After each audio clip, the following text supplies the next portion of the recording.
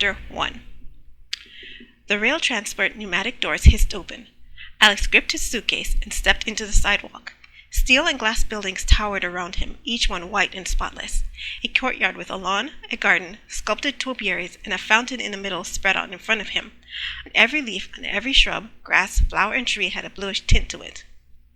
Alex had heard about the plants on planet Kremen's surface. Their leaves contained a radiation-blocking chemical which protected them from the planet's harsh suns and gave them their signature bluish tint. In fact, every single last one of the planet's windows and glass doors had the same blue tinge. The ancestors of Kremen, having found a place to colonize, had learned how to extract the chemical from the native foliage to protect their buildings and vehicles. "Excuse me," said a man departing from a rail car. "Pardon." Alex stepped out of his way to allow him to pass. Now that Alex was no longer blocking the exit, more passengers disembarked to join the crowd milling around the courtyard or walking down the sidewalk behind the rail car. Some carried suitcases, some briefcases, but most toted closed umbrellas in their hands, or had ultraviolet suncoats hung over their arms. Alex had arrived at Paymont, the capital of Kremen, during the first sunrise. The milder yellowish-white sun, Aldor, rose in the morning, ushering in the day. At noon, the smaller bluish Darlin ascended, blasting the city with harsh, bright light. Once the two suns shared the sky, the air scorched, and ultraviolet rays made it dangerous to walk around without a umbrella or ultraviolet suit. It also explained why the buildings remained spotless. Every day, the two suns blasted the dirt off the buildings, or so Alex had heard. A shadow fell over him. Glancing out of the corner of his eye, he spotted a grudget standing beside him, blocking the sun with its bulk. The grudget's skin had the same color and texture as tree bark, and his muscles bulged out of his white shirt. His maroon eyes took in the same scene Alex had. "There it is, Tajay." Alex pointed to a building complex surrounding the courtyard on three sides. "The Intergalactic Civilian Defense Agency's headquarters. We finally made it." He set down his bag. "Not bad for two orphans with no future, huh?" Tajay nodded slowly. "This is all a part of the master plan." Alex took a breath that expanded his stomach. "We won't stop here." A stranger bumped into Alex as he passed. "Pardon me." He tipped his hat as he went. Alex nodded in acknowledgement before turning back to the building. "Didn't I tell you to stick with me, Taj? Now we—" Tajay snatched the stranger by his collar, jerking him off his feet and suspending him in midair. "What are you doing? Let me go, you crazy grudget!" The man kicked his feet. "Help! Help! Grudget attack!" Tajay narrowed his eyes, a growl in his throat. Alex sighed. "What did he do, Taj?" "Stole your wallet." Alex patted his pants and found his wallet missing. Tajay held out his hand to the stranger. "You better cough it up. He's not going to let you go until he gets it back." Alex gave him a nasty grin. "I'm sure you've heard about how persistent and violent grudgets are." The stranger curled up in a ball. Are you going to believe this overgrown rock instead of me, one of your own species?" "Grudges don't lie nearly as much as humans do." Alex put his weight on one foot. "They don't scream as loud either." Tajay leaned in close to the stranger's face and growled through his teeth. Okay. The stranger tossed the wallet at Alex's face. "I didn't mean anything. Let me go." He struggled in Tajay's grasp. Alex picked up the wallet and checked its contents. "Okay, Taj." Tajay opened his hand. The man collapsed on the concrete, picked himself up, and scrambled away. "Glad you caught the thief." Alex picked out a sheet of folded paper. "Without this transfer, we wouldn't have been able to enter HQ." "Be more alert," Tajay said, his voice deep and gravelly. "It's easier to let you be alert for me." Alex picked up his suitcase. "Plus, with you watching my back, I can better focus on my goal." He headed toward HQ with Tajay following. "Now that we've been transferred to the intergalactic section of the agency, we have more mobility, like free access to ships which we can take out of this system, just like the one which got us here." A shiver of pleasure rolled up his back. The spaceship that had transported him here had everything: drive engines, wide monitors serving as viewing windows to see outside, an expansive flight deck. That cruiser was amazing, wasn't it? Tajay nodded. More importantly, Alex smacked Tajay in the stomach with the back of his hand. With all the access to transportation, we're finally able to start our search for your family." Tajay gargled in his throat, a sound which meant he longed for something. Alex looked up at his old friend. The creature had been with Alex all his life. No matter what he did or where he went, Tajay stood by him, ready to bail him out. And what did Tajay ask for in return? Nothing. Nothing at all. So if finding one family of grudges in an entire universe filled with planets and creatures, stars and star systems would make Tajay happy, Alex would scour every last inch of it. It was the least he could do for his friend. Chapter 2. Alexander Donson, reporting for duty, sir. Alex and Tajay saluted a man seated at the desk in one of HQ's offices. The office had room for a desk, a chair behind the desk, and 2 more in front of it, but not much else. To make up for the lack of floor space, a window spanned the length of one wall, providing a glorious overhead view of the courtyard and the city skyline in the background. Potted trees grew in the corners of the office, providing contrast with the white walls, covered with plaques, awards, and photos of important men shaking hands. Each picture, plaque, and award featured the man sitting in front of them. The man seated at the desk had all his papers stacked, all his pens in a pen holder, clipped side out, and his computer monitor lined up with the edge of the tabletop. The nameplate on the desk read, Major Captain Tenkwood Turnt, head recruiter and dispatcher. Turnt himself had red hair turning white and a bushy gray mustache. He wore a blue uniform dotted with medals. The cuff of his arm had 3 stars, and his hat also had 3 golden stars pinned to the cap badge. He sat with his hand clasped on the desk. Alex stifled a gulp. This did not look like the type of person you'd want as an enemy. Major Turnt's eyes roved over Alex. So you're the new transfers from Ansar. He turned his gaze to Tajay. Interesting. We don't see many grudges on this side of the galaxy. They're not usually allowed to leave Imperial space. Tajay said nothing, but Alex felt his cheeks heat. The Empire and its conquest-minded attitude left a bad taste in people's mouth, and grudges, as the Empire's most used soldiers, bore the brunt of that distaste. He is not an Imperial citizen, if that's what you're thinking, sir. Alex had not stopped saluting, even though his voice took on an edge. We grew up on the same moon, and we have the same foster parents. I can vouch he has no ties to the Imperial. Major Turnt roared in laughter. I see he's silent like most grudges are. Don't worry, Donson. This agency operates outside the planet's political confines. We have permission to go just about anywhere our mission calls us to, even if it is in Imperial space. I don't care where my agents come from, as long as they're loyal and do their jobs. You won't have to worry about Tajay. Alex let his temper drain away. I trust him with my life. I can see that. Major Turnt looked down at the papers on his desk. Otherwise, you wouldn't have turned your back to him. Alex glanced at Tajay out of the corner of his eye. Instead of standing beside him, Tajay stood a little behind. Alex furrowed his brows. Now that he thought of it, Alex couldn't remember a time where Tajay stood or walked directly beside Alex. Tajay always stationed himself a little behind. He never stood in front of Alex unless he was shielding him from some kind of danger. Now let's see. Major Turnt read the paper in front of him. The 2 of you came highly recommended by our satellite agency on Ansar. I would have been a fool not to accept you, given their glowing recommendation. His brows furrowed while his eyes searched the document. Only, who's your sponsor? I don't see one listed. Alex glanced at Tajay. He shrugged. Sponsor, sir? Alex said. Eh? You don't know? Major Turnt stared at them, those gray eyes boring through him. Alex shivered. After a moment, Turnt turned his attention back to the document. He flipped the page over. Oh, I see. You got into the agency by yourselves. His bushy brows shot up. Wow, you 2 are something. But sponsor, sir? Alex said.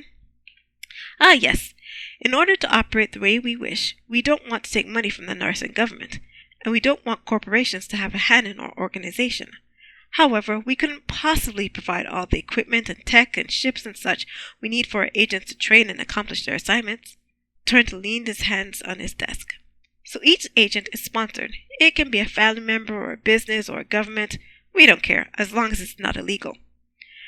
They get the benefit of having their chosen members in the agency who will act in accordance with their interests should the need arise, and we get the money to provide all this to our agents without having the constraints of other people's money on us. Win-win for everyone. But you, he leaned in closer, you 2 are so talented, the agency heads decided to fund you themselves. That's a tall order, boys. I hope you're ready to live up to it. Alex nodded. Ah, so the sponsor pays the agency member fees, I see. There's one thing, though. Turnt returned to the document. Looking through your records, Donson, you could have made it here a long time ago. Tajay had trouble adjusting to life at the agency and to what going on assignment entails. Alex cleared his throat. I had to help him out. You could have been promoted without him. Alex narrowed his eyes. We're a team, sir. I don't go anywhere without him. Seems your loyalty flows both ways. Major turned and laid the paper on the stack. Now that you're here, allow me to explain how things proceed at this branch of the agency. Our Ansar satellite has a system in place which allows individual agents to be assigned to missions with any other agents depending on the assignment's needs. That's not how it works here. Every agent must be a part of a team before they're allowed to take part in an assignment. Alex motioned to himself and Tajay. We are a team, sir. Major Turnt shook his head. Not enough. Each team must have at least 3 members and must include a team captain, a first officer, a medical tech, a technical specialist, an astropilot, a star navigator, and a protocol director. Obviously, one person can take on multiple roles. I'll be the captain, and Tajay will be my first officer. Alex bit his lip. But I'm at a loss to what to do for the other members. There are several free agents for you to choose from. Major Turnt hefted himself out of the chair. His gut protruded over his belt. He opened his desk drawer and pulled out a data hub. This will provide you with a list of all agents, as well as their primary specialties. Alex took the data hub. It was silver and flat, and his screen turned on as he touched it. It's locked onto your specific DNA pattern, so it will turn on automatically for you. Major turned and rounded the desk to join them. It's also voice-activated. Try it. I'd like a list of all 3 agents, please. Alex blinked as the screen displayed a list of pictures and profiles. Most of them are humans, but other species had been intermixed with them. There are quite a few here. You can narrow down the results by choosing search parameters, or you can do this. Major Turnt snatched Alex's hand and pointed the data hub towards Tajay. The data hub beeped, and Tajay's profile appeared, complete with his picture, mission history, health records, everything. This is impressive. Alex scrolled through Tajay's profile, but all this personal info could be dangerous if it got into the wrong hands. Turnt narrowed his eyes. Make sure it doesn't. Besides, we have safeguards in place. Only a team captain's device has the ability to do this. Understood. Alex examined the data hub from all sides. He wondered, could he take pictures with it? Medical tech. Tajay pointed to a line on his profile. Right. Alex tapped the line Tajay pointed out. You did take the certification course, didn't you? Got the best grade of all the entrants. Tajay gave a shy smile. He waved his hand in dismissal. Major Turnt stared at Tajay, his mouth agape. I believe this is the first time I've ever heard a Grudget speak. Taj is a real chatterbox. Alex elbowed Taj in the side. That was well worth accepting your application to transfer. Come with me. Major Turnt beckoned to them while heading out the door. Once you have a team assembled, you and your team will have to undergo 3 months of a mandatory training. He strode down the hall with Alex and Tajay following.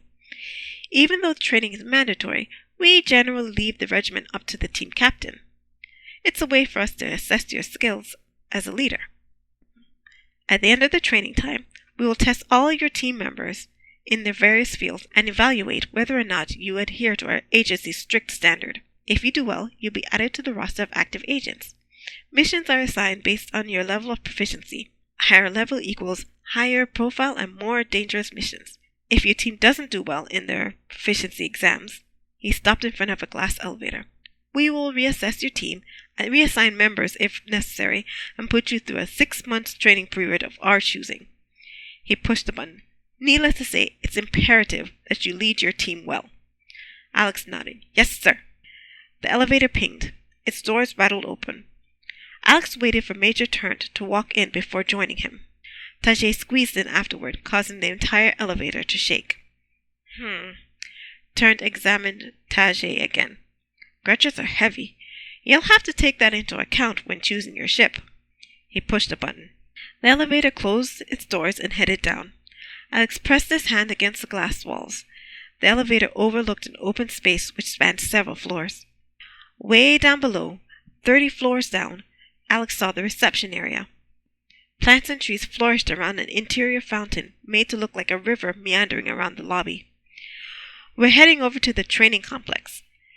Your dorm room is there, as well as the gym area where the recruits train. You can stop by later to take a look at them, but don't feel the need to choose your members today. There's a map on your data hub. Feel free to spend the day looking around and resting. You had a long trip from Ansar. It wasn't that bad. Alex took his hands off the glass. They left a smudge.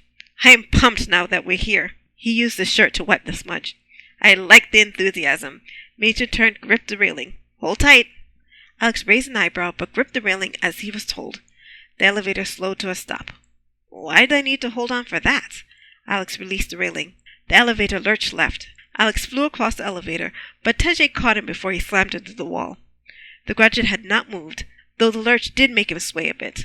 The elevator ran along a track through a tunnel. That's why. Major Turnt snickered. You're not the first recruit who's done that. You won't be the last. Right. Alex got to his own feet. The training complex is on the west end of HQ. The entire wing is dedicated to recruits and inactive members. Major Turnt released the railing to straighten his uniform. This is where you'll stay until you choose your team. Your luggage is already in your rooms. Once you choose members, you're free to change your mind about them, up until your team is officially active. Team members may also change your minds about your team and quit during that period, which could potentially waste a lot of time. Alex brushed his hair into place. I like the way you think. No wonder you were so highly regarded. Major Turnt leaned on the elevator. After you become an active team, you can recruit others to your squad, if you so choose. It's helpful to add on specialists when missions get tougher. I'll keep it in mind, Alex said. The elevator ran along its track until it slowed to a halt. When the door opened, Alex found himself in a hallway. He and Tajay wandered off. Major Turnt didn't move. Enjoy yourself, boys, and welcome to the agency. With a glance at Tajay, Alex turned to his new home. Or at least it would be for the next 3 months. He wouldn't need to stay longer than that. In order to accomplish his goal of freely wandering the galaxy, he had to choose his members as soon as possible. No time to linger. With a half smile at Tajay, Alex headed down the hall to explore his new living space. Chapter 3. These are nice accommodations. Alex shoved the last of his shirts in the drawer and slammed it shut. He and Tajay stood on opposite ends of the room they had been assigned to. It had 2 of everything. 2 beds, 2 lamps, 2 night tables, but only 1 chest of drawers to share. The white walls had nothing to them. The agency left the walls blank for occupants to decorate, but Alex had no such compulsions. For one, he didn't care about room decor. For another, he didn't plan to stay long. One of the beds had been placed underneath the window, while the other one sat on the opposite end of the room next to the half bathroom. All the agents on the floor shared the shower facility at the end of the hall. Alex sat on his bed. Are you sure you don't want this bed next to the window, Taj? Tajay shook his head. I stink when I go. He pointed to the bathroom. Your mess is not too bad. Alex plopped on his back. Even through the ultraviolet shielding, he felt the double suns heat him through. I can stink when I go too, you know. Tajay grunted. He went back to his unpacking. You're not fooling anyone, Taj. Alex put his hands under his head. You always do this. You play the nice guy and let me have the better everything. It's annoying. Tajay rubbed his hands together. Part of my evil plan. Alex snorted. Your attempt at humor is pathetic. Finished unpacking, Tajay closed his night table drawer. Then let's visit the training gym. Alex hopped to his feet. I'm anxious to see who we can recruit for our team. No. Tajay pointed to the bed. Sleep. The suns are still up. Alex motioned to the window. You traveled far. Tajay pointed to Alex's bed. Sleep.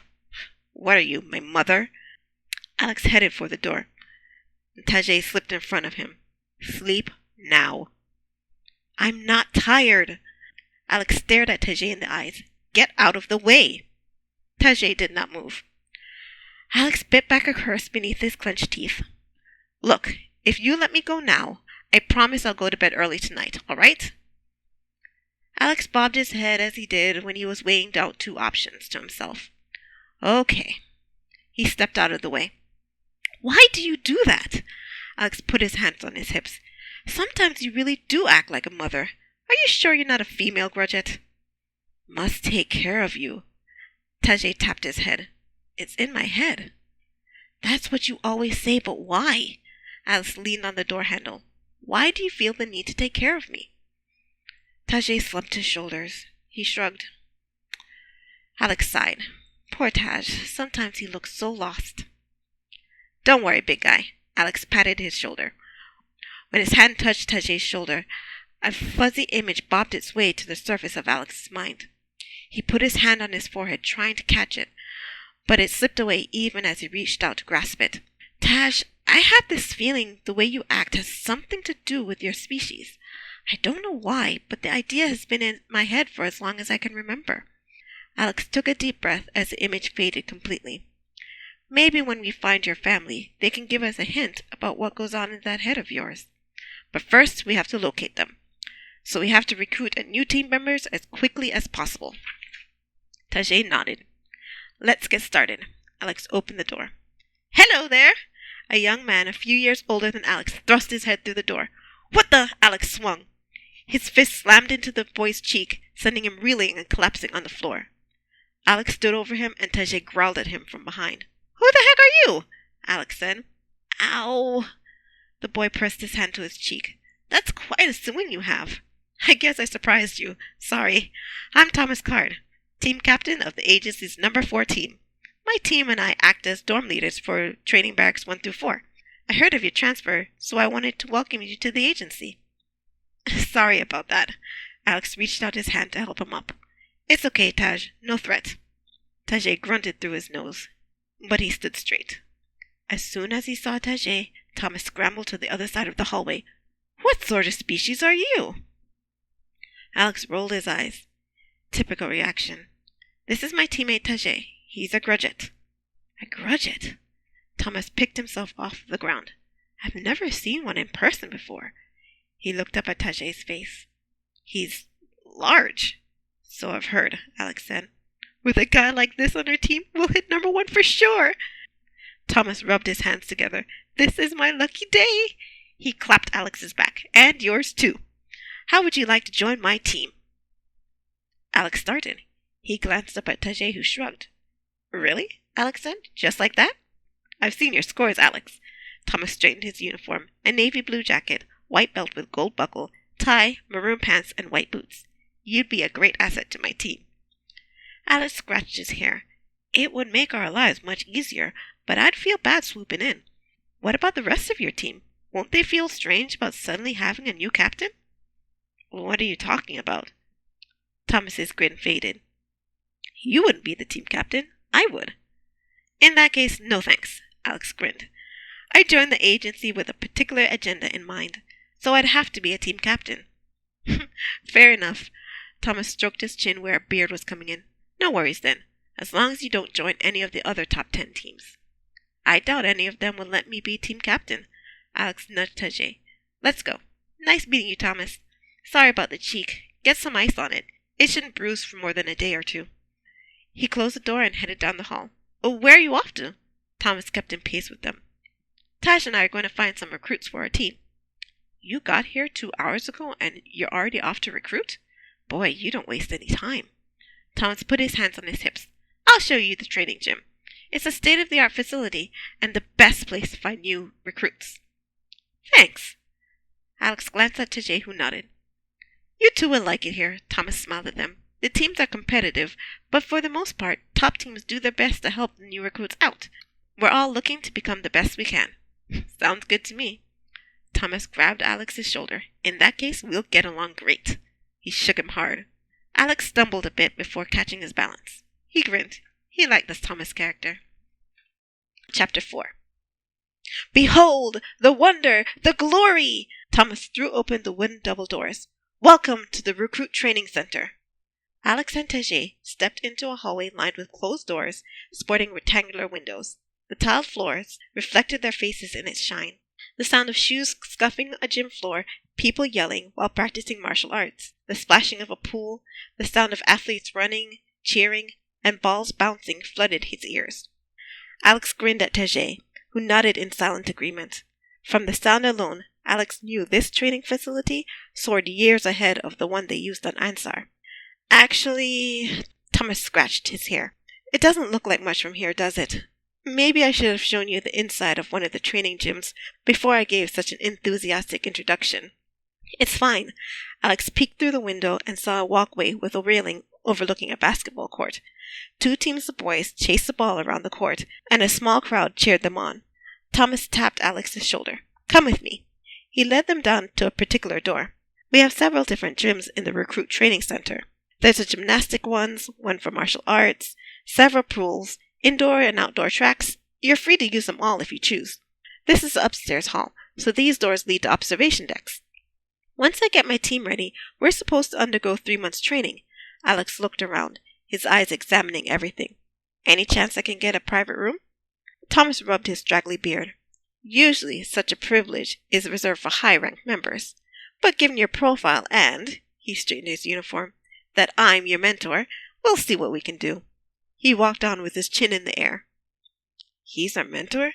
Alex leaned in close to Tajay. Since when? Tajay snickered. Here we go. Thomas swung open a door to the right. This is the gym one of my team members volunteers in. She's giving some of the more talented recruits the benefit of her tutelage. He walked in. Alex followed. They emerged on a walkway overlooking a room filled with gymnastic mats. Recruits of all ages stood in rows facing forward. One particular girl, around Thomas's age, had her hair in a bun and stalked around the room, occasionally barking a guttural grunt. In response, all the recruits shouted and punched the air in front of them. Alex nodded. Martial arts training. He'd never tried it, too formal for him, but he respected anyone who had the discipline to master it. Every single last one of the trainees moved in perfect synchronization. The perfect place to find a recruit in here. A disciplined, steady member. Someone like that could provide the perfect foil for someone like him. Thomas leaned on the railing. Beautiful, isn't it? His face surged red. The group, I mean, not Tanya, though she is pretty too, but that's another matter. He cleared his throat and loosened his collar. Why don't you go ahead and search the recruit's profile? These students are top of the top, not only in physical prowess, but mental ability as well. Alex pulled out his data hub. With a pool of recruits like these, a new member would be a cinch to find. He'd have his team together in no time. Chapter 5. Today is my day. I can do this. Danielle clenched her fists in determination. She stood in front of her open locker in the girls' locker room. The drab green paint caught her eye. She balked. Nothing in this room inspired greatness. Nothing but rows of metal lockers and benches. A nice bright color on the walls would cheer this place up, but no one listened to her recommendations. Danielle shook her head. Focus. She had to focus. She needed to prepare herself. This time I'm ready. Danielle posed in front of her locker mirror. I've got new running shoes. I've watched the training videos. My mental state is solid. I've trained the heck out of this. I can do it. Psyching yourself up, Danielle? Alice, one of the agency's inactive members, walked over to her. Technically, Alice belonged to a team, but they had been the subject of reorganization. No surprise, what with that incompetent team captain of theirs, or former team captain, since he had been replaced. Nice outfit. Canvas brand, right? Alice fingered the purple and gray fabric. Guaranteed to make you run faster or your money back. Today is my test. Danielle struck another pose to show off her gear. I'm determined to pass this time. I've got all new equipment to help me. Not like it would do you any good. Janie sat on the bench beside her. You're not athletic, Danielle. You're pretty hopeless on the track. Alice snickered. True. Danielle narrowed her eyes and turned to Janie. Janie had joined a team some time ago, but still came by the training rooms to rub everyone else's face in it, though she claimed to help non-members train. I am not useless. Danielle turned her back on her. I didn't say you were useless. I said you were hopeless. On the track, at least. Janie leaned forward. It would be better if you focused on your technical work. You're top of the class. You're so exceptional, they'll grant you an exemption for the physical requirements to join a team. Don't you think I know? Danielle crossed her arms. They won't grant me the exception anymore. I have to complete a 2-mile track or they'll remove me from the active agent roster. No surprise, after you've been kicked out of 4 teams in 1 year. Janie sat to put on her shoes. It's not my fault they couldn't handle my direction. Danielle slammed her locker shut. For the record, I got kicked out of 1 team. I quit the other 3. Why? Alice said. Because the captain of those teams were idiots. They wouldn't listen to a word I said. Danielle crossed her arms. I know more about this agency than anyone else. You will notice the teams I quit got stuck in mediocrity ever since they became active members. Point taken, Janie winked at her. Still, they are active members. Your opinions would be better taken when kept to yourself, Danielle sniffed before marching to the door. I'm thinking there's another reason you can't stay on a team. Janie stood. You have a bad attitude, Danielle. That's your opinion. Danielle thrust her nose into the air. I already told you what you can do with it. Do well on your test. Alice pumped a fist in the air. Run as fast as you can. I will. I'll show everyone I can do this. Danielle threw open the doors and halted. The track stretched out in front of her, looping around itself in an oval. Watching it, her muscles tensed. Sweat trickled from her forehead. The track looked longer than it did before. Any day now, Stanon. Emile, one of the volunteer coaches, stood beside the starting line with the data hub in her hands. Danielle raised her chin. She joined the other girls at the starting line. The buzzer sounded a long beep, the on your mark sound. Danielle gulped down her nerves. She had to do this. She had to complete this track. She needed to make sure she got on a team this year, and she wanted to shove Janie's face into it. All she had to do was keep running. The buzzer sounded. Danielle took off. Today she would conquer the 2-mile run. Chapter 6. Alex scrolled through another profile of another recruit. Aine Driscoll, one of the top 20 recruits in athletics, a star navigator, and a certified protocol director, who had just received an ACE recognition on his astropilot license. He was an Aquine, a native of the water planet Owen. His profile picture showed off his blue scaly skin, purple eyes, and a grin rimmed with fangs. Having him on the team meant Tajay wouldn't be the only non-human. All around, he looked great on paper. Alex couldn't ask for anything more. But... Alex stroked his beardless chin. He reviewed Driscoll's profile over and over again while watching him race on a pool below the observation deck. Driscoll sped past both humans and others of his own kind. He glided through the water like a bullet through the air and won his race with at least a 10-second lead. Another plus in his favor. So what was it about him Alex didn't like? Too cocky. Tajay stared at the swimming pool. Alex glanced at Driscoll. He swam in circles around his competition, taunting and laughing at them. He breached over them as they swam, and when they reached the finish, he laughed and splashed them. To be fair, his competitors laughed along with him, but... Not serious. He'd caused trouble, Tajay said. Alex nodded. Good call, Taj. You boys are picky. Thomas rested his elbow on the railing. It's been a week, and you haven't considered a single candidate. It is going slower than I would have expected. Alex rubbed the back of his head. You're being a good sport about all this, Thomas. You don't have to continue helping us. I'm sure you're busy. Not too busy, Thomas stretched. There's a lull in high-level missions. My team is going to take an easier one this afternoon to keep us loose, but... Tommy! Another guy, this one in his 20s, clapped Thomas on the back. Haven't seen you in a while. Why have you been spending so much time in the recruit training center? I could ask you the same thing, Johnson. Thomas rubbed his shoulder where Johnson had clapped him. I got back from my assignment, and I heard there's some hotshot new recruit around. You heard of him? His name is Donson. Tajay lifted his head up when he heard the name. He glanced at Alex. Alex narrowed his eyes at him. The Grudger had better keep his mouth shut. He didn't feel like dealing with yet another captain out to headhunt him. Though Thomas had tried to recruit him on his first day, he accepted Alex's refusal and instead tried to help him build his own team. But in the days since, Alex found guys like him to be few and far between. Every hour he'd have 10 to 20 messages on his data hub asking him to join a team, most from people he had already declined. He groaned just thinking about it. They couldn't take a hint, or a flat-out refusal. Becoming the number 1 team must have come with great rewards. Thomas eyed Alex out of the corner of his eye. He stifled a chuckle.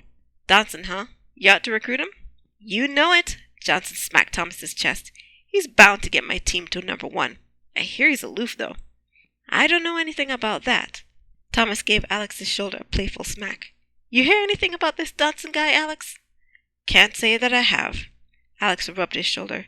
Let's check out the track course, Taj. He walked out with Tajay behind him. Johnson stepped out of Tajay's way. His eyes never left the Grudget as he passed. Hey, Tommy. Johnson cupped his hand over his mouth. What is that thing? He whispered. Or at least Alex assumed he meant to whisper. In reality, he heard him loud and clear. Alex clenched his teeth even as Tajay's shoulders slumped. What is that thing? Really? A growing distaste for Johnson grew in his mouth. Tajay's a Grudget, Johnson. Thomas answered Johnson at a normal volume. The normality of his tone eased Alex's rage. "You don't have to whisper around him," Thomas said, following Alex. "He knows what he is." "Oh, right." Johnson forced a nervous laugh as he tailed Thomas. Tajay chuckled, and Alex smirked. His distaste of Johnson spread, but his liking for Thomas grew more and more every minute. The four had traveled to the other side of the complex to get to the track course. Alex opened the door to the observation deck and stepped into a glass-enclosed walkway suspended above several tracks, some long, some short, some with hurdles. Each track had female runners racing down its length. This is a gym where recruits who need a little help with their physical fitness get coached by professional or volunteer trainers. The version for the guys is across the hall. Thomas pointed to a girl with short hair. "See her? That's Emil, captain of the #1 team. She's a beast. No one can beat her." "I will once I find this Donson guy." Johnson leaned on the glass. "Dude, your team is stuck at number 27. Thomas rolled his eyes. "One guy is not going to help your stall behind get moving." Johnson retorted, but Alex didn't bother listening. He focused on studying the runners below. All of them had good pacing, excellent form, proper breathing technique. He didn't see how they needed improvement. Perhaps their extra training paid off. The race he watched must have been going for a while now. Some of them crossed the finish line and ran off the track panting. Others had towels over their shoulders and chugged water. The ones still racing panted and wiped the sweat pouring off their faces. A glance at the electronic scoreboard above the track answered several of Alex's questions. 2-mile test, 2 laps to go. The number changed depending on which girl crossed the finish line. Underneath all that, the scoreboard displayed each runner's time. Currently it read 18:05. Alex nodded. A modest time for a 2-mile run. One particular girl caught Alex's attention. She had dark skin and a mop of black hair held in a ponytail. It glistened with sweat. She hunched over, gasping from her mouth. 2 other girls lapped her and crossed the finish line. When they did, the sign flashed their final time, 18:34. But when she passed, the sign flashed 4 laps to go. "The runners here," Tajay said. "Average." Alex barely heard Tajay.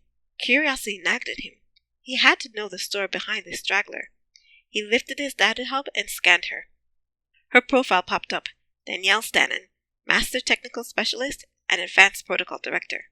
She's been on 4 teams during her first year here, but quit 3 of them and was kicked out of the other. Alex muttered to himself. She's been here for 2 years since. "Who are you talking about?" Thomas glanced over Alex's shoulder. "Danielle Stanon? Are you kidding?" "Don't even say that name to me," Johnson snorted. "She still leaves a bad taste in my mouth." Alex eyed Johnson.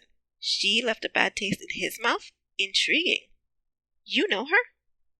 "I had her on my team until she quit. Said she couldn't be on a team with someone who was going nowhere." Johnson snorted through his nose. "Who's going nowhere now, huh, Stanon?" Alex turned up his nose. She sounded pleasant. He watched her stumble down the track and stop. She placed her hands on her knees and gulped down air. He could almost hear her wheezy breath from up here. Alex grinned. "I want her on my team." "What?" Thomas said. "Are you kidding?" Johnson burst into loud guffaws. "What a moron!" Tajay studied Alex's face. He turned to Danielle and narrowed his eyes. He stared at her a few moments, brows furrowed. "Not athletic." "I can see that," Alex said. "Not team-minded." Tajay shook his head. "Yep," Alex said. "Then why?" "Because of what she's about to do in the next few seconds." Alex kept his eyes on Danielle. She panted a few more times, grit her teeth, took a deep breath, and forced herself down the track. Alex pressed his hands on the glass. "She's perfect." Tajay groaned in his nose. "You don't agree?" Alex turned to him. Tajay turned away. "You decide." Alex released a breath through his nose. There went Tajay again, deferring to Alex without speaking up. "Taj..." "Alex, listen." Thomas caught his shoulder and turned him around. "I have to caution you. Danielle's not good team material. Every team captain she's worked with says so." "That's because she hasn't worked with me." Alex lifted Thomas's hand off his shoulder. "I appreciate the concern, though. You are good people. That's what my foster mom would say." He turned to Johnson. "Nice to meet you, Johnson. For the record, I'm not joining your team. Let's go, Taj." He headed to the door. "What the... Who does that little pert think he is?" Johnson crossed his arms. "Like I would ever want that amateur to join my team." "That amateur is Alex Donson," Thomas said. "Him? But... what?" Johnson devolved into sputtering babble. Alex smirked. The gym door closed behind him, cutting off Johnson's surprised jabber. How satisfying to hear him get his comeuppance. Alex chuckled. Comeuppance, another one of his foster mom's terms.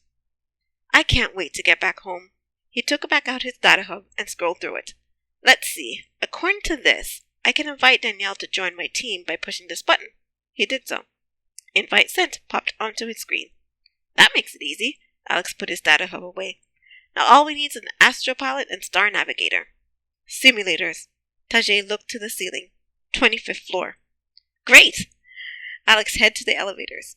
Let's get a good, experienced pilot. Not yet. Tajay pointed to the opposite direction. Let's eat. You hungry? Tajay shook his head. You are. Thomas's stomach rumbled. He patted it. Taj, how is it you know what I need before I realize it? Eyes. Tajay pointed to his face. One day I'll understand what you mean. Alex took a deep breath. Okay, change of directions. To the cafeteria. He turned his face toward the elevator which would take him there. Taj, about Danielle. If you don't want her on the team, you can say so. It's fine. Alex eyed him. You sure? Tajay nodded. Alex narrowed his eyes. Tajay was lying. The Grudger couldn't keep it off his face. But whatever.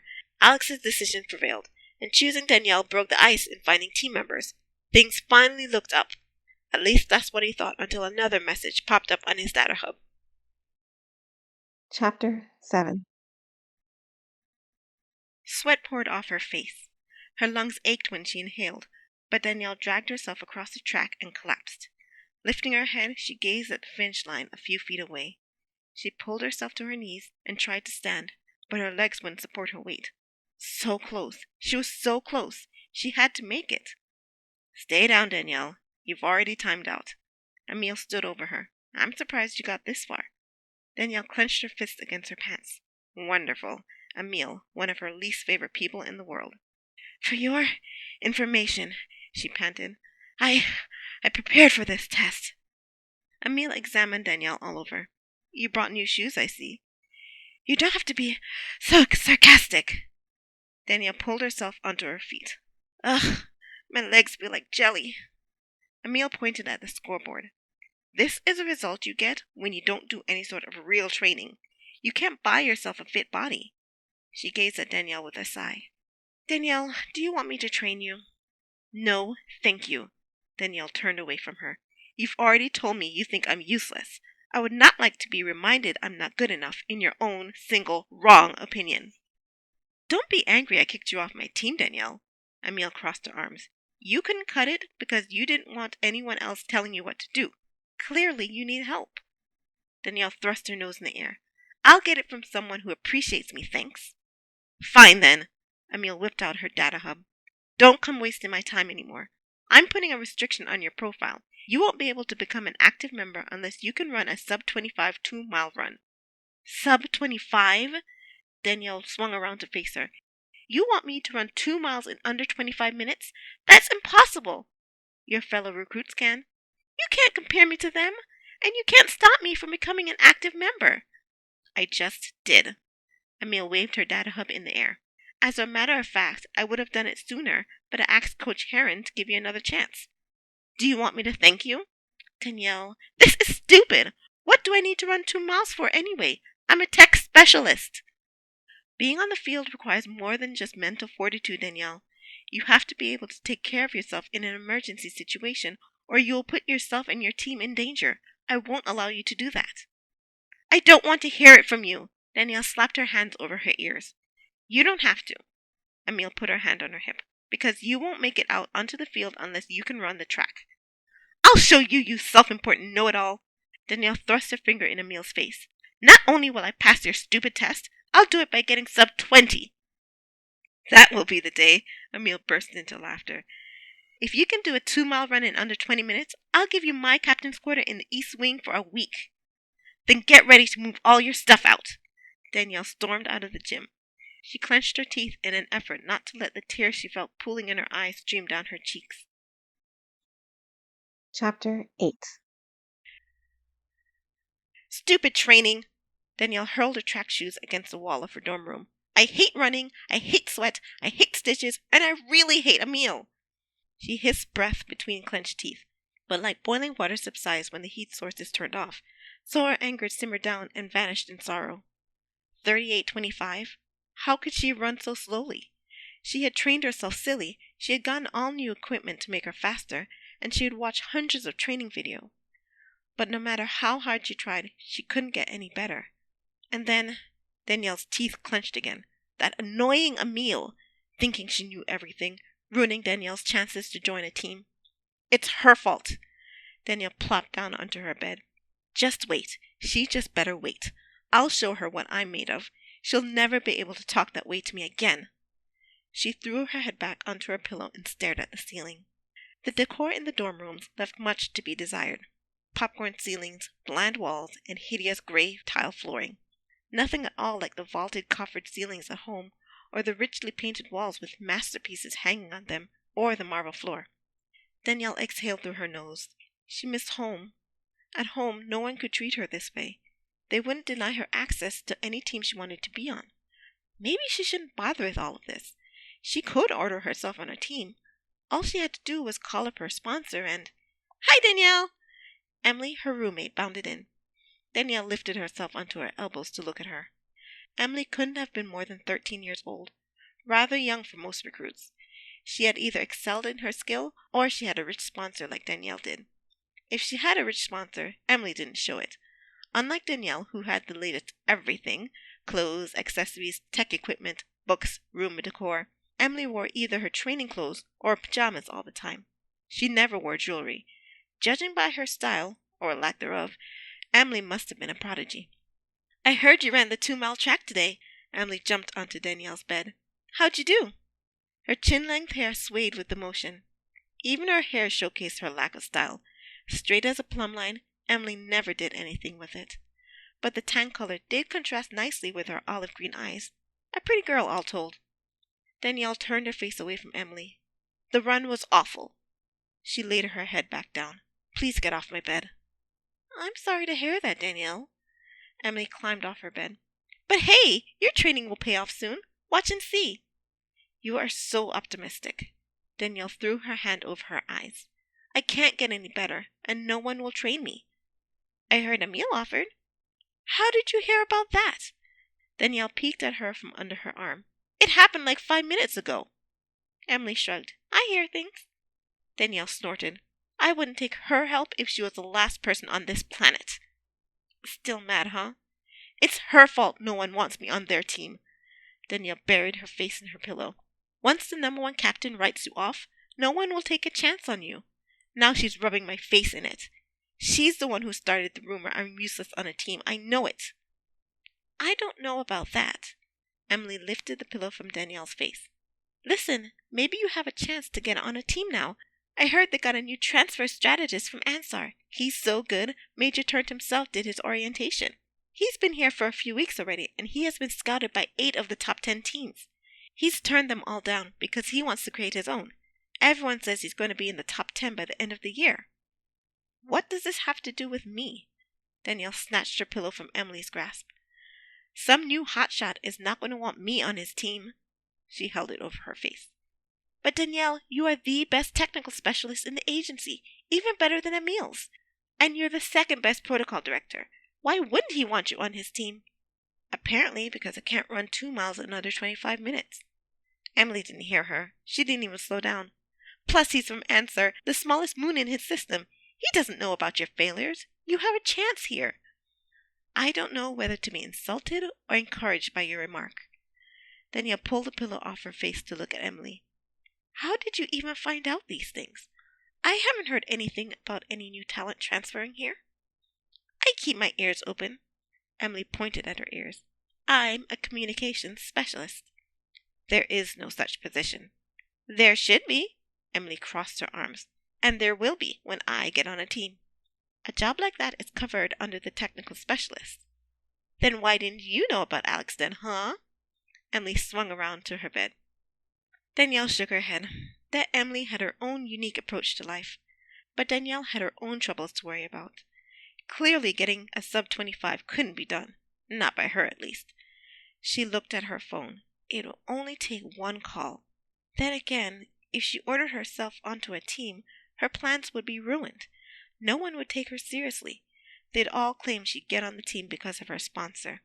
That sounded worse than being labeled useless. Her data hub buzzed. Danielle rolled over to pull the data hub out of her gym bag. A new message flashed on her screen. You have been invited to join my team.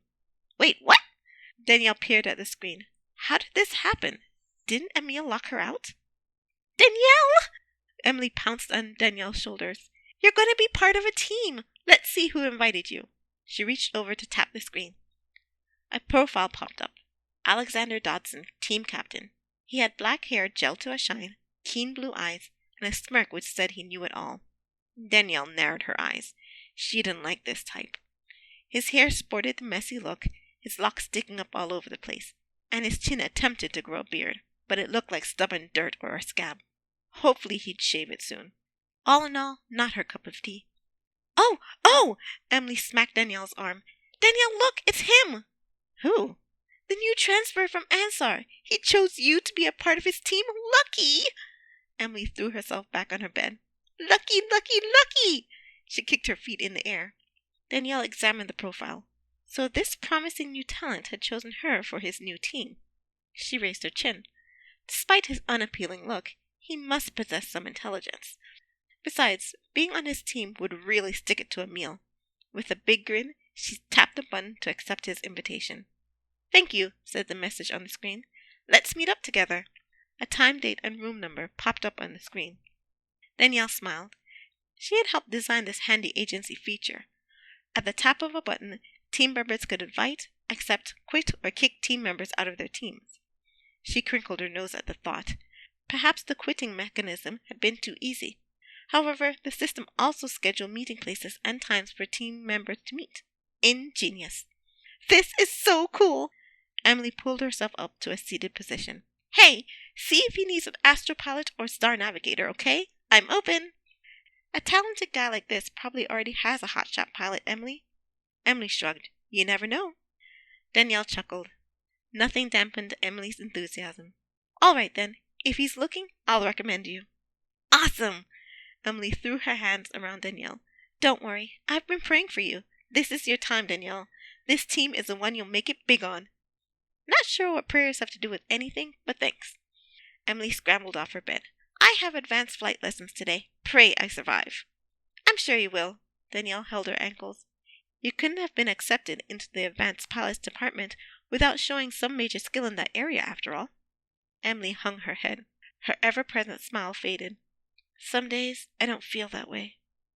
She picked up her gym bag and walked out. Strange how some people don't see their own talent. Danielle watched Emily leave. Lucky I don't have that problem.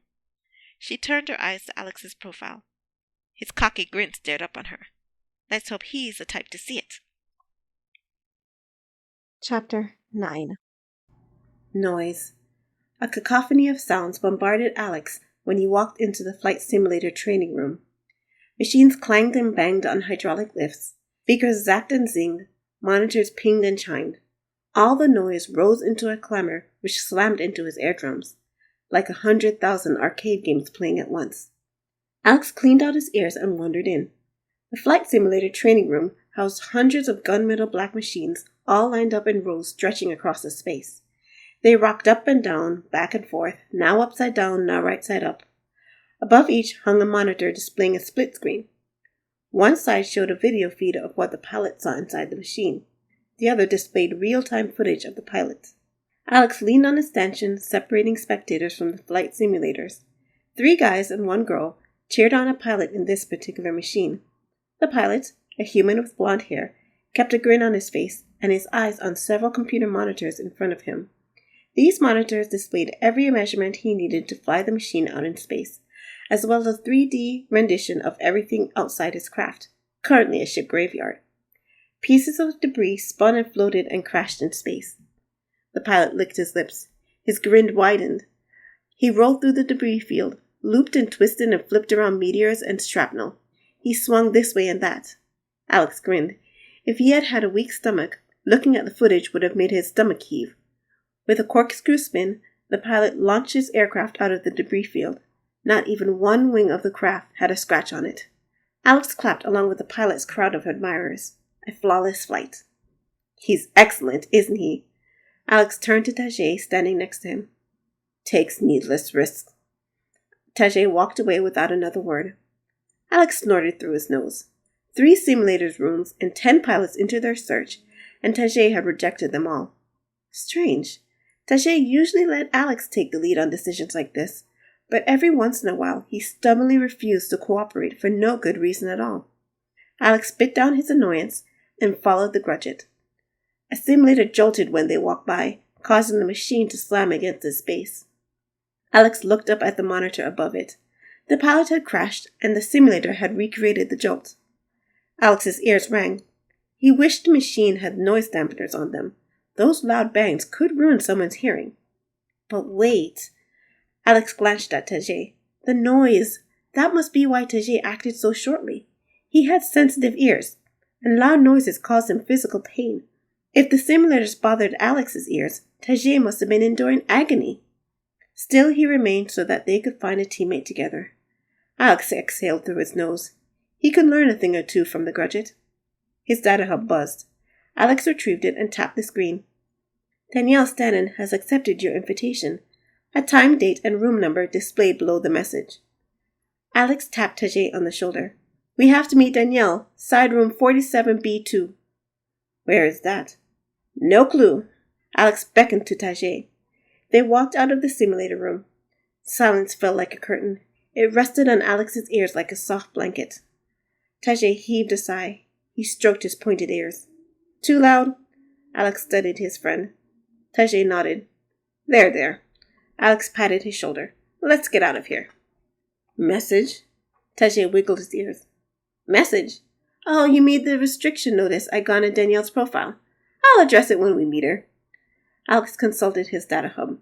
The map of this complex isn't easy to follow. We'll have to do some exploring to get there on time.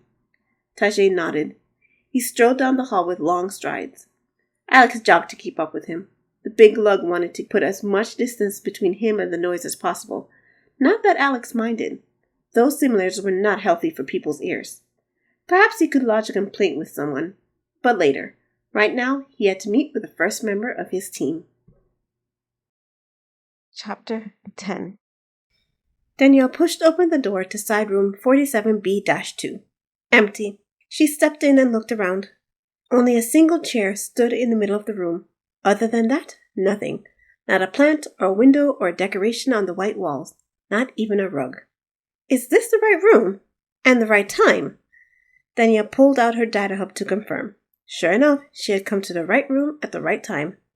She narrowed her eyes. I should have known someone like him would be late.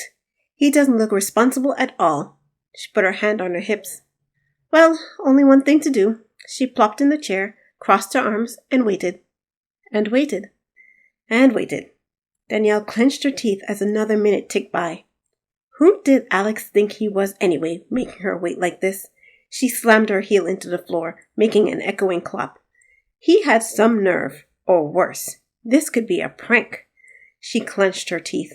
If someone had concocted this as a joke, heads would roll. Here it is! Alex burst in through the door. Hey, Taj, I found it! He straightened his shirt and sauntered in. Hello, I'm glad you're still here. It's my first week in this place, and I can't find a thing. Danielle watched him approach. He swaggered across the room with a smile Danielle recognized all too well, and I'm right and you're wrong kind of attitude. She narrowed her eyes. Strike one. Are you Alexander Donson? That's me. Alex held his hand out to her. She shook it. He had a tight grip. This is Tajay. Alex pointed behind him. A shadow fell over Danielle. A creature towering over her by 2 feet stood beside Alex. His eyes bored into hers. With a screech, Danielle fled to the other side of the room. What is that thing doing here? Get it away from me! Get it away! She swatted the air in front of her. Alex and the Grudget exchanged a glance. Take it easy, okay? Tajay's harmless. Alex approached her with open hands. I said get it away from me! Danielle pressed herself against the wall. What is with you? Alex snorted through his nose. Tajay has given everyone pause, but no one's reacted like this. I know what graduates are really like. Danielle cowered in the corner. Alex put his fists on his hips. What are they like? They're vicious, nasty assassins. Assassins? Alex turned to Tajay. The graduate looked at Alex with wide eyes. They both burst into laughter, the kind which sprayed saliva all over the place. Tajay, an assassin? Alex slapped his knee. That's priceless! Don't laugh at me! Danielle pulled herself off the ground. Her anger had displaced her fear. Alex wiped his eyes. Tajay couldn't hurt a fly! He paused. Except for those biting flies unfortunate enough to land on me. Those he crushes. He glared at Tajay out of the corner of his eye, along with my arm. Tajay winced. I apologized. I was in a cast for nearly 2 months. Danielle watched them go back and forth. The graduate didn't snarl or howl or stalk her. In fact, it stood there with his head hung as Alex berated it. Could it be... So wait, does that mean it's... Danielle pointed a trembling finger at the graduate. It hasn't been sent to kill me? Kill you? Alex looked at her as if she had sprouted alfalfa from her head. Why would he want to do that? Why would you even think he'd want to do it? No reason. Danielle turned away from them. Right. Alex raised his eyebrow at her. I'm not sure what type of weird stories you've heard out there, but they are not stories. Danielle eyed the graduate. Graduates are a danger to all citizens of Narsa. Not all of them, clearly, Alex muttered, but didn't interrupt when she went on.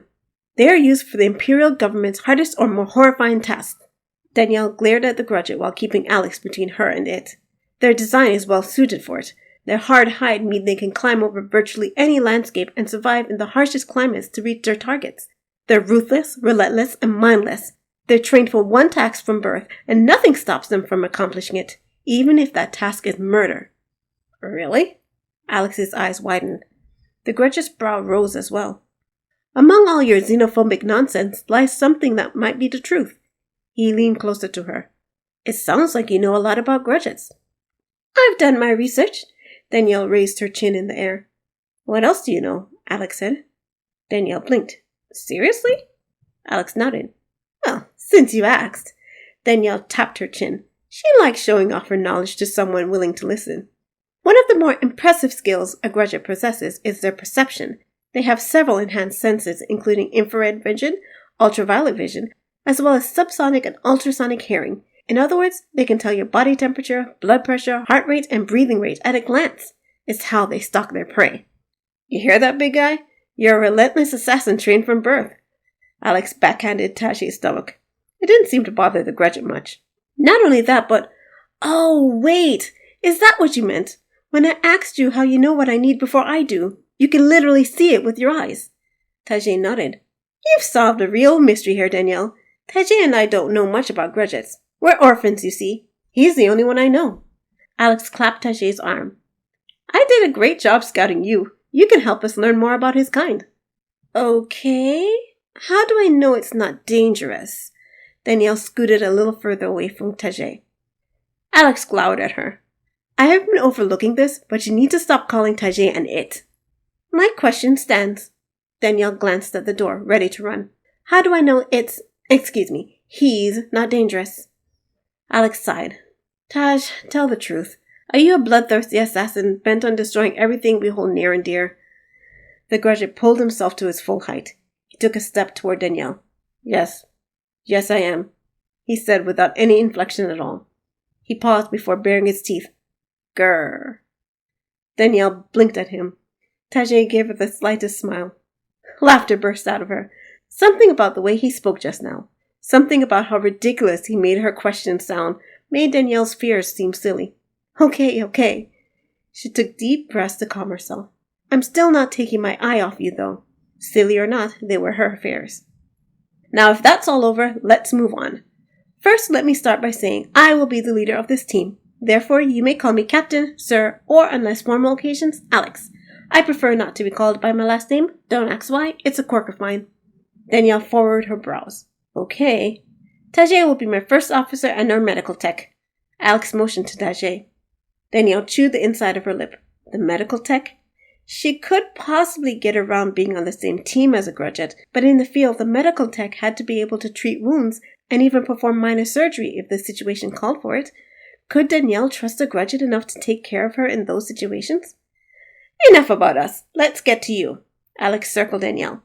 I've read your entire profile and history carefully, and I have some questions. Danielle kept her eye on the Grudget. Go ahead. There's no doubt you are the top technical specialist and protocol director. They say you're the number 2 protocol director, but after reading your profile, I beg to differ. All that is great, but your physical performance is... Alex paused to find the right word. Quite frankly, it's pathetic. Danielle clenched her teeth but said nothing. You've been at HQ for 3 years, Alex said. Why is that? I don't think I understand your question. Let me ask you this instead. What are you doing here?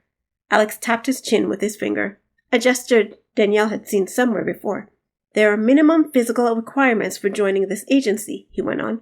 Recruits might fail 1 or 2 areas, but as long as their overall skill is good enough, the agency waives the requirement and accepts them as recruits.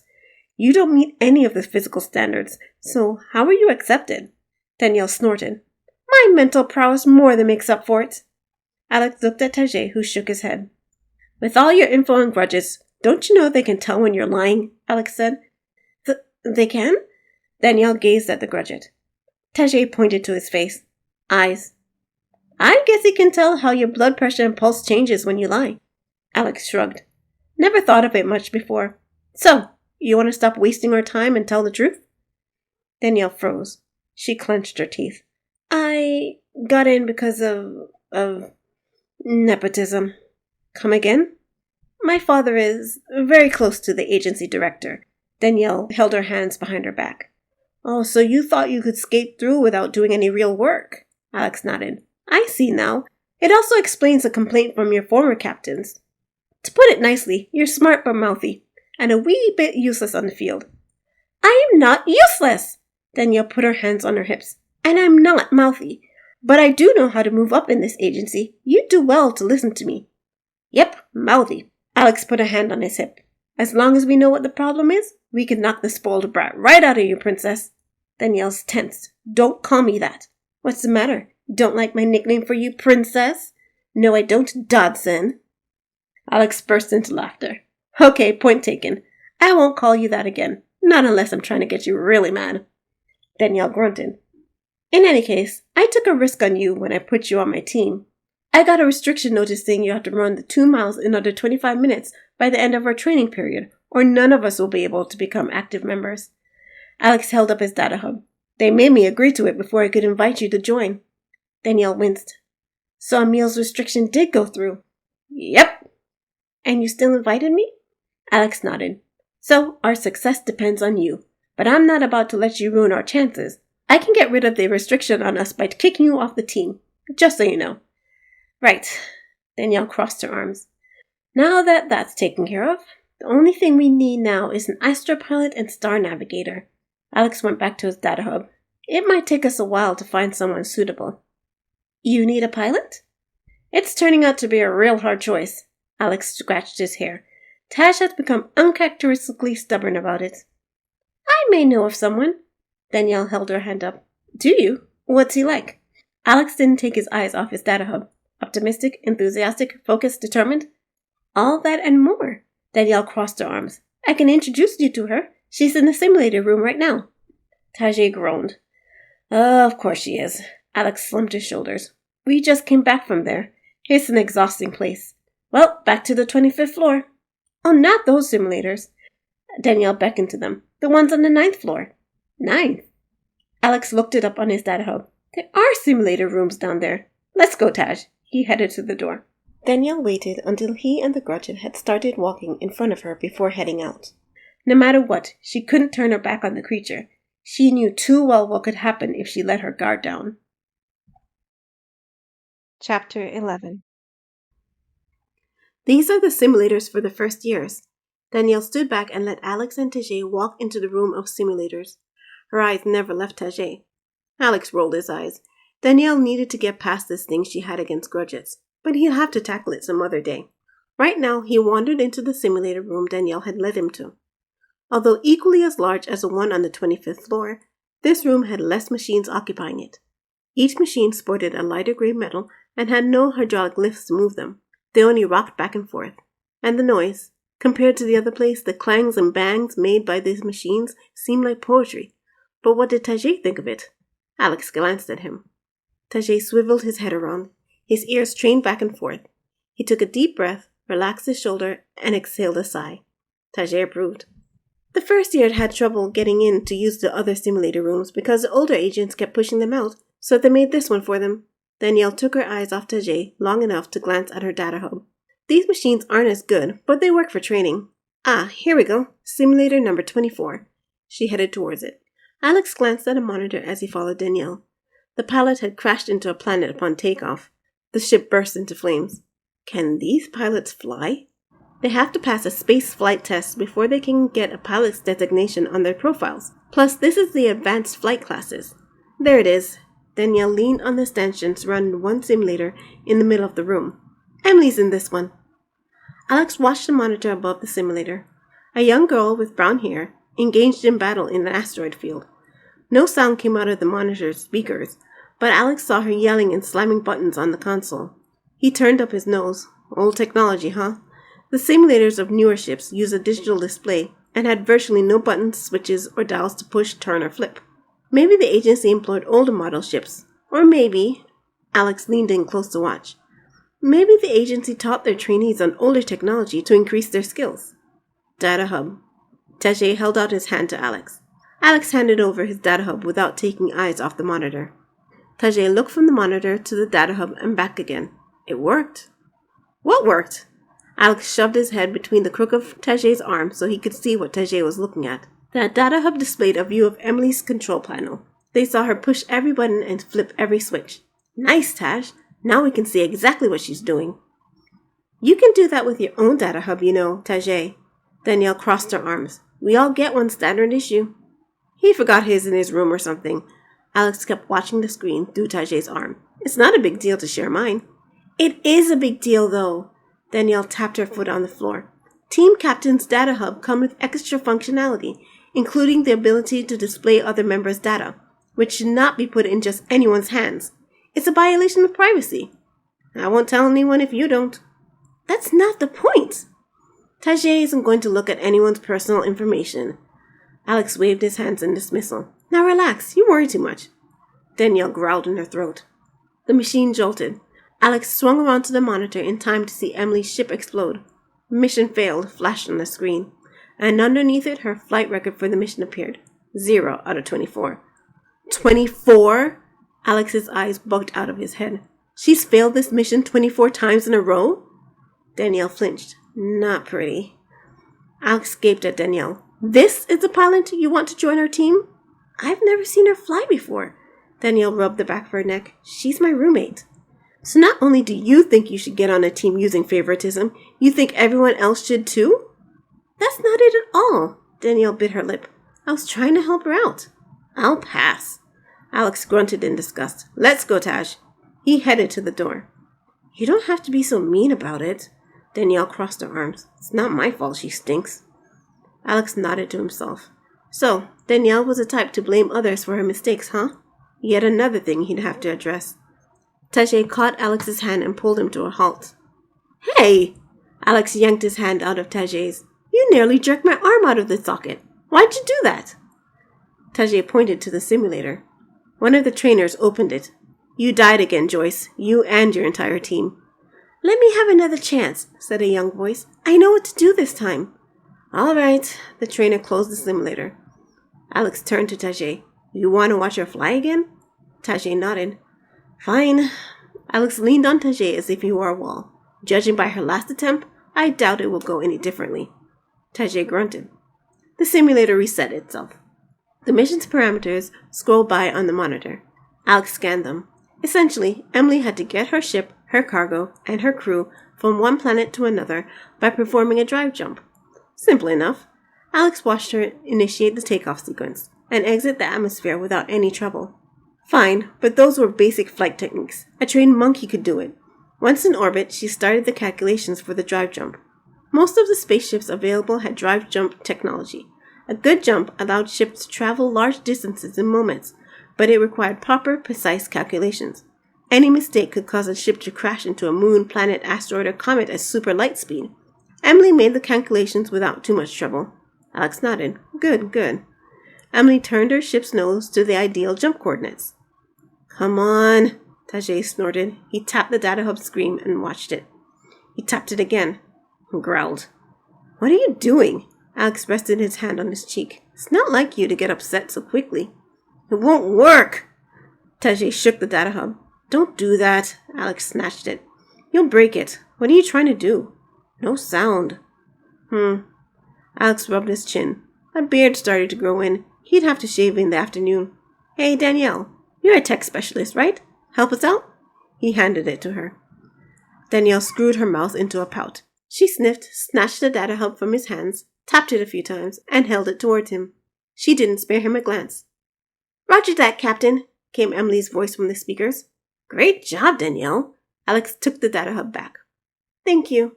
Danielle let a smile tug at her mouth. She didn't let it overtake her face, though. Alex nodded to himself. So she liked to be complimented. Good to know. We're ready to go. Emily's voice interrupted his thoughts. Alex looked up at the monitor. While Danielle had been fixing the sound, Emily had made it to the jump coordinates. Drive engines will engage in 3, 2... The simulator shuddered. A blast tore from the data hub speakers. An attack from behind. Are you kidding again? Why won't they leave me alone? Emily pushed buttons and flipped switches all over her console. Red alert! Alex turned his gaze from the screen to the data hub. In a situation like this, procedure dictated Emily should put the crew on alert to deploy their automatic pressure suits. Afterwards, she should hide the ship, run, or fight, depending on the captain's orders. Alex chuckled to himself. So much for simple mission parameters. According to the readout on Emily's screen, an Imperial ship, Aegon class, had locked onto her. Alex clenched his teeth. Aegon class battleships outclassed any starship in the agency's registry. Stronger, faster, more firepower, and more maneuverability. He nodded. Smart simulation. He threw a curveball at what should have been a simple mission. Now, how would Emily handle this?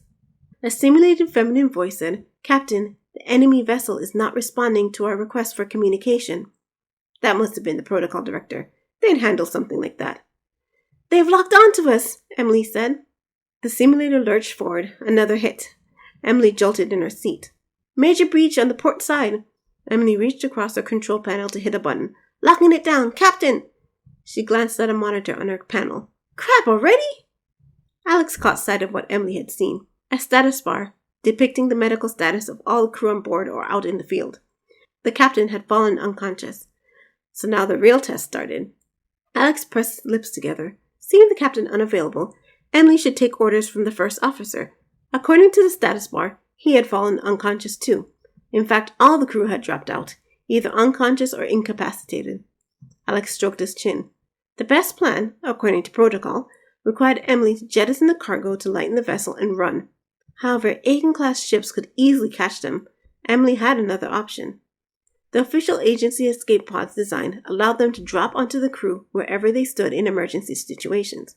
If the crew happened to be in an inaccessible position, the ship could automatically deploy robot arms to move them to a better position. Then the pods could move themselves to the nearest exit and jettison them into space. Each pod could then be controlled by the crew member inside, or, if the crew was unconscious, by any conscious member of the crew with proper authorization, such as the captain or the ship's pilot. This had to be her next move. Alex scanned the monitors and Emily's control panel. The enemy was hot on her tail, but she made no move to launch the pods. Alex's mouth dropped. Was she trying to outrun them? She couldn't be serious. No agency ship could outrun an Aegon-class battleship, not unless they used a drive engine. She wouldn't try it, would she? Alex glanced at her controls. She could do it, but no, the enemy hovered too close.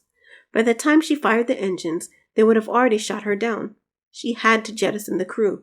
Jettison! Jettison! Okay, time to outrun these turkeys. Emily clenched her teeth. Drive engines, engage! She hit the button right as the enemy shot a charge blast. Those drive engines took at least 2 seconds to fire. Alex glanced at the engine readouts and then the enemy's shot. He clenched his teeth. What would happen first? The ship jolted. The drive engines! They kicked in just in time, or not quite. The Emily shot collided with the ship's tail. Alarms went off in the cockpit. Navigation offline, crap! Emily slammed some buttons on her control panel. I don't have any steering. Okay, I think I'm in line to make it to the Terran system before I have to brake. Her hand hovered over the emergency brake button, but her eyes remained glued to her readouts. My momentum should take me... The ship lurched to a stop. Emily tumbled head over heel in her chair. What happened? She pulled herself up. She checked the readouts and gasped. No! The ship drifted in the middle of empty space. Stars burned in the distance. The enemy did not appear on screen, but neither did anything else. No planet, no moon, no sun. Only stars in the distance and a comet to the port side. Oh, come on! Emily slammed her fists on her panel. I thought I disabled the emergency auto brake. I could have made it to the Terran system before I hit the moon. According to the navigation computer, the ship had stopped 1 light year away from their destination. Alex released his held breath. He too glanced at the readouts. The automatic braking system had stopped the ship from plunging headlong into a moon a few miles away, a safety measure inputted in the drive engines in case of emergency. At the rate Emily had been going, the ship's momentum would have hurtled her into the moon in a matter of seconds. Alex tapped his finger against his arm. So, Plan A failed, Emily. What was Plan B? Emily lifted her head. Okay, let's get these engines restarted. She turned the knob. Nothing. No. Start, engines, please start. She tried it again and again. Nothing. No! Emily rested her head on the console. A message appeared on the monitor screen.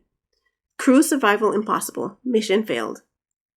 Well, Alex straightened his shirt. Stranded in space without use of the engines. The crew would either suffocate, freeze, or starve. Not a pleasant way to die. He halted when he noted Danielle staring at him. What? You were surprisingly into that. Danielle jerked her thumb at the monitor. What? No.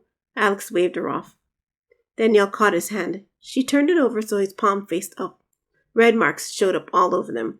That's how hard you were gripping the dividers. Alex shook out his hands. Doesn't mean a thing. Right. Danielle eyed him. Let's go. Alex turned to leave. I want her. Tajay pointed to Emily's face on the monitor. Huh? Alex glanced at him, then Emily. Wait, you want her on our team? Tajay nodded. She crashed twice in the last 20 minutes. Alex waved his hands toward the simulator. Why would you want her? Tajay opened his mouth to speak. He closed it again. His shoulders slumped. What's the matter, big guy? Alex crossed his arms. Too long of an explanation? Tajay nodded. Alex studied him. You really want her on the team? Tajay nodded. Are you sure about this, Taj? Alex narrowed his eyes. Look me in the eye and answer. Tajay leaned in close. He stared into Alex's eyes. Yes, he said without blinking or looking away. Alex studied his face. All right then. Wait, that's it? Danielle said. Yep. Alex tapped the data hub to get out of the simulator's screen. You're taking his word for it without even an explanation? Tajay doesn't talk if he can help it. Alex cupped a hand over his mouth. I'm convinced the sound of his voice scares him. He swiped the screen. Here we go. Invitation sent. To accept his opinion in such an important decision without a word of explanation. Danielle put her hands on her hips. You could have had him write it down. I could have. Alex used his data hub to point to himself. But there's one thing you should know about me, Danny. Danny? I trust my team members. Alex pointed at her with the data hub. If you make it becoming an active member with us, you'll have to earn my trust as well. Understood? Danielle blinked. She nodded. Good. Alex looked at his data hub. Looks like this thing is scheduling us to meet tomorrow. Danielle checked the time. Sunset is almost here. They want non-active members to be in the barracks at night. It gets cold on this planet, sub-freezing temperatures even in summer. They really coddle their recruits around here. Alex stretched. Probably for the best. I'd keep training all night if I could. Danielle nodded. Oh, so you're one of those. What's that supposed to mean? Nothing. Okay. Alex cracked his neck. No use picking another argument today. We'll meet at the scheduled meeting place tomorrow. Have a good night, Danielle. Taj? Tajay joined Alex and walked out. They left Danielle alone in the simulator room. Chapter 12. Danielle swung open her dorm room door, tossed her bag to the side, and flopped on her bed. She had done it. She had officially become a part of a team. Unofficially. The team had to participate in the mandatory 3-month training and pass their proficiency tests at the end of it. She, of course, would pass her tech specialist test with flying colors, but the physical... Emil would never let her hear the end of it if she didn't pass this time. Plus, Danielle had no idea Emily couldn't fly, and Alex let her on the team. Danielle liked Emily well enough, but not enough to sacrifice her future. Then came the grudget. Danielle clenched her teeth and gripped the front of her shirt. She had to be on the same team with a grudget. A grudget! Does this make you happy, Mother? Danielle glanced over at a painting of a shepherdess among a field of sheep that hung on the wall. She couldn't leave pictures of her family out for various reasons, but she did bring things from home to remember them by. This painting had been her mother's favorite. I'm on the same team as a grudget. You would have wanted this. Equality for grudges and all, but... Tears pooled in Danielle's eyes. I don't want to trust them and end up like you did. She turned her face away from the picture and heaved a deep sigh. How do I even know that thing is not a part of a terrorist organization or a spy trying to infiltrate the Narshan Kingdom? Sure, all candidates from the agency are vetted before they're accepted, but a terrorist would hide his affiliations, wouldn't he? Danielle clutched her pillow to her face. The agency might have overlooked something, but she wouldn't. If there's anything to be found, she whipped her data hub out of its holder. This master tech specialist can find it. Let's see. She brought up Tajay's profile. With a push of a button on the side of the data hub, a keyboard jutted out from the bottom of it. She tapped a few keys and hit enter. A message in flashing red letters said, Restricted. You are not authorized to view this information. I'm not, am I? Danielle clattered the keys a few more times. With a grin, she hit enter. Access granted appeared on the screen. That's what I thought. Danielle polished her nails on her shirt. Now let's see. She scrolled through the documents she had brought up. I don't need this generic stuff they provide to captains. Let's go deeper. She tapped more keys. New documents popped up. Medical records, government records, any type of ID or form he had ever applied for. Everything on file for Tajay appeared on her screen, even down to his school permanent records. Here's the good stuff. Danielle settled in to look through the documents while keeping an ear out for the door. Accessing private information like this broke at least 10 privacy laws as well as the agency regulations. If she got caught, she would be expelled from the agency. They could even press charges. It would be all over Narsa's news in hours. She and her father would never live down the humiliation. But the ends justified the risks. She had to know what type of grudge she needed to deal with and blow the whistle on him if necessary. It's for the good and safety of everyone in the agency, she said to herself over and over again. Wait a minute. Danielle peered closer at her screen. She scrolled through one document, then another, then another. None of these records show anything from before 10 years ago. It's totally blank before that. She bit her lips together and scrolled through each of the documents again. At 10 years old, he showed up at an orphanage on Ansar, but before, nothing. Even his birth certificate was made up after he appeared at the orphanage. Strange. At 10 years old, he should have known something about his family, enough for them to connect him to at least his birth certificate.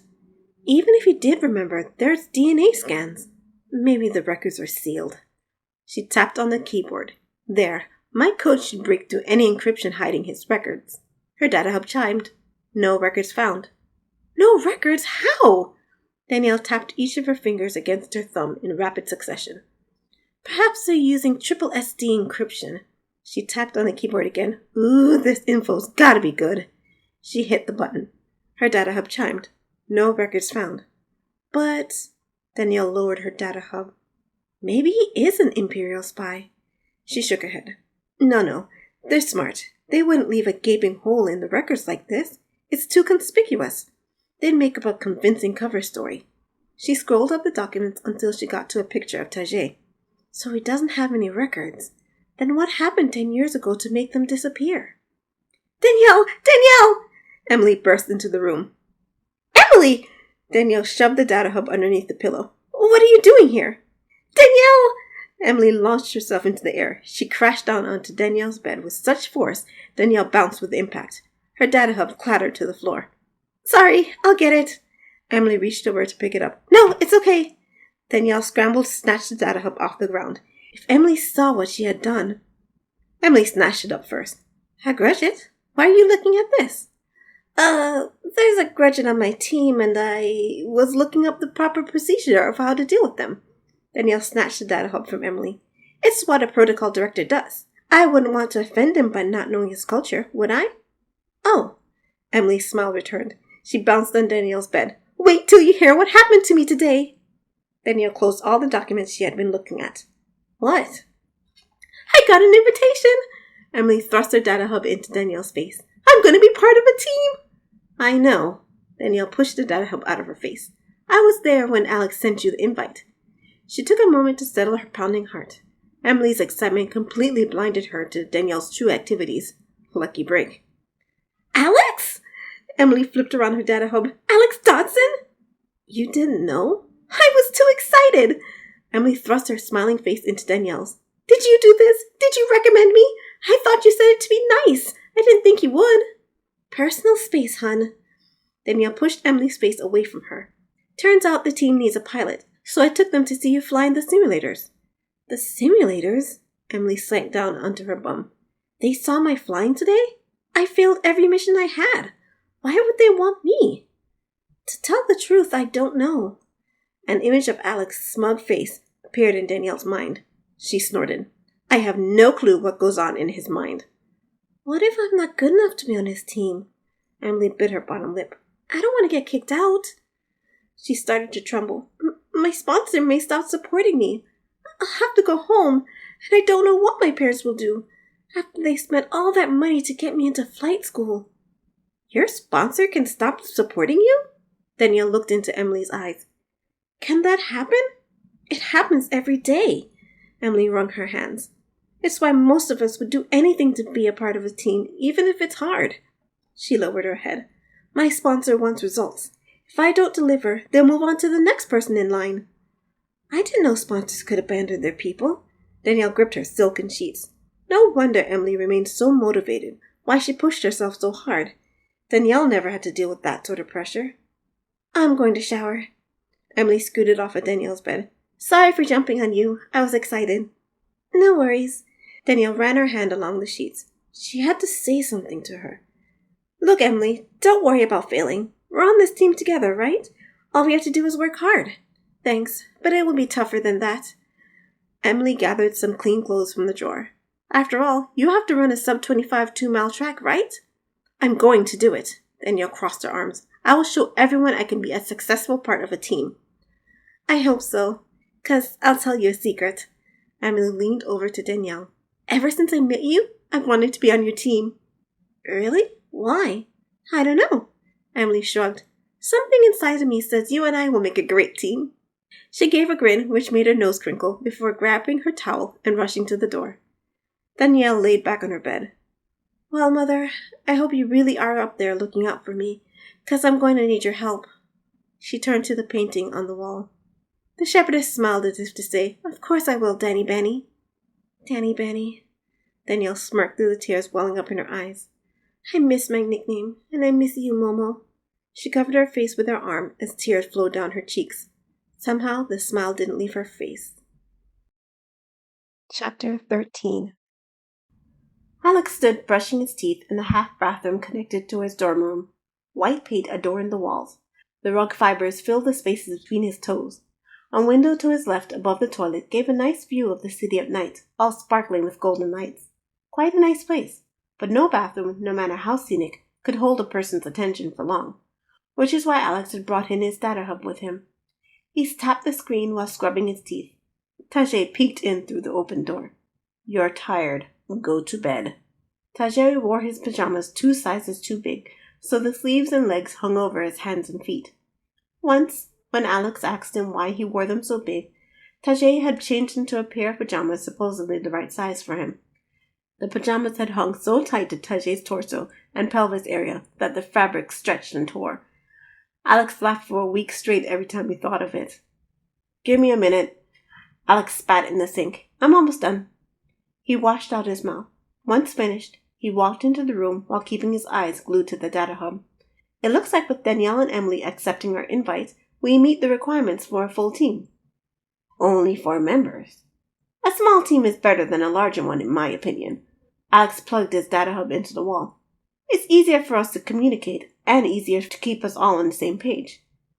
If one falls... Tajay sat on his bed. I know. If one person becomes unavailable for whatever reason, there's no one left to do his or her job. It's even worse because one person will be doing more than one job. Alex set the data hub on his nightstand. I'm going to have each of us learn another person's skills, in case something like that happens. Danielle can learn the basics of being a medical tech, and I can learn Danielle's technical specialties. You're already my first officer, so my job's taken care of. And I have basic piloting skills.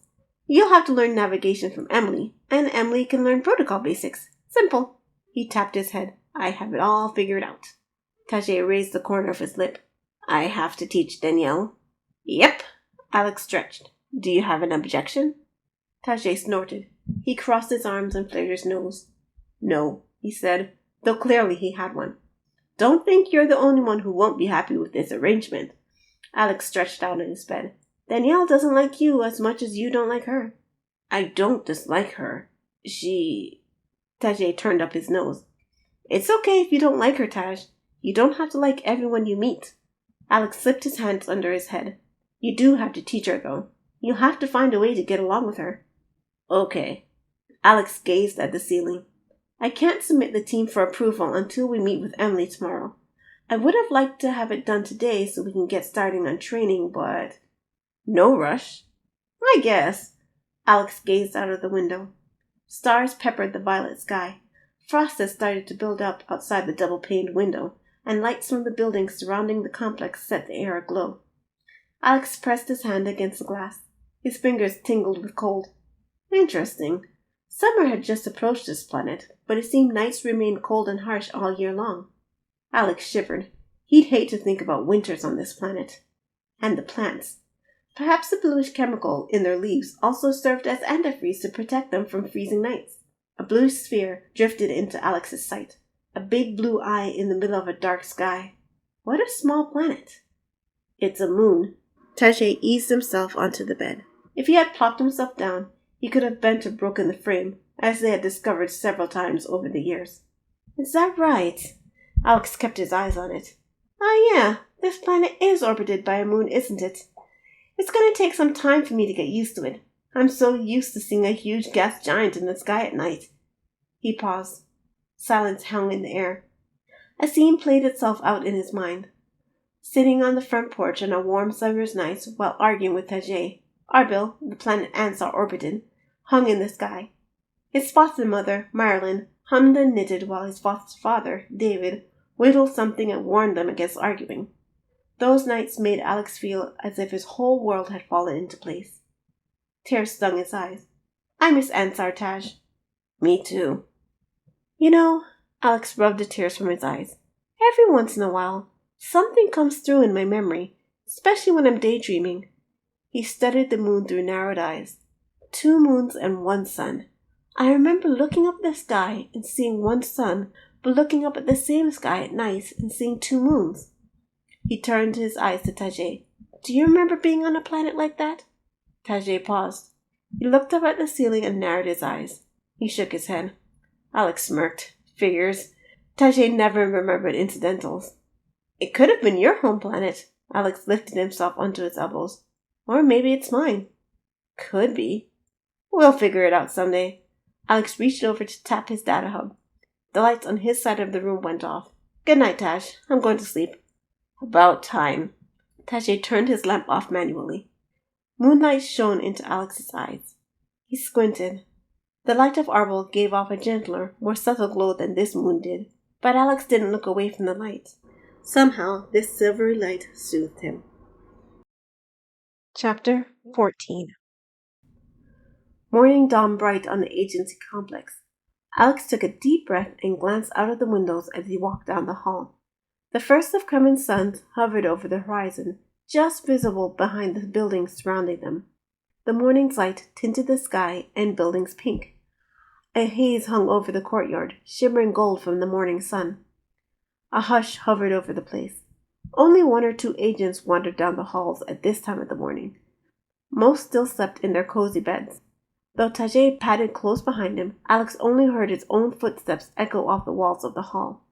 He glanced at Tajay out of the corner of his eye. Amazing how such a big guy could walk so quietly. Here we go. Alex approached the door. This is the place we're supposed to meet Emily. He checked his data hub. We're 10 minutes early. Maybe we'll look like professionals this time. Tajay grunted. Alex opened the door. I got an invite. I got an invite to join a team, to join a team. Emily's song drifted into the air. She danced in the middle of the room. I got on a team. Yeah, shake it. She shook her blue pleated skirt. Alex stood, watching with a grin on his face. He couldn't interrupt the song and dance. You sure you want that as our pilot, Taj? Tajay pushed past him. He approached Emily with his silent tread. Hello.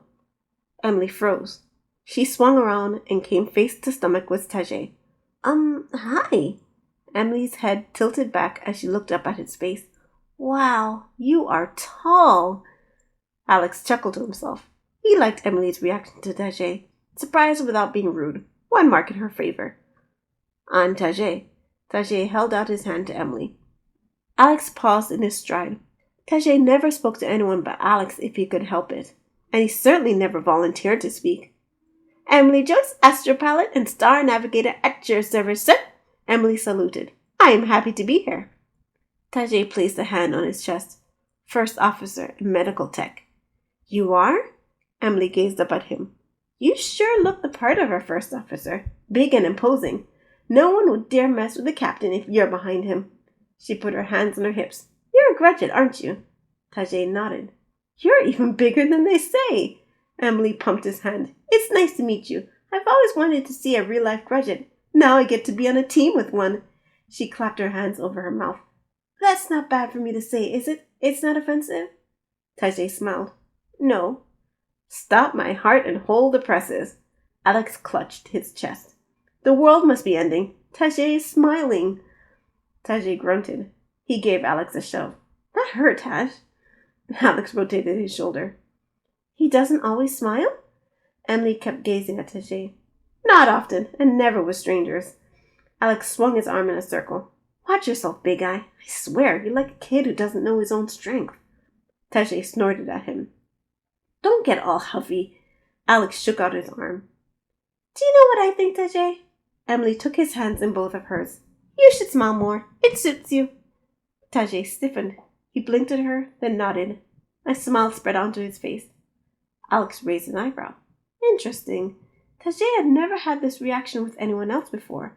There must be something he liked about that Emily girl. So, you're Captain Donson, aren't you? Emily took Alex's hand in hers. Nice to meet you. She pumped his arm up and down. Alex Donson, team captain. He pulled his hand out of her grasp. Call me Captain, Sir, or for informal occasions, Alex. Don't call me by my last name. I don't like it. Yes, sir. Emily saluted him. May I say what an honor it is to be chosen as a part of your team. I've heard such amazing things about you. Don't give me useless flattery. I don't like it. Alex flexed his hands. As for you, Emily, I've, seen what you can do. You're talking about the simulators, aren't you? Emily rubbed the back of her neck. It wasn't my best flying. Clearly. Alex narrowed his eyes. You failed 25 missions in a row. The same mission. I know. Emily wrung her hands. I do fine in basic missions, but when it comes to maneuvering, You suck. Yeah, Emily hung her head. If you knew all that about me, why did you choose me for your team? I'm the youngest in my section, and my simulator records aren't great. There must have been other people you could have asked. I have no idea. Alex jerked a thumb at Tajay. He picked you. He did? Emily turned to Tajay. Why? Tajay opened his mouth, then shut it. He turned to Alex. Don't look at me, Alex shrugged. I can't know what you're thinking all the time. Tajay bit his lip. His eyes roved over the room before he snapped his fingers. You failed your mission. My mission? In the simulators? Emily raised her eyebrow. You chose me because I failed? Tajay nodded. Emily fell silent. She turned to Alex. Alex shrugged. Most of the time I can't tell what's going on in his head. But come to think of it, I have a question about your performance yesterday, if you don't mind. Sure. We watched you while you flew through mission A26-4. Alex cleared his throat. Or I should say we watched you fail the mission over and over again.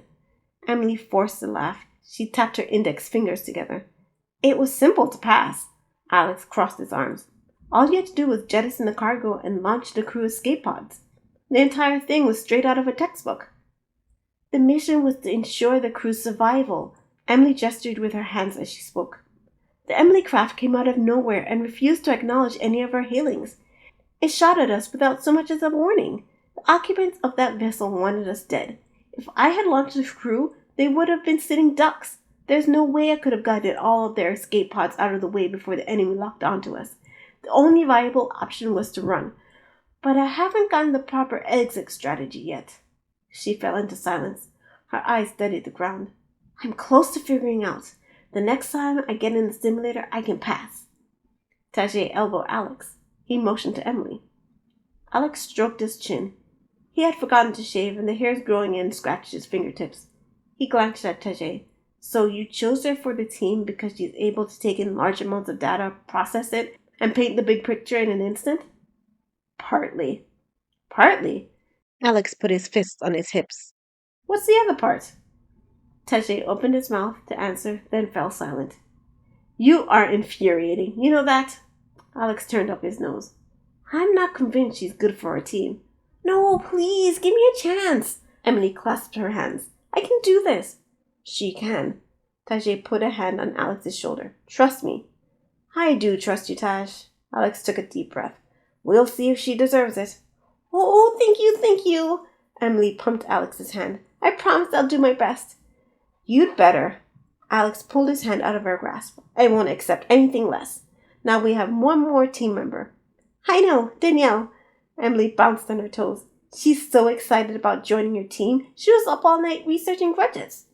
She was? Emily nodded. She likes to prepare for our interactions, so she was looking up all sorts of information on grudges on our data hub. Not sure what his birth certificate or medical records have to do with protocol or culture, though. She tapped her chin. Oh, are you two brothers? You have the same last name. Foster brothers. Alex narrowed his eyes. What was Danielle doing researching Tajay's personal records? We came from the same orphanage at the same time and were taken in by the same family. I see. Alex bit his lips together. Looks like I'm going to have to nip this in the bud. What do you mean, Captain? Emily tilted her head to the side. Never mind. I'll submit this team for approval. We'll start training tomorrow. I will warn you, though, Emily. I am a taskmaster. By the end of these 3 months, you will hate me. Alex leaned in closer to her. The more you hate me, the better I like it. Emily's mouth dropped open. She gulped. Okay. Alex gave her a grin before heading to the door. Let's go, Taj. Tajay remained with Emily. Coming, Taj? Alex stood at the door. I want to talk. Tajay pointed to Emily. Alex paused. Okay, then. He pointed down the hall. I'm going to file this paperwork so we can get started. Tajay nodded. Alex took one last look at Tajay over his shoulder before heading down the hall. Strange, he couldn't remember Tajay leaving Alex alone of his own accord. Emily must have something amazing hidden inside of her, something only Tajay could see. The same thing happened the first time he and Alex met their foster parents. Tajay took right to them, and they turned out to be the best thing that could have happened to Alex during such a confusing time. Alex ran his hand through his hair. Let's hope Tajay was right about Emily as well. Chapter 15. Alex Dodson. Major Turnt stood when Alex walked into his office. What a pleasant surprise. He took his seat again. Have a seat. Alex saluted before sitting. I wanted to turn in my team member paperwork for approval. He handed in Turnt a file full of papers.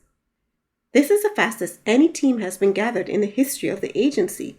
Turnt took the file. You know, you could have filed this wirelessly with your data hub. Yes, sir, but there's something else I wanted to talk to you about. Alex shifted in his chair. Oh? Sir, my team will be engaging in the mandatory 3-month training period starting tomorrow. I wanted to put you on notice that my training methods are a little harsh. Alex clasped his hand on his lap. It's likely you'll get complaints, particularly from a certain member of the team, who shall remain nameless. I would like you to ignore them, sir. A complaint is not something I can easily overlook, Donson. Alex winced at the sound of his last name, but he kept his composure. If the complaint is real, sir, they have the option to quit the team. If this team is to go where I want it to, I need to pull the best out of them. It will be hard to do in 3 months. This is hardly unorthodox. Trent bit his lips together. I can't ignore complaints, but I can give you more leeway than usual. That's about all I can do for you. Thank you, sir. If I find out you're mistreating your team members in any way, I will not be pleased. Trent forwarded his brows so his eyebrows knit together. It made him look menacing. Trust me when I say I always find out about these things. I wouldn't dream of doing anything unethical.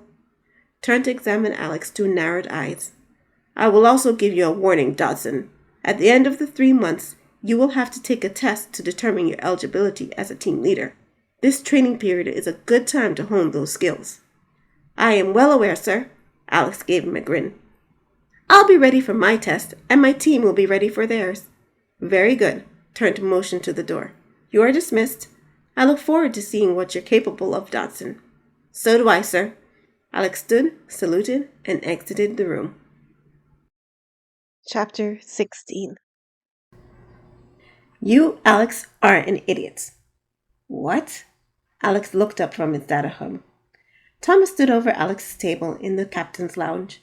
The lounge, at least the ones for recruits, had piles of books all lined up on bookshelves, tables for people to sit, read, or research, and a small lamp with candles.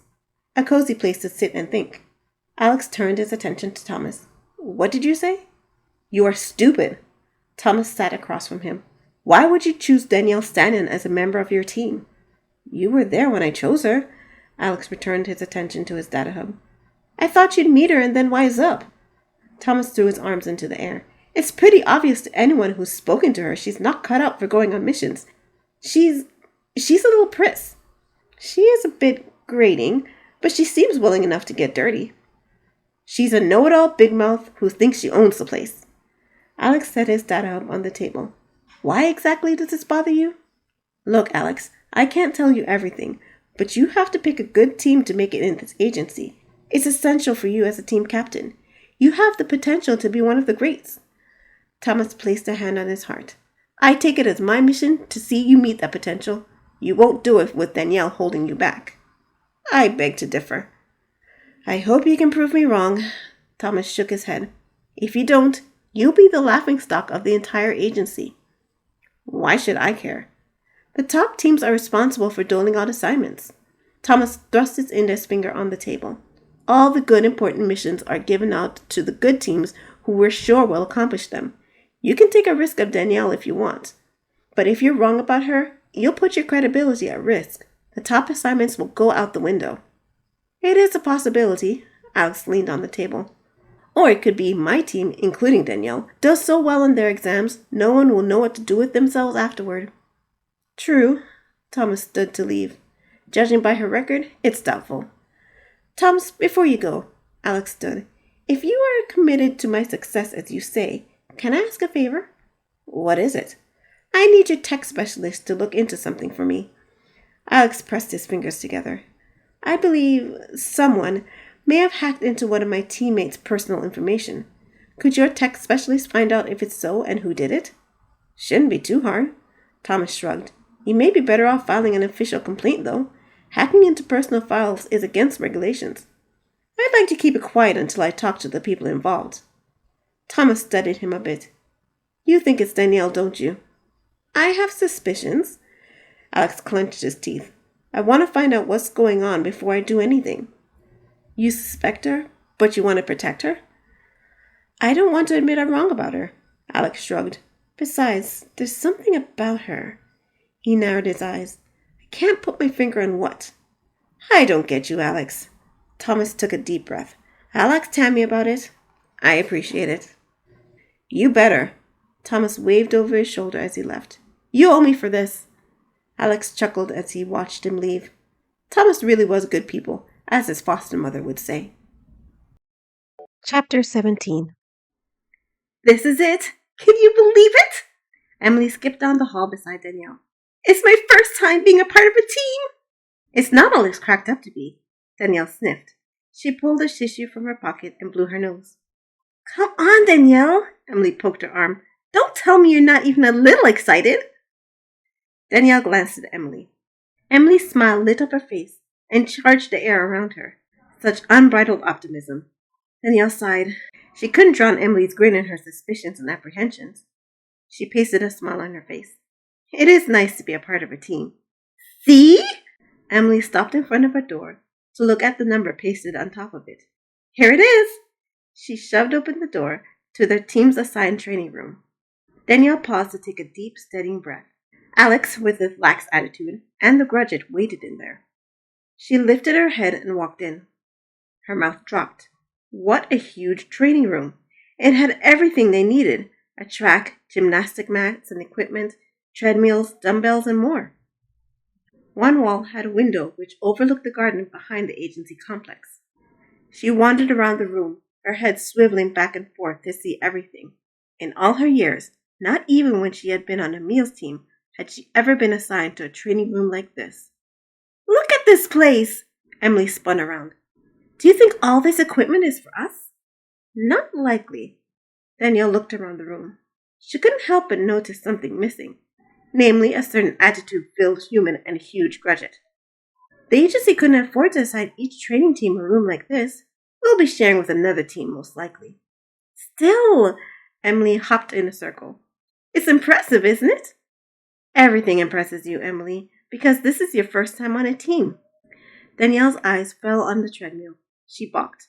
Imagine getting all sweaty on those things. No thank you. But I will admit, this is more than I'd ever had on any other team. I'm so glad you like it. Alex walked in with the grudget behind him. I had to pull a lot of strings to get this place for us. Strings I don't even have yet.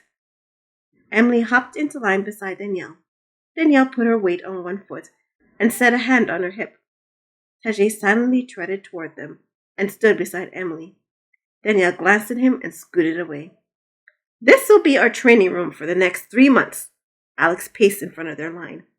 I am pleased as punch to have you all here. He gave a smile which made Danielle want to smile back.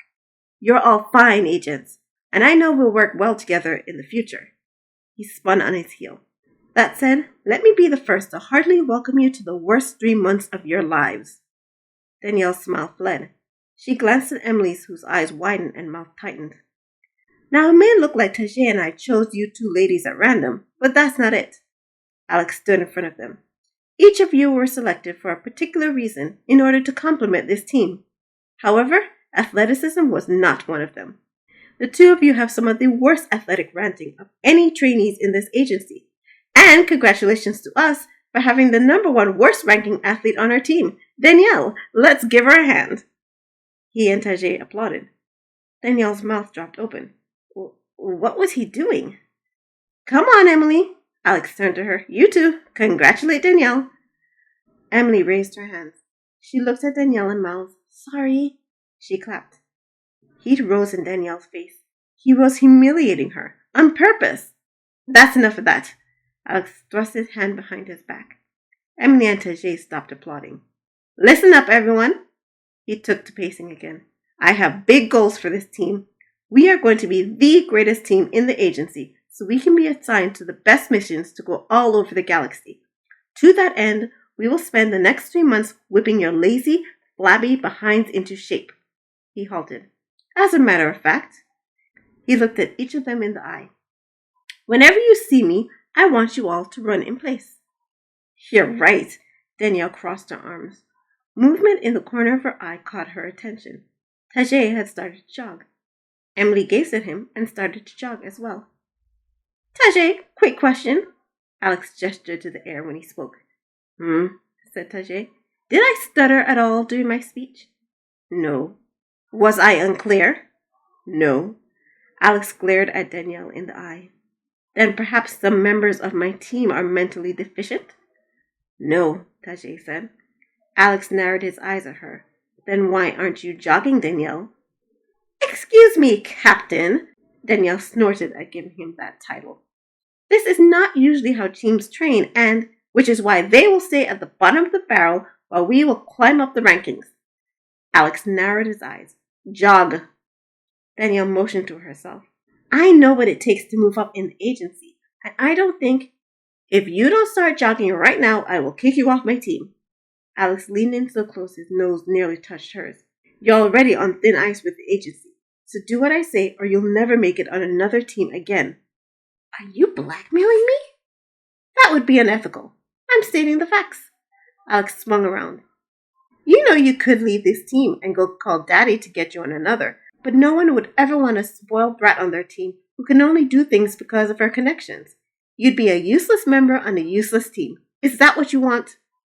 Danielle clenched her teeth. No. Then jog. Danielle bit her lips together so hard she lost feeling in them. She started to jog. Good girl. Alex resumed pacing. Whenever you see me, you will start jogging. I don't care if you spy me across the room, start jogging. I don't care if I don't see you, start jogging. I don't even care if you're talking to the cute boy you've been trying to get your hooks in for ages. Start jogging. You will jog and you will not stop until I say so. Understood? Yes, sir, Emily and Tajay said. Danielle remained silent. If she opened her mouth, some unladylike words may spill out of her mouth. Alex narrowed his eyes at her. Is that understood, Danielle? Yes, sir, you stupid little... She clamped her mouth shut before she said something she regretted. Alex grinned at her. I'm beginning to understand why you were kicked off for so many teams. Danielle launched at him. She tackled him, caught him by the throat, and choked the life out of him. Not even Tajay could pry her fingers from his throat. Creepy grin, Danielle. Emily's whisper shot through Danielle's thoughts. With a deep breath, Danielle pushed the fantasy from her mind. An attack on a superior wouldn't look good on her agency record.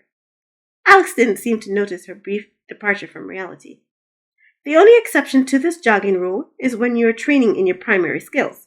Emily, during these 3 months, I want you to log 300 hours of successful missions in hard mode on the member simulators. In other words, if you spend 10 hours on a mission and fail it, it won't count. Tajay will oversee your work. You will teach him the basics of navigating while you're at it. Tajay, you need to log 100 hours of navigation simulator time. Got it? Tajay nodded. Yes, sir, Emily said. As for you, Alex turned his grin to Danielle. You're going to be my special project. Danielle kept her eyes on Alex without saying a word. Anger pulsed through her veins and drummed in her ears, choking out the sound of her wheezing. Her lungs burned, but her blood burned more. Her chest heaved, but it couldn't compare to her desire to wipe that annoying grin from Alex's face. What is the matter with you? Alex's grin faded into a grimace. You look like you're about to die. I'm not used to jogging like this. Danielle wheezed down air. Danielle? Emily paused to take panting breath. Didn't you do this when you trained for the 2-mile run? Danielle shook her head. She couldn't make the words come out anymore. Her head started to ache. Mystery solved. Alex crossed his arms. That's why you're so out of shape. Don't worry, sweetheart. I got you. He winked at her. Danielle hissed through her teeth. She'd love to smack his smug face. Boy, it's no wonder you're terrible at running. Your form is awful. Alex examined her from head to toe. Head up. Relax your neck. Pick up your knees. Keep your posture. He adjusted her back so she stood tall when she ran. Good. Now engage your core as you run and land with your foot underneath your knees. Breathe deep from your belly. Danielle made all his adjustments. She looked at him as he studied her. It's a start. Not a good one, but we'll get back to form later. He turned his back on her. As for your skill training, Danielle, you are going to teach me the basics of being a technical specialist. I warn you, I once blew up an electric kettle trying to make tea. How did you manage that? Danielle said between pants. Not sure myself. Alex scratched his hair. We can figure it out later. For now, everyone run 10 laps. Tajay and Emily took off down the track. Danielle stumbled behind them. Let's go, Danielle! Alex jogged behind her. Don't get left behind. Danielle clenched her teeth. She gulped down air and glared at him over her shoulder. She'd run all right. She'd train and run so hard so she could chase him down, catch him, and beat the stuffing out of him. Chapter 18. Push-ups. More than any other exercise in the world, Tajay hated push-ups. Oh, he could do them and do them well, but pushing his body up and down became tedious. He stifled a yawn and let his eyes wander around the room. Alex paced in front of the line, barking orders. Let's go, ladies! 10 more! Tajay snickered. He had said 10 more 20 push-ups ago. Emily grunted as she pushed against the ground. Her arm shook, but she managed to lift her body up. But Danielle, she clenched her teeth and strained and pushed. Her body shook with the effort. She had barely done 2 since they started. Alex pretended not to notice. Back straight, Danielle! Alex stooped next to her. You're going to hurt yourself that way! Danielle glowered at him. She heaved herself up and collapsed. Great! Alex patted her shoulder. 9 more to go. Danielle muttered a curse before pulling her arms under her to try again. Tajay snorted a snicker. Alex knew how to push people's buttons. Hey, Alex. Thomas peeked through the gym doors. Everyone looked up at him. Sorry for interrupting. Thomas waved a piece of paper in the air. I got what you wanted. Keep going while I'm gone, guys. Alex left with Thomas, but left the door open a crack. Ugh! Danielle collapsed on the floor. My arms are killing me. Danielle, we're supposed to keep going. Emily pushed herself up. Oh, please. Danielle remained on the ground. Tajay's profile, came Thomas's voice. Tajay looked towards the door. His sensitive ears could pick up conversations from 100 yards away, but he had learned people don't like eavesdropping. Normally, he purposely ignored any conversation except for those right in front of him, but he couldn't help listening when his name had been mentioned. So did she do it? Alex said. I can't tell. Tajay managed to see Thomas's arm gesturing through the crack. It's clear someone hacked into his profile, but Tammy couldn't tell who. He or she hid her tracks too well. Something a master technical specialist could do, Alex said. True, but there are several master tech specialists in the agency. Any one of them could have done it. Alex, I'm not Stanon's fan, but she's smarter than this. Hacking into the agency database, particularly to look at another member's personal file, is strictly forbidden. She could get into trouble, legal trouble. You can't make an accusation like this unless you have the evidence, and the evidence isn't there. Tajay's heart dropped. He turned to Danielle lying on the floor panting. Obviously Danielle had hacked into his file, but why? In all his memory, he had encountered people who had avoided him or given him strange looks upon seeing him, but never had he met anyone so hostile. Danielle, however, seemed to hate him. And Tajay hadn't told Alex this, but there was something about Danielle that seemed familiar. He'd seen her before, but where? Could it be their previous meeting had caused Danielle some sort of trauma? Alex walked into the room carrying the paper. Instantly, Danielle returned to her push-ups. Taj, something came up. Alex kept his eyes on the paper. I have to take care of it. Can you take over while I'm gone? Tajay got to his feet. Since he was in charge, no more push-ups. What happened? Nothing. Tajay stared at him in the eye. He raised an eyebrow. Nothing I want you to worry about. Alex averted his eyes. Alex. Tajay gave Danielle a look. Don't mind her. Get us to space. You heard everything, didn't you? Tajay nodded. Heard what? Emily sat back, shaking out her arms. She had finished her push-ups. Why? Danielle pushed herself up. Are you staring at me? She dropped to the ground. I might hate push-ups more than running. Alex ran his hand through his hair. I think I made the wrong decision about. He motioned to Danielle with his eyes. Let it go, Tajay said. I have to address it. Tajay shook his head. It's fine. What are you two talking about? Danielle lay on the ground. She didn't even pretend to do any more push-ups. Alex glared at her. His face reddened. Sally, Tajay put a hand on his shoulder. It's okay. I gotta go cool my head. Alex swung around. He marched out of the training room and slammed the door behind him. How unprofessional! Danielle pulled herself to a seat. Ugh, my arms. What happened, Tajay? Emily looked up at him. Tajay looked down at Emily. Someone hurt me. Really? Emily crossed her arms. People in this world are so awful. Tajay smiled at her. Alex was really upset about it. Even a complete jerk can have a nice streak, I guess. Danielle shook her arms out. Why'd you call him Sally? Nickname, Tajay said. Nickname?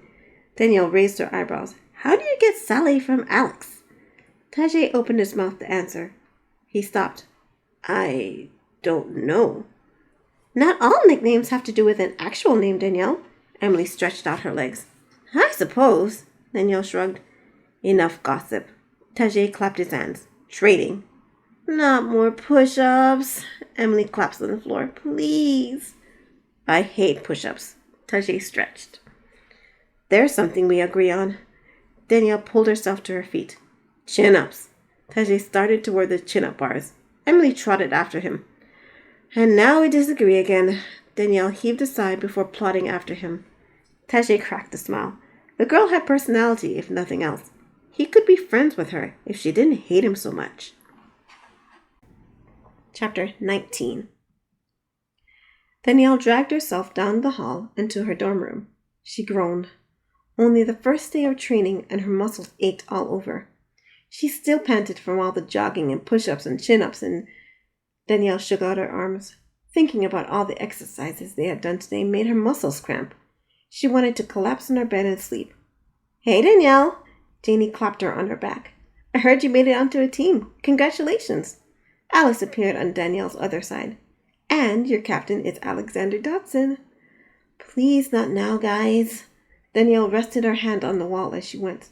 It's my first day of training, and I'm exhausted. The guy is a slave driver. He gets results, though, from what I heard. Alice held her hand behind her back.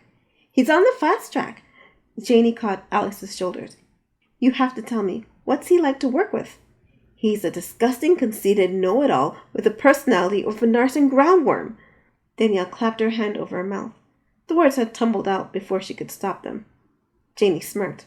Why don't you tell me how you really feel? I shouldn't have said that, but it was building up all day. I'll go into more detail later, but for now all I want is to take a shower and retire to bed. Danielle walked into her dorm room and froze mid-step. Alex stood by her bookshelf. He had one of her favorite books in his hands and stood by, flipping through it. Alex? Danielle let her gym bag drop to the floor. Oh, hey, Danielle. Alex glanced at her over his shoulder. I hope you finished strong after I left. He slammed the book closed and slipped it back onto the shelf. Is that him? Alice blinked. Janie leaned on the door jamb. He sure made himself comfortable in a hurry. Danielle marched inside. What are you doing inside of my room? Spying. Alex reached for his side table drawer. Don't worry, I kept everything neat. He opened it to peek inside. What the? Danielle marched over. She slammed the drawer shut. Get out! Leave my room this instant! I would, but I have some research to finish in here. Alex studied her. Why aren't you jogging? Danielle glanced at Janie and Alice. Are you serious? I made myself pretty clear in the training meeting this morning. You see me now, don't you? Alex pressed his lips into a thin line. Jog. No! Danielle shoved him to the door. You do not belong in my room rifling through my things. Leave! Alex pulled her hand off of him. I'm not moving until I finish my research. He sat on her bed. Get off of my bed! Danielle put her hands on her hips. Those sheets were just laundered. I can tell. They smell nice. Alex crossed his arms and legs. Start jogging. Leave my room. Alex lay back on her bed. He glared at her. This is getting good, Janie said, and Alice nodded. Danielle glanced at them. She couldn't let them see her give in. She stood to her full height. I will call security to haul you out of here if you do not leave now. Go right ahead. Alex slipped his hand under his head. Maybe they can help with my research. You see, I'm trying to figure out how to expose a criminal. You know, like a liar, a thief, or a hacker. Danielle stiffened. What do you mean by that? You know exactly what I mean. Alex held up some papers. Danielle's stomach dropped. What are those? All the information a tech specialist found when I asked them to investigate something about Tajay's private files. Alex looked at her in the eye. Now, do you want to have this conversation in private or in front of your friends there? Ladies, Danielle ducked her head. Can you excuse me for a moment? Alice and Janie exchanged a glance. That took a serious turn. Alice turned to leave. Tell me about it. Janie closed the door but left it ajar. I wonder what happened. Start jogging, Alex said, standing. Danielle did so.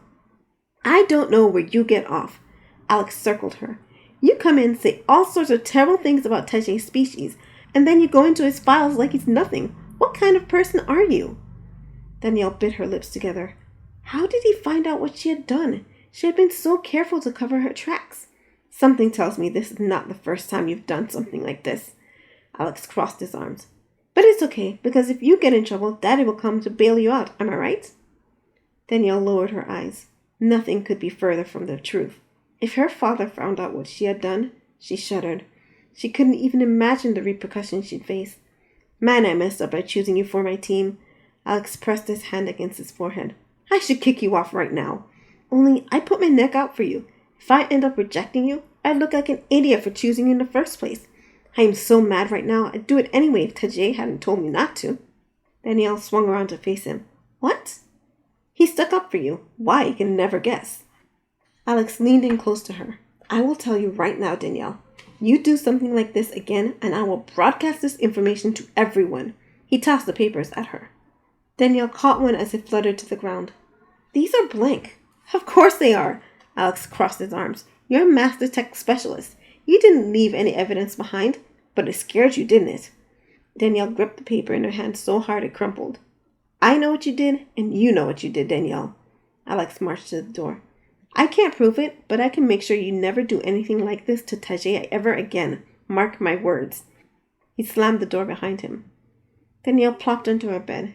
She gazed at the floor. No one had ever cornered her like that before. She clasped her hands. I feel like I'm dead.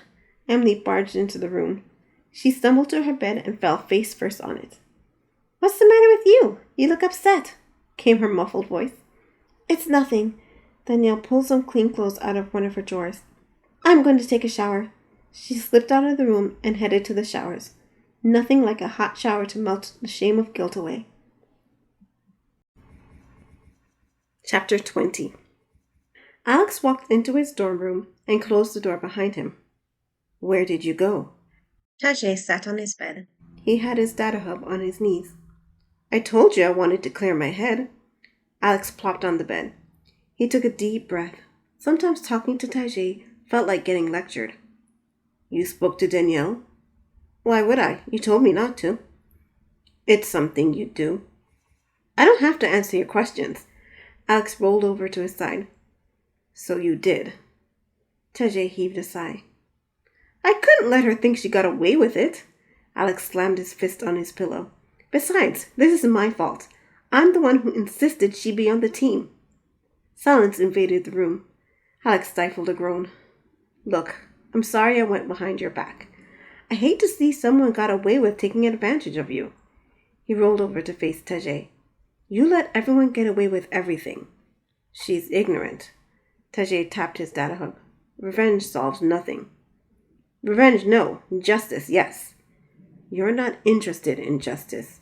Tajay smirked at him over his shoulder. Alex forced himself not to roll his eyes. Typical Tajay. Someone acted against him and he rolled it off. For once, Alex wished she would get angry, hold a grudge, something except let himself get walked all over. What are you working on? Alex got to his feet. It's not like you to have a face in a screen all day. Research.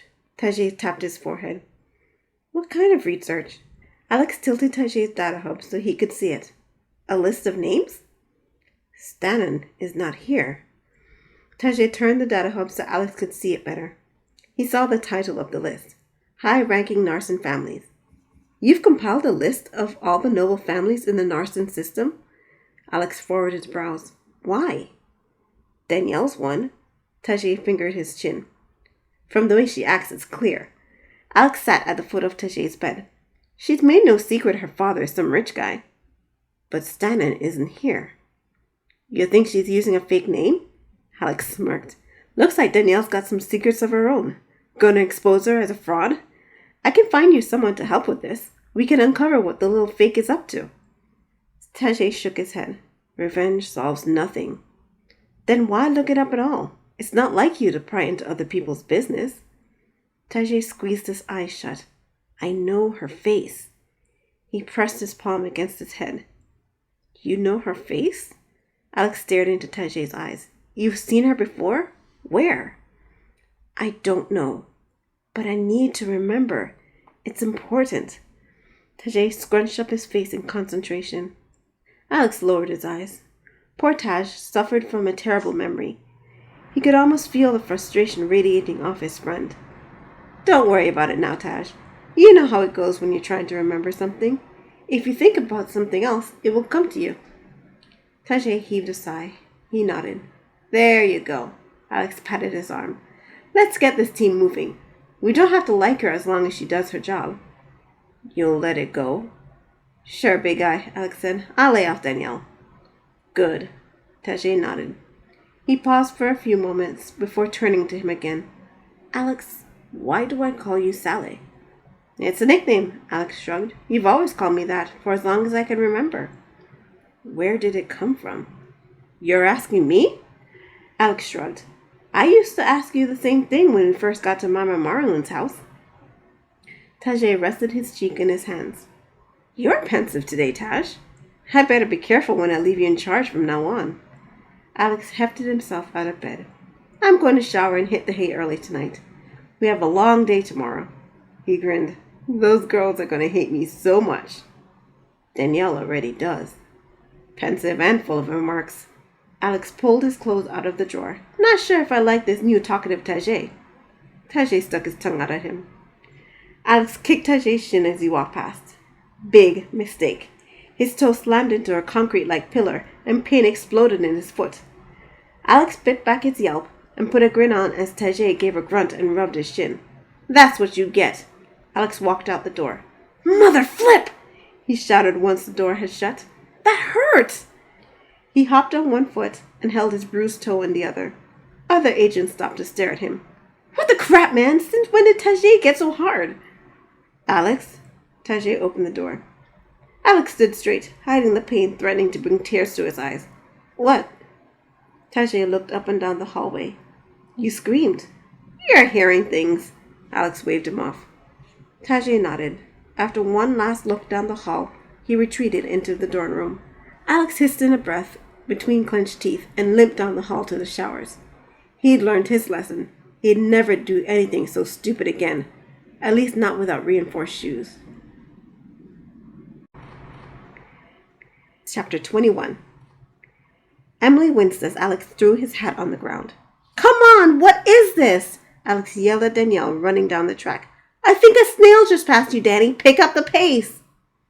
Emily turned her eyes to Danielle, who, for her part, clenched her teeth but kept silent and pushed herself forward. Now I don't like your form. Alex threw his hands into the air. 2 more laps. What? Danielle halted. I've been running for an hour straight. What sort of torture is this? Don't you dare stop, Danielle. You don't deserve to take a break. Lose attitude or you'll get another lap. Alex clapped his hands. Let's go, chop chop. Don't you chop chop me, you little... Danielle devolved into muttering to herself, but she faced forward and jogged again. He's pushing her kind of hard, isn't he? Emily leaned close to Tajay. She had finished running her laps and the rest of her exercises 20 minutes ago, and stood by watching Danielle run the rest of hers. Tajay nodded. He crossed his arms. It's been like this for 2 weeks. Emily clasped her hands in front of her. He's getting harsher and harsher. Emily! Alex swung around to face her. Emily snapped to attention. Yes, sir. Have you finished your laps and exercises? Yes, sir. Then head to the simulators. You have a lot of hours to log. You too, Taj. He turned back to Danielle. Come on, Danielle. Move it, move it. Emily headed to the door while keeping her eyes on Danielle. Danielle had nearly doubled over in exhaustion, her mouth wide in gasping breaths. I don't like the way he's treating her, Tajay. It's like he's out to get her for some reason. Tajay kept in step beside her. You think? He glanced over his shoulder at them. He's still yelling. Emily paused to look at them. Tajay let his eyes wander to the floor. No, Alex wouldn't. He shook his head. He promised not to. Promised not to what? Emily looked up at Tajay's face. Tajay placed his hand on her back. Simulators. He led her out the door. Right, Emily sniffed. Don't tell me anything. She walked out the door. With another look, Tajay followed after her. Emily studied Tajay's face. Something had happened between him, Danielle, and Alex, but nobody wanted to tell her about it. Oh well, it didn't concern her. She had to pass her missions in simulators, the real simulators. With 300 hours to log, she had enough to do without worrying about Danielle. But still, Alex was treating her rather harshly. Chapter 22. The man is sadistic. Danielle collapsed face first on her bed. Sweat covered her face and body and soaked through her clothes. Her breath came in pants. Her muscles ached and her arms and legs trembled. I'm starting to wonder if this is worth it. She pulled her pillow under her head. After a long morning, a nap sounded nice, regardless of her sweat soiling her sheets. Who cared about sweaty sheets anyway? Her body sank into her soft, feathery bed. It calmed her mind and eased her aches. Sleep, it sounded so good. A knock thundered through her mind. She groaned. It's like they planned this. She pulled herself onto her elbows. She couldn't muster enough energy to get up to answer the door. Come. Good afternoon, Danielle. Alex walked in. He had his eyes glued to his data hub. Danielle clenched her teeth and watched him. Why aren't you jogging? Alex said in a sing-songy voice. Danielle bit her lips together to hold back a comment. She pulled herself to her feet and started to jog. Alex glanced at her over his data hub. High knees, Danielle. Danielle obliged. Your form is still terrible. Alex scratched his hair. You're starting to look like a hopeless cause to me. Did you come in here for any reason other than to insult me? Danielle kept up her jog. Alex glanced around the room. Where's Emily? Still in the simulators, I imagine. Alex tapped his data hub. She's been there all day, and she hasn't logged an hour. Oh boy. I was about to take a nap, so can we wrap this up? Alex stared at her in silence for a few moments, that irritating grin growing on his face. I wanted to let you two know, starting tonight, we're eating our meals together. Breakfast, lunch, and dinner. If you want a snack, get it on your own time. You're extending our training to meal times as well? Danielle panted through her mouth. It's not training. Alex held his cheeks. I want to spend more time with you lovely ladies, although you sweat like a pig, Danielle. Not surprising since you run me into the ground, Danielle shouted. It's 3:27 now. Dinner is at 7. You have a session with Tajay soon, right? I forgot. Danielle groaned. So much for a nap. A friendly warning, Danielle.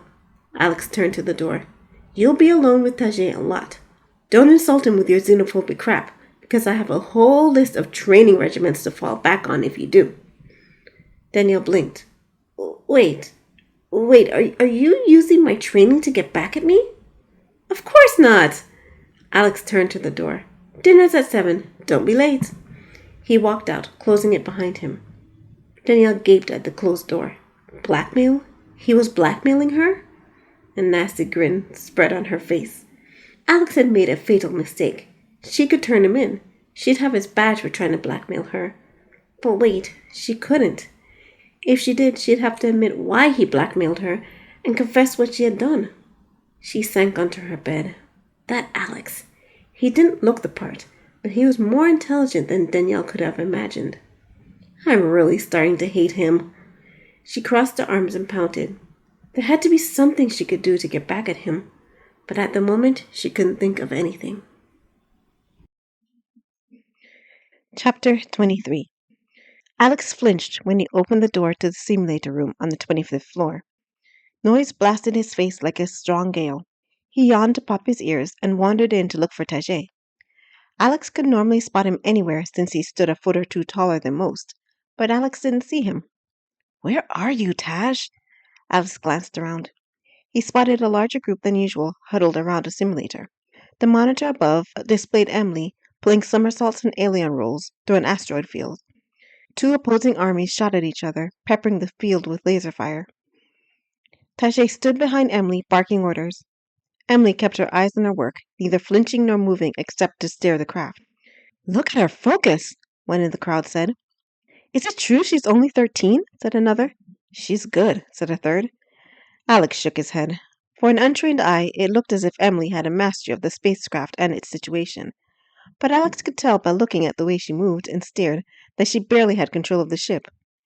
Here we go, Alex sighed. Crash in 3, 2, 1. Emily veered to avoid a laser blast and crashed into an asteroid. Mission failed, appeared on the screen. Alex shook his head. Of course she crashed.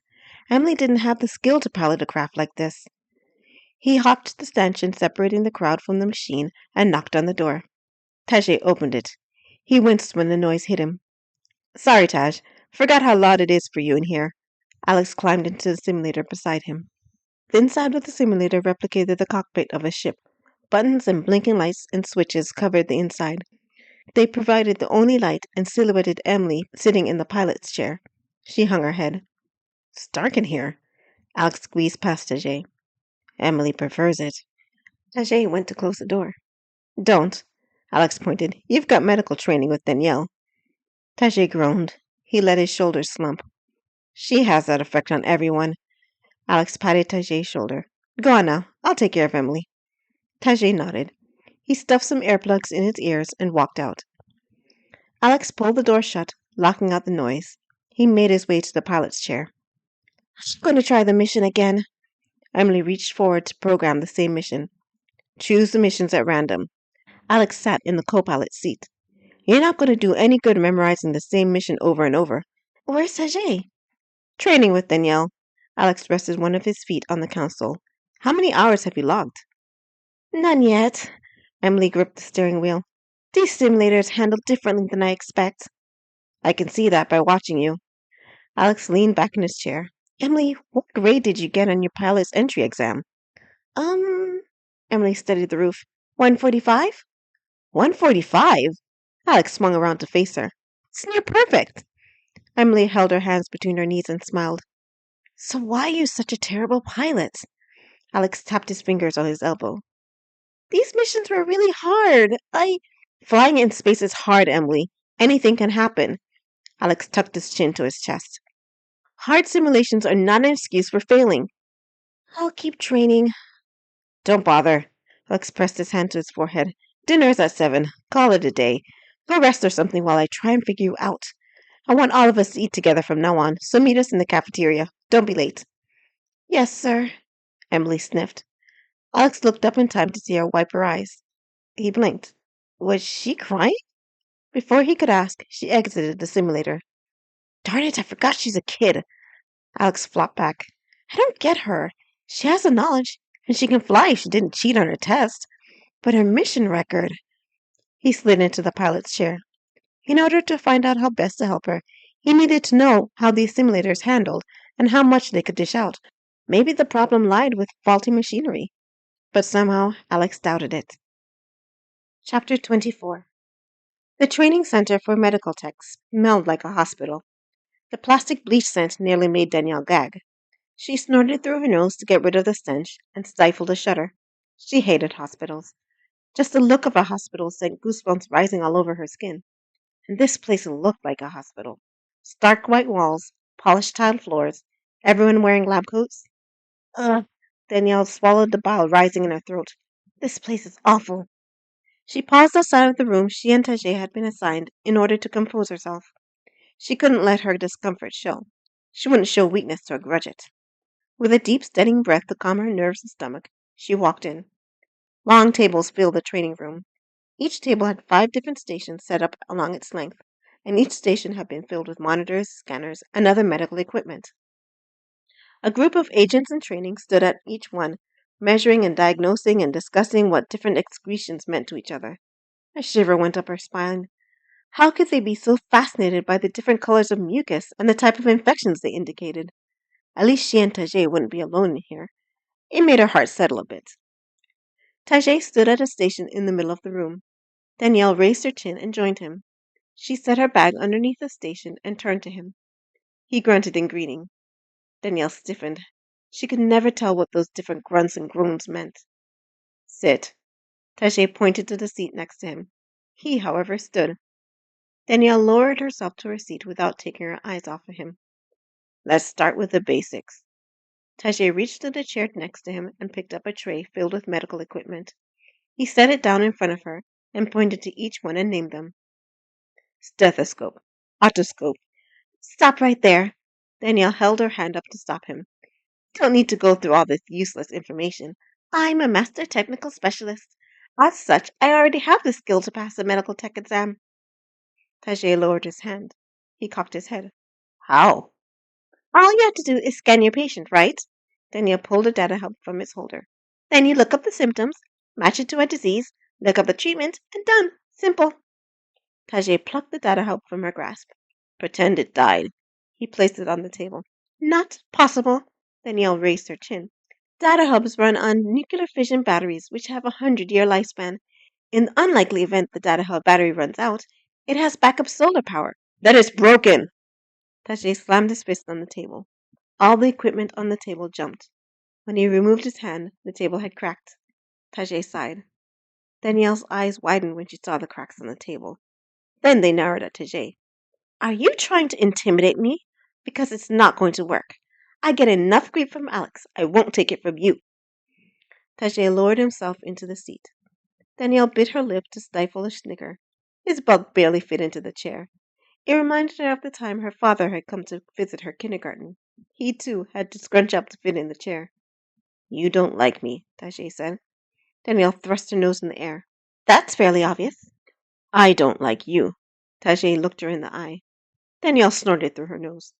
I have a reason. Tajay rested his elbow on the table. Do you? Of course I do. It's because you're... Danielle trailed off. Everyone in the room could hear her, and she didn't want to say it in public. I'm a grudget.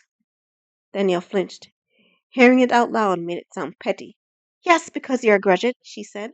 I have a very good reason to be distrustful of your kind. Why? I don't have to tell you. Tajay took a deep breath, like Danielle's mother used to when she tried not to lose her temper. What have I done? What? You hate me. Why?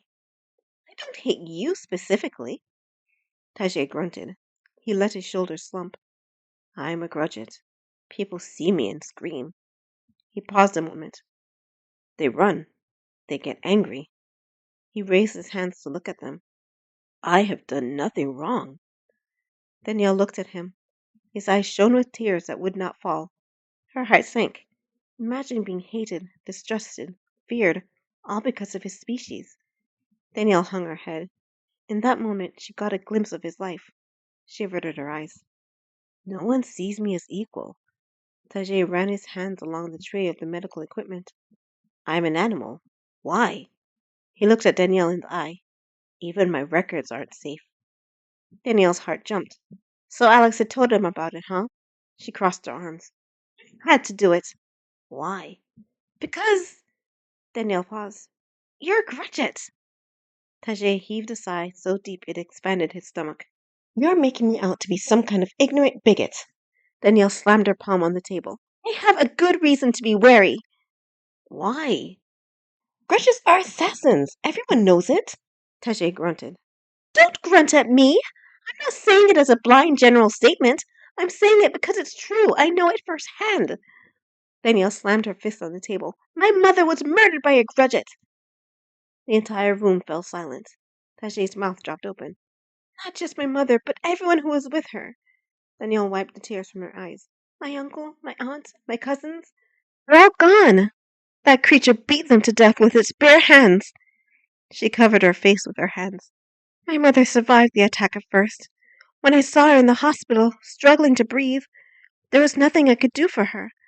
I felt so useless. A heavy hand fell on Danielle's shoulder. She jumped. Tajay looked her in the eye. Tears fell down his cheeks. I'm sorry. Danielle gave a grunt of disgust and shoved his hands off her shoulder. It's fine. She picked up her things. I'm leaving. But...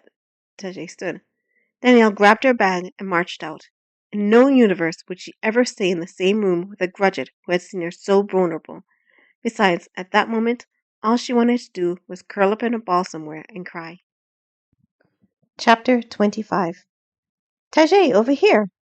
Alex beckoned to Tajay when he saw him walk into the cafeteria. Alex barely had to raise his voice over the clamor of the cafeteria noise. Tajay had great ears. He could pick out Alex's voice over 50 conversations, laughter, and clanging spoons, forks, and knives. Agents, coaches, trainers, and trainees packed into the place, all seated at round tables with white tablecloths on them. Despite being a cafeteria, the kitchen boasted a gourmet chef who took orders via an automated system at each table. The table Alex had chosen stood in the middle of the cafeteria, the only high-top table in the place. Tajay veered towards him. He squeezed into a chair too small for him. I'll have to make a request for a grudget-side chair. Alex made a note on his data hub. Don't bother. Tajay looked at his feet. Used to it. Are you okay, Taj? Tajay nodded. Alex raised an eyebrow. He didn't need extra perception to tell Tajay had lied. Where's Danielle? Tajay winced. Alex narrowed his eyes. He hit the nail on the head without even trying. How'd your session with her go? Could have been better. Did she say something to upset you? Tajay ducked his head. No. Right. Alex drummed his fingers on the table. It was almost 7 o'clock. Danielle and Emily would be here soon. Alex scanned the cafeteria as Danielle walked in. She had her mouth set and her eyes hard. Danielle! Alex jumped out of his seat and waved. He beckoned to her. Hey, Danny! He jumped up and down and shouted. Danielle turned to him. She visibly groaned, ducked her head, and jogged over. Would you look at that? Alex resumed his seat. She's jogging of her own volition. I never thought she'd actually do it. Tajay didn't look in her direction. Better form. Alex leaned his elbows on the table when she approached. Who knew all it took to get you to improve was to ask you to have dinner with me? Don't flatter yourself. Danielle kept up her running form. She avoided eye contact with Tajay. Alex turned his eyes from one to the other. Did something happen between the two of you? No. Danielle turned up her nose. Tajay kept quiet. I see. Alex tapped his finger on the table. Tajay glanced at the clock hanging on the cafeteria wall. It's almost 7. Where's Emily? Told her to take a break. Alex watched Danielle as she eyed the seats. She's got 5 minutes. But while we're waiting, let me ask you something, Danielle. He pulled out the computer Danielle had lent to him the first time they had tech training together. I was trying to boot up this computer and open the program to practice what you taught me, but... He turned the computer to her. The computer's screen turned blue. I can't do anything with it. Danielle's mouth dropped open. She stopped jogging and gawked at the screen. How did you do this? So the blue screen is a good... Alex grinned. The blue screen is a bad thing. It's a very bad thing. Danielle tapped some buttons. The computer beeped. You fried the motherboard. It's a brand new computer and you destroyed it in less than a week. That might be the longest I've ever gone without killing a computer. Alex tapped his hand on the table. Your teaching must be paying off, Danielle. Danielle clenched her teeth. Do you have any idea how expensive this was? I'll pay for it. Alex pouted. Geez, try and give you a compliment and this is how it turns out? Why'd you stop jogging? Danielle flared her nose. She started jogging again. Emily ran up to the table. She jogged in place. Alex glanced at the clock on the wall. Right on time, Emily. You ladies are so enthusiastic about jogging this evening. I'm impressed. But you're giving me motion sickness with your constant bobbing up and down, so you can stop. The two girls sighed in relief. They climbed into their chairs. I know not jogging is disappointing, ladies. Alex smiled at them. We'll make it up in the future. In the meantime, relax. I've already ordered for you, so it should be here soon. Danielle paused mid-sit. You ordered for us? I've been monitoring your eating habits. Alex leaned on his elbows. You two don't eat very well at all. You especially, Danielle, eat some rich foods. It's no wonder you're out of shape. I've decided to take over your diet. Aw, Emily slumped her shoulders. What makes you think you can tell us what to eat? Danielle slammed her palms on the table. My diet has been carefully monitored by chefs and nutritionists. Then they don't know what they're doing. You need to either check the credentials or the references. Alex pinched her waist. Although, judging by your figure, you're getting your money's worth. Danielle slapped his hand away from her. What makes you such an expert? I'm your team captain, Alex shrugged. That's all the expertise I need. That's ludicrous. Maybe, but I did get the change approved by turns, and I had a meal help me out on deciding what you should eat. Alex held up his data hub to show her their approval. They both thought it was a splendid idea to change your diet. This whole agency is going to pot. Danielle snatched the data hub from him. It's not that bad, Danielle. Emily took a drink of water. Maybe the food will be delicious. It's not, Alex said. Oh. Emily sat back in her chair. Danielle slammed the data hub on the table. How did you convince them to do this? Those are my secrets, Danny. You'll never figure it out. Alex leaned in close to her. Unless you feel like snooping again. Tajay swung around to face him. He gave Alex a hard look. Alex pretended not to notice. You little... Danielle sunk into her seat. Aw, Tash, she's upset with me. Alex patted her hands. No worries, Danny. With a proper diet, we'll get rid of your surly attitude in no time. Danielle clenched her fists so hard they trembled. Alex grinned. He had no problem figuring out which buttons to press when it came to Danielle. Now, how long would it take for her to break? Chapter 26. Despite Alex's assertion to the contrary, the food he had ordered for the team at dinner tonight had been delicious. He had gotten some sort of stew that hailed from Ansar, a thick brown gravy smothered all over chunks of tender meat and cooked down with vegetables.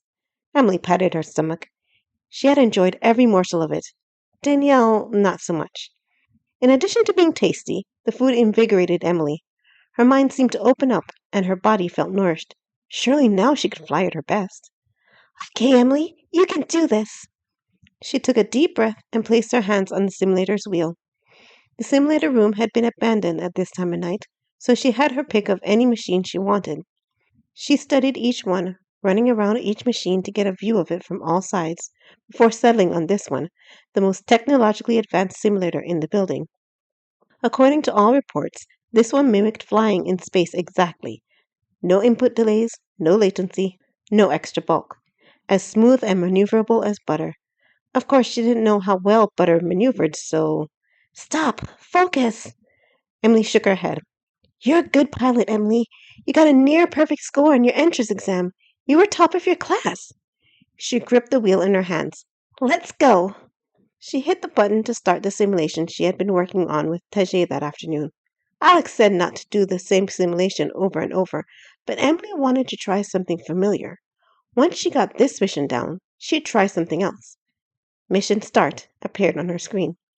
Emily set her eyes on the controls and readouts as the planet's surface loaded onto the view screen in front of her. The simulator rumbled underneath her to mimic the feel of a real ship's engine. Emily smiled. Imagine the feel of a real engine, the freedom of space. Goosebumps rose on her skin. She couldn't wait to feel it for real. To know nothing except a thin piece of metal and glass separated her from the wonders of space. Space Tower, this is SS Cruiser, requesting permission to leave the atmosphere, Emily said into her headset. A pre-recorded voice said, Cruiser, you are cleared for takeoff. Emily took the machine in her hands. She guided the ship off the spaceport's runway and into the air. She accelerated and burst through the clouds and out of the atmosphere, where she settled into the planet's orbit. A flawless liftoff, as always. So far, so good. Emily adjusted her instruments. Time to leave orbit. She glided the ship to the path she had already set out. According to the mission specs, she had to go to the next planet's moon, allow her team to pick up a sample, and return. Easy enough, except she had set the simulator to hard mode as per Alex's instructions. Anything could happen. Emily clapped her eyes on the screen. Meteors, random space junk, solar flares, anything could mess with her mission. She had to stay alert, vigilant. But so far, nothing happened. Drive engines will be engaged in 3, 2, 1. Emily hit the button. The engines revved. The ship shot forward into drive space. Emily smiled. Everything went perfectly. Maybe this time she could log a successful mission on her first try. A bang shot through the air. The simulator jolted, and the drive engines whined down. Huh? Emily glanced at the readouts. Engine malfunction? Really? She set her teeth. Problem, but not a terrible one. The momentum of her ship would take her to her destination, and the auto brake would stop her before she reached the moon. Once there, she and the technical specialist would attempt to repair the engines. In the event the engines couldn't be repaired, Emily could use the moon's gravity to slingshot towards home. Then she'd send an SOS to the planet's space tower with their trajectory. They'd rescue them in no time. Simple. Emily wrapped her fingers on the console. The auto brake engaged just as Emily predicted. Her ship came out of drive space and coasted toward the moon. Emily used the steering engines to guide the ship to the correct position to use the moon's gravity to slingshot home. She smirked to herself as she made the preparations. If this happened in real life, Alex would be barking orders in her ear. Danielle would be yelling that they needed time to fix the engines. Tajay would be standing silently nearby. The cockpit would be filled with noise and yelling. It would be pandemonium. She snickered. Simulators had nothing on real life. An alarm blared. Red lights flashed all over the cockpit. Proximity alert. Emily checked all her readouts. Then she saw it. A meteor had gotten caught in the moon's gravity and hurtled toward them.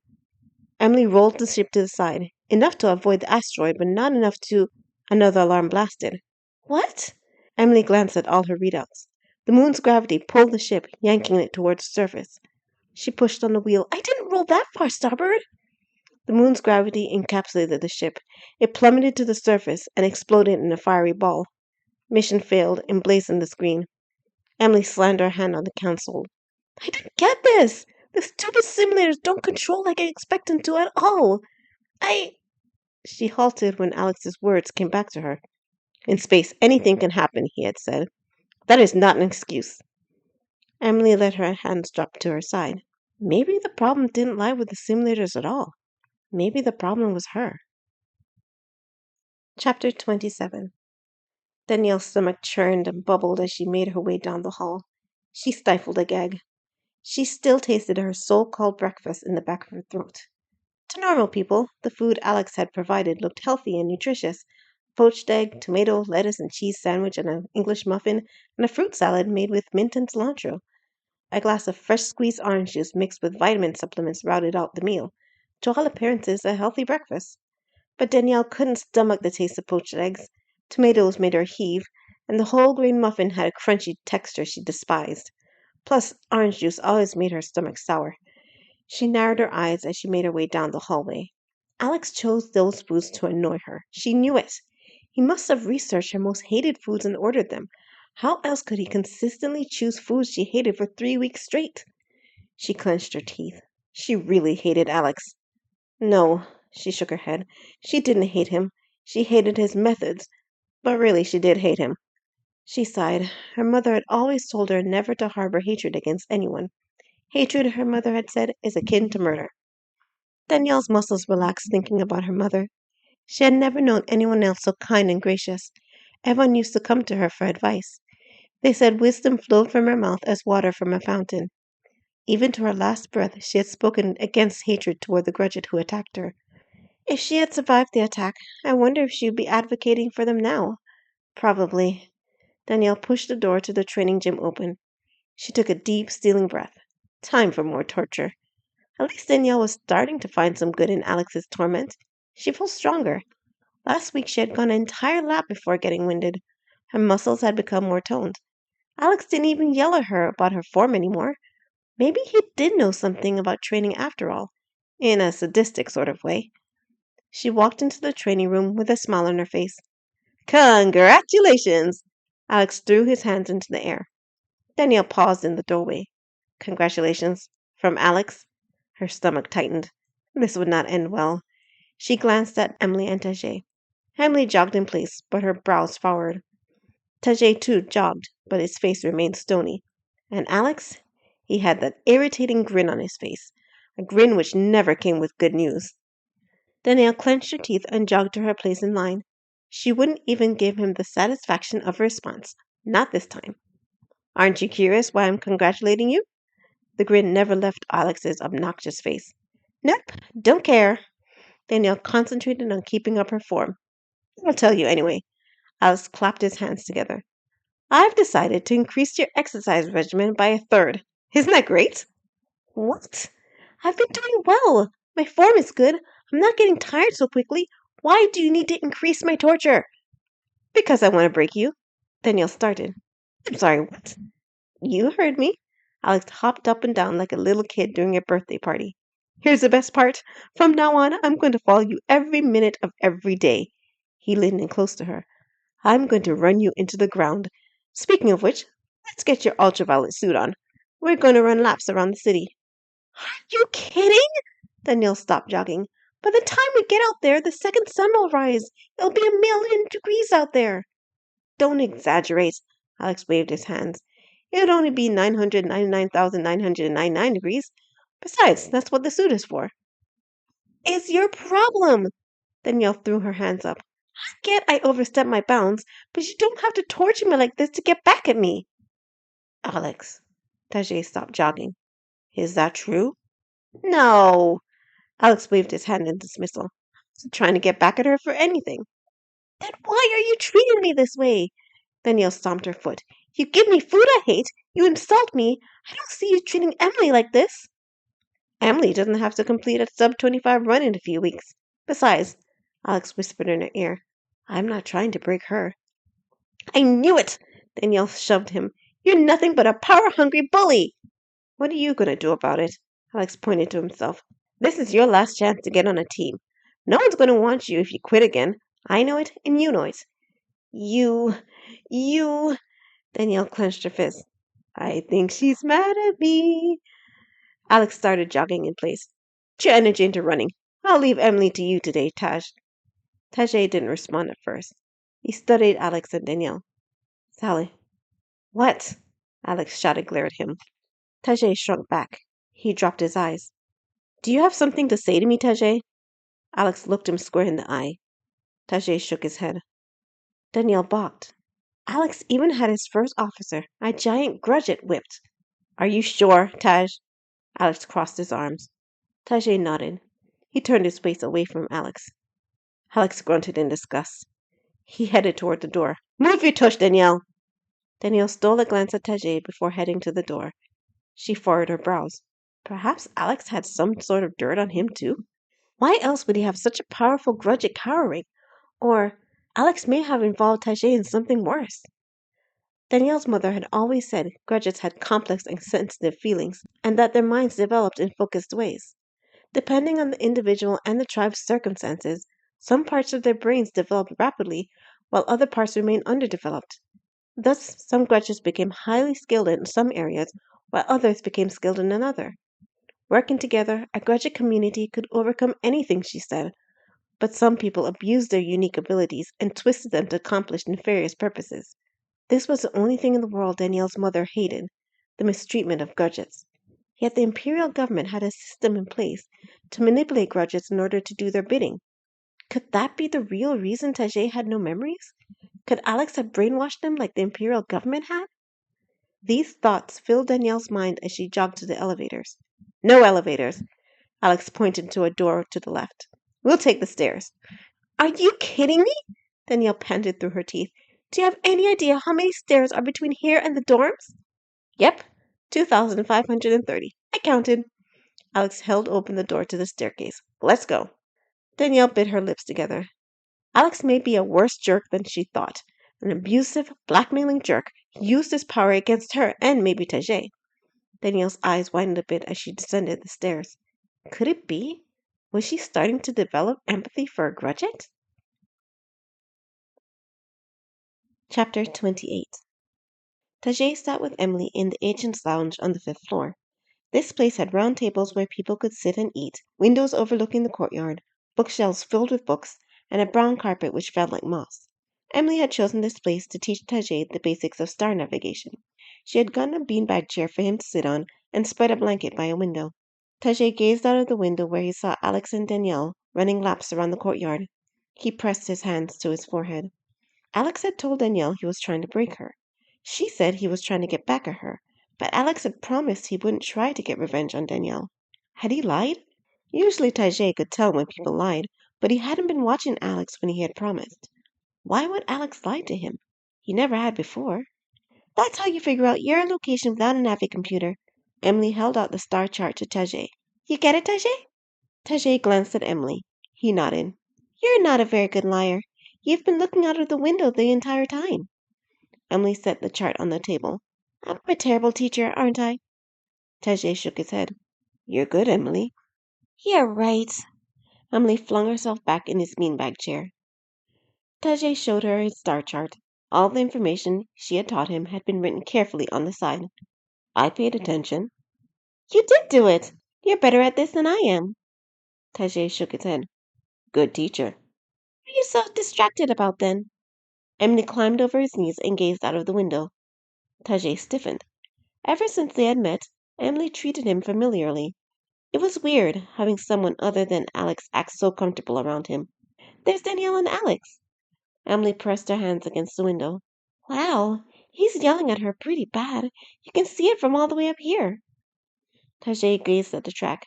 Danielle could barely lift her feet off the ground. Tajay, what's going on between the two of them? Emily turned her attention to him. I gather she did something to you, and Alex is upset about it. What'd she do? Tajay hung his head. He hadn't wanted to make this into a big deal. Danielle hacked into my personal files. She did? Emily's eyes widened. So that's what she was doing that day. But why would she do something like that? Couldn't she get kicked out of the agency? She hates grudges. She does?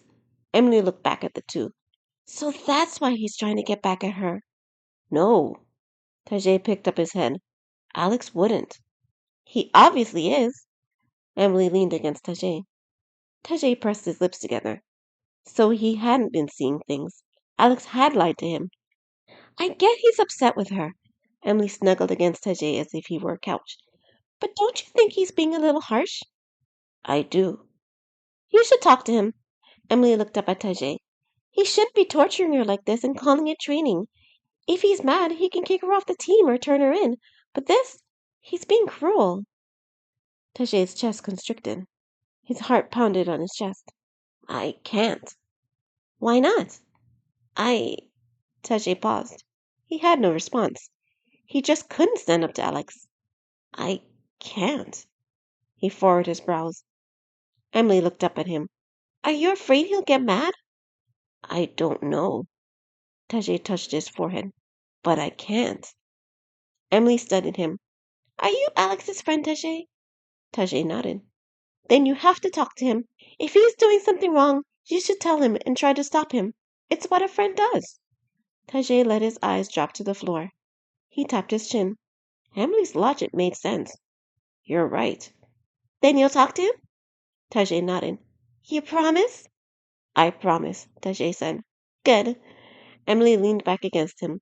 Let's take a break. Want to go to the pool? Tajay nodded. He lifted Emily off of him and set her on her feet before climbing to his. I'll change and meet you there. Emily trotted off. Tajay glanced out of the window at Alex again. He clenched his fist in determination. He had to say something to him. He had to save him from himself. Tajay walked off, repeating this to himself. He had to do this. He had to. But deep down, he doubted he could. Chapter 29. Faster, faster, come on, work harder! The words echoed through Danielle's brain every moment of every minute of every day. Even at night, Alex's voice reverberated through her thoughts until she fell asleep. Once she woke up in the morning, his words resurged in her mind. Not good enough, Danielle. That's abysmal. You're killing me here. Happily, the agency directed that a team get 1 day off of physical training a week. A day Danielle had to spend attempting to teach Alex the basics of being a technical specialist. A bigger disaster couldn't have been orchestrated by the Emperor himself. The computers they had worked on in the computer lab had gone up in flames twice. He had crashed 10 other computers. Worse, he had made a toaster they had been trying to repair explode and take off into the air like a rocket. She still didn't know how he managed it. Though the physical damage to the agency's property had been kept to a minimum, the damage to her reputation had been catastrophic. No one believed a master technical specialist couldn't teach someone as brilliant as Alex. If he had so many accidents, then Danielle must not know what she was doing. People had started saying things behind her back. Things like she hadn't deserved her master designation, that it had come from her sponsor. Danielle couldn't stand hearing it. Alex was taking away her one pride in life, the one thing she had earned all by herself. Danielle's only solace came in sleep. The torture Alex subjected to wore her out so much that sleep came easily these days. Wake up, Danielle. Danielle's eyes snapped open. She blinked and looked around the room. The moon had set, and the stars blazed in the darkness outside her window. Emily lay in her bed fast asleep. Strange. She thought she had heard Alex's voice. It must have been a nightmare. She groaned. Perfect. He had even invaded her dreams now. Wakey, wakey, Danny. Someone poked Danielle's back. She flipped over. Alex stood over her with his irritating grin. Danielle shot up in bed. What are you doing here? Shh. Alex put a finger to his lips. You'll wake Emily. He sat on the side of her bed. I was thinking last night. Here you are, laying here for 8 hours doing nothing but sleeping. It's not going to do your out-of-shape body any favors. So let's do a workout. Danielle stared at him a moment. This had to be a dream. He'd disappear in a moment. She shut her eyes. Wake up, Wake up, wake up. When she parted her eyes, he was still sitting on the edge of her bed. You've got to be kidding me, she said. I even got you a present. Alex held up a set of clothes.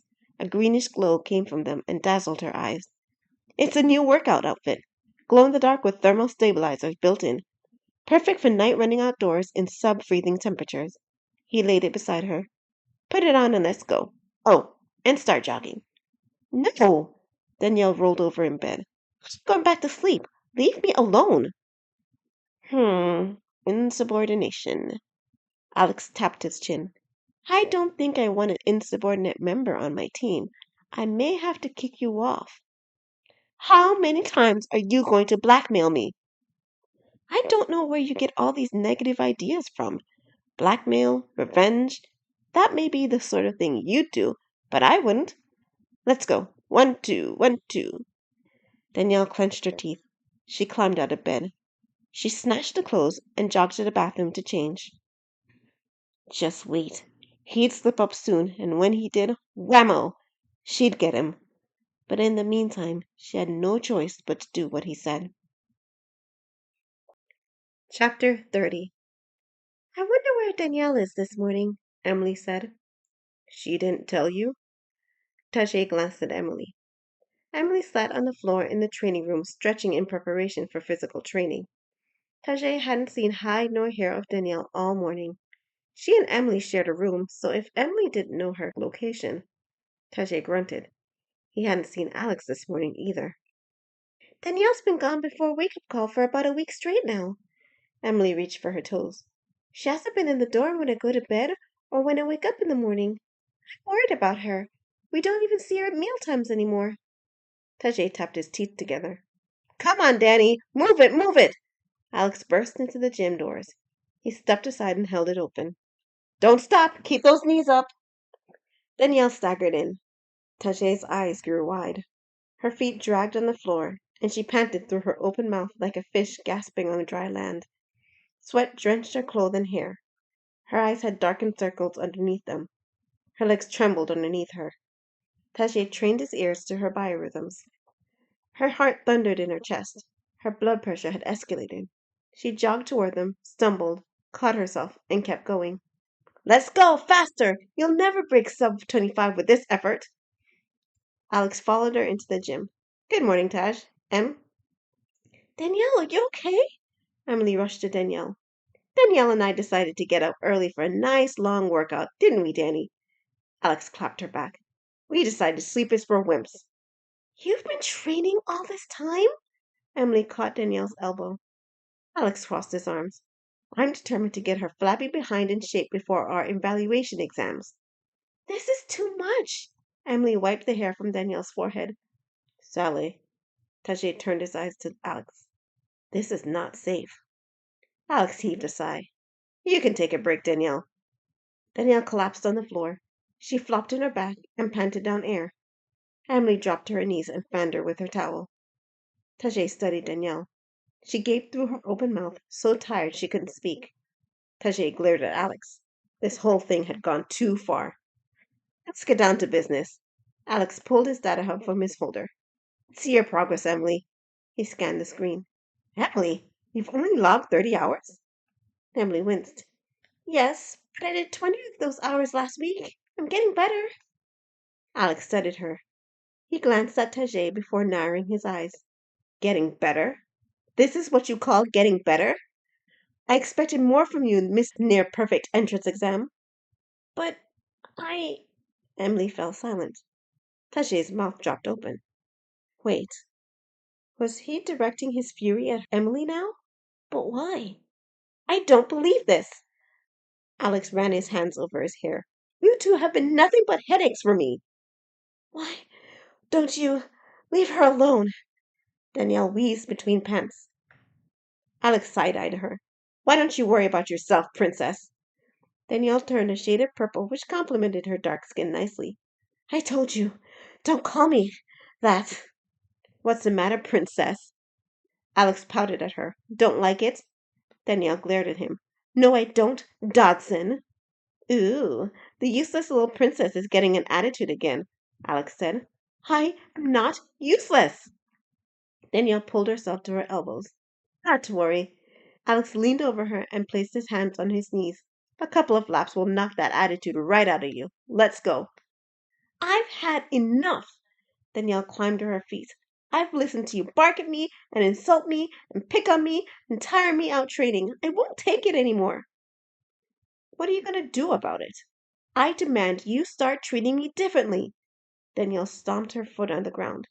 No. I'm the captain of this team, and you are not captain. Danielle poked his chest with her finger. You're nothing but a bully who throws his weight and position around. Bully or captain, I'm still in charge of this team. Alex caught her hand. Which means I can do what I want when I want. As long as you're on this team, you have to listen to me. Then I quit. Danielle threw her headband on the ground. I'll make sure everyone knows what a horrible person you are. She marched for the door. Good luck getting anyone to believe you, Danny, Alex called after her. After all, you're the one quitting yet another team, and I'm the guy everyone knows will succeed. Danielle shot a glare at him. She marched out and slammed the door behind her. Emily glanced at Tajay. Her mouth and eyes widened. I have to say, that took a lot longer than I thought it would. Alex crossed his arms. Danielle's got some serious resilience. What? Emily stepped forward. You mean you treated her this way on purpose? Of course, Alex stretched. It wouldn't have the same effect if I just kicked her off the team. Emily clenched her fist. She's really upset. Which is why I did it. Alex cracked his neck. Do you have a problem with that? I have a big problem with it. Emily pulled herself to her full height. You have to go apologize to her. You had no right to do that. You went too far. Why don't you stop worrying about Danielle and worry about yourself? Alex stroked his beard. I'm done with Danielle for now, but I need to figure out why you're so bad in the simulators. Simulate this, you jerk! Emily threw her towel at his face. She marched out of the gym and slammed the door behind her. Alex pulled the towel off his face. Didn't expect her to get so heated. Oh well. He yawned. Since she and Danielle are gone, I'm going to take a nap. All that night training has me worn out. Plus, I've had no time to file the paperwork for our team's evaluation test. Man, getting Danielle into the ground was exhausting. I don't know how she lasted so long. Tajay clenched his teeth. Sally. Plus, I have to sort out our Emily issue. Alex ran his hands through his hair. We only have 3 weeks left. Taj, you may not see me for a few days, so make sure Emily logs as many hours as possible, okay? Alex. What? Alex put his hands on his hips. You have something to say to me? Tajay opened his mouth. He tried to make the words come, but there in front of him stood Alex, his best friend, the one who stood by him his whole life. Never did he let anyone insult Tajay. Never did he let anyone take advantage of him. He always stood up for him. How could Tajay defy him? The thought of it made his stomach churn. He couldn't speak against him. Tajay closed his mouth. Never mind. Are you sure, Taj? Alex looked him in the eye. You don't have anything you want to say to me about how I've been acting these last few months? Nothing at all? No, nothing. Alex heaved a sigh. Fine. He walked out of the gym. Nothing seems to be going great for me today. Tajay hung his head. A coward. He was a yellow-bellied coward. It didn't matter how many dangers he had faced with Alex by his side. When it counted, he shrank into cowardice. He ducked his chin into his chest. He didn't know how he would face Emily. Chapter 31. Mission failed, flashed on the simulator screen. Again. Emily slammed her palms against the steering wheel. I hate these stupid things! A sob tore out of her. Can't I do this? She rested her forehead against the wheel. All of her life, everyone had told her she would be a pilot. You have the skill, they said. You're going to go far, they said. All the way to space. The first choice to ever leave the colony. At first, Emily thought they were saying this to be nice. After all, her parents, sisters, brothers, aunts, and uncles would say anything to encourage each other to greatness. But when she started acing all her exams and pilot skill tests, even strangers started saying so. You're amazing. You're going to take the name of this school into the stratosphere. And again, when she went to advanced flight school, you might be one of the best pilots to ever enroll. I'd be surprised if you don't pass your entrance exam on the first try.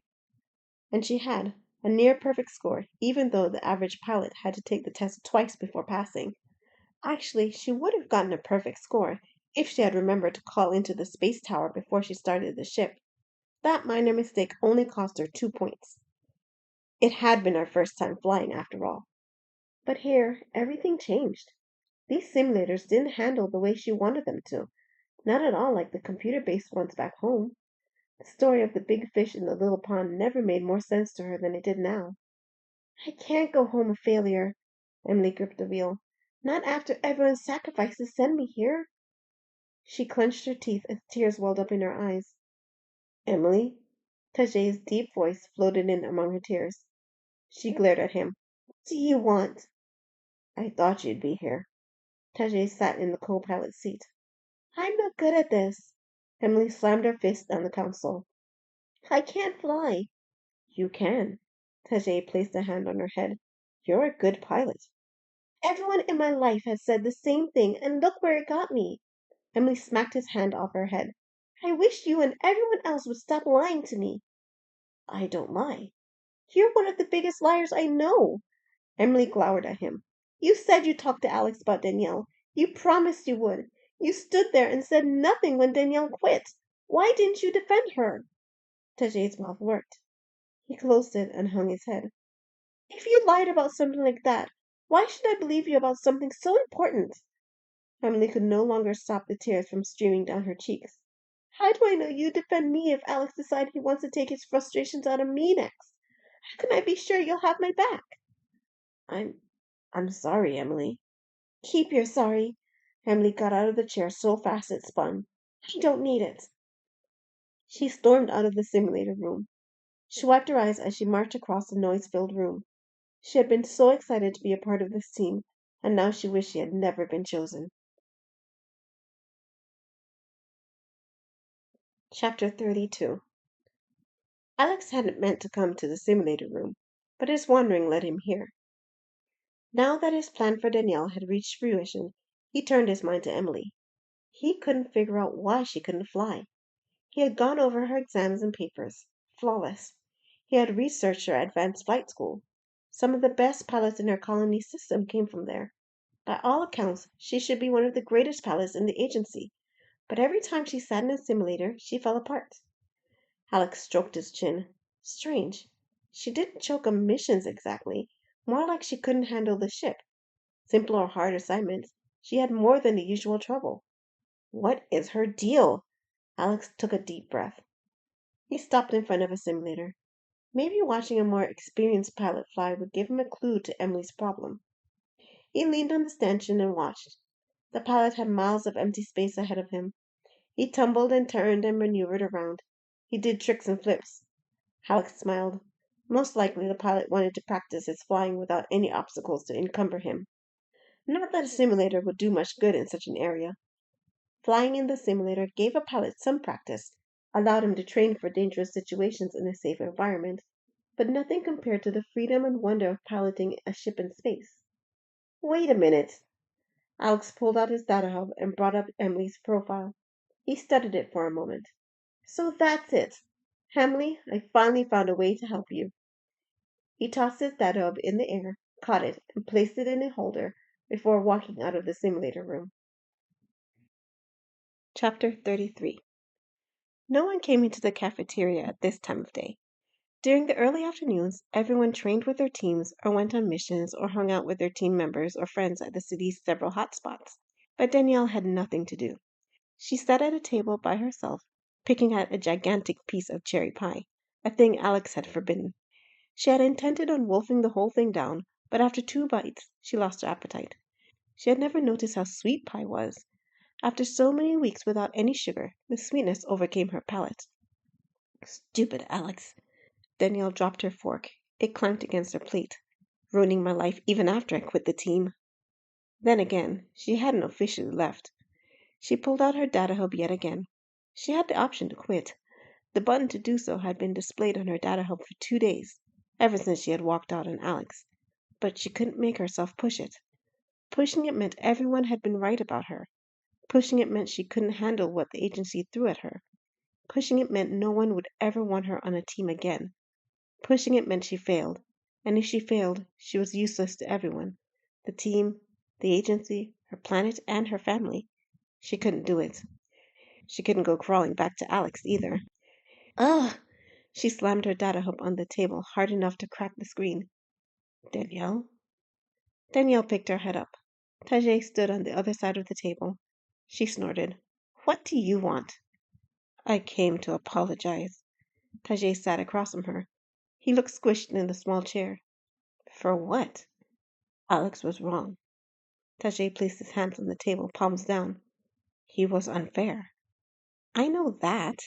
Danielle crossed her arms. So why are you apologizing? Alex should be here, not you. I didn't defend you. Tajay placed his forehead on his hands. Danielle raised an eyebrow. That posture. Didn't her mother tell her about this once? To a Gudget, this posture meant ultimate humility and repentance. You don't need to apologize to me. Danielle tapped her foot on the floor. Alex only did it to get back at me for what I did to you. I deserved it. No one deserves that. Tajay picked up his head. Danielle shook hers. I don't understand you. After what I did, you should be furious at me. Yet here you are apologizing. Your mother. Tajay gripped his hands together. I understand why you hate me. Danielle stiffened. So that was it. What does she have to do with you? You didn't do it. Your mom murdered. Tajay leaned in close to her. Is that why your name's fake? How did you know? Are you snooping on me? Although I shouldn't be surprised, right? What goes around comes around. I guess. Tajay showed her his data hub. Danielle looked at the screen. Tajay had compiled a list of Narsen noble families. On the top, search results said, Stanon not found. Clever. Danielle crossed her arms. It doesn't mean anything, though. I'm using my grandmother's maiden name. She came from Arena, an independent planet outside the Narsen system. My father's name is a bit too well known. Some people may come after me if they found out whose daughter I am. I see. Tajay took back his data hub. He gazed at his screen. So what's your next step? Danielle rested her elbow on the table. Are you going to look at my grandmother's family to see what I'm all about? Tajay shook his head. Not my business. If it wasn't your business, you shouldn't have been looking that stuff up about my last name in the first place. Danielle looked him in the eye. Your face is familiar. Tajay pressed his hand to his forehead. I want to know why. We've never met. I've seen your face. Tajay squinted his eyes. It's older, though. Older? What? Danielle pinched her lips together in thought. Wait. She pulled up her data hub, opened her pictures, and swiped the screen a few times until she got to the only photo she dared to keep on her person. A picture of a woman silhouetted against the sunset. She had dark skin and wore a t-shirt and ripped jeans. She kept her hair in dreadlocks, but they were pulled back in a half ponytail. The rest of her hair flowed onto her back in long ropes. She had just turned to the camera from looking at the sunset through an arched colonnade. Danielle gazed at the picture a moment before turning the data hub to Tajay. Is this who you remember? Tajay's mouth dropped open. He snatched the data hub and held it close to his face. A smile spread over his mouth. It's her. She's my mother. Danielle leaned both elbows on the table. She was an activist for Gudget rights.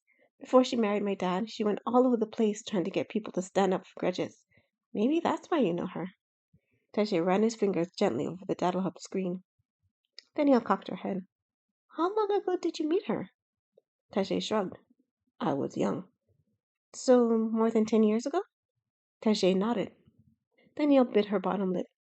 Tajay, excuse me for asking this, but when I was researching you, I noticed you don't have any records from before 10 years ago.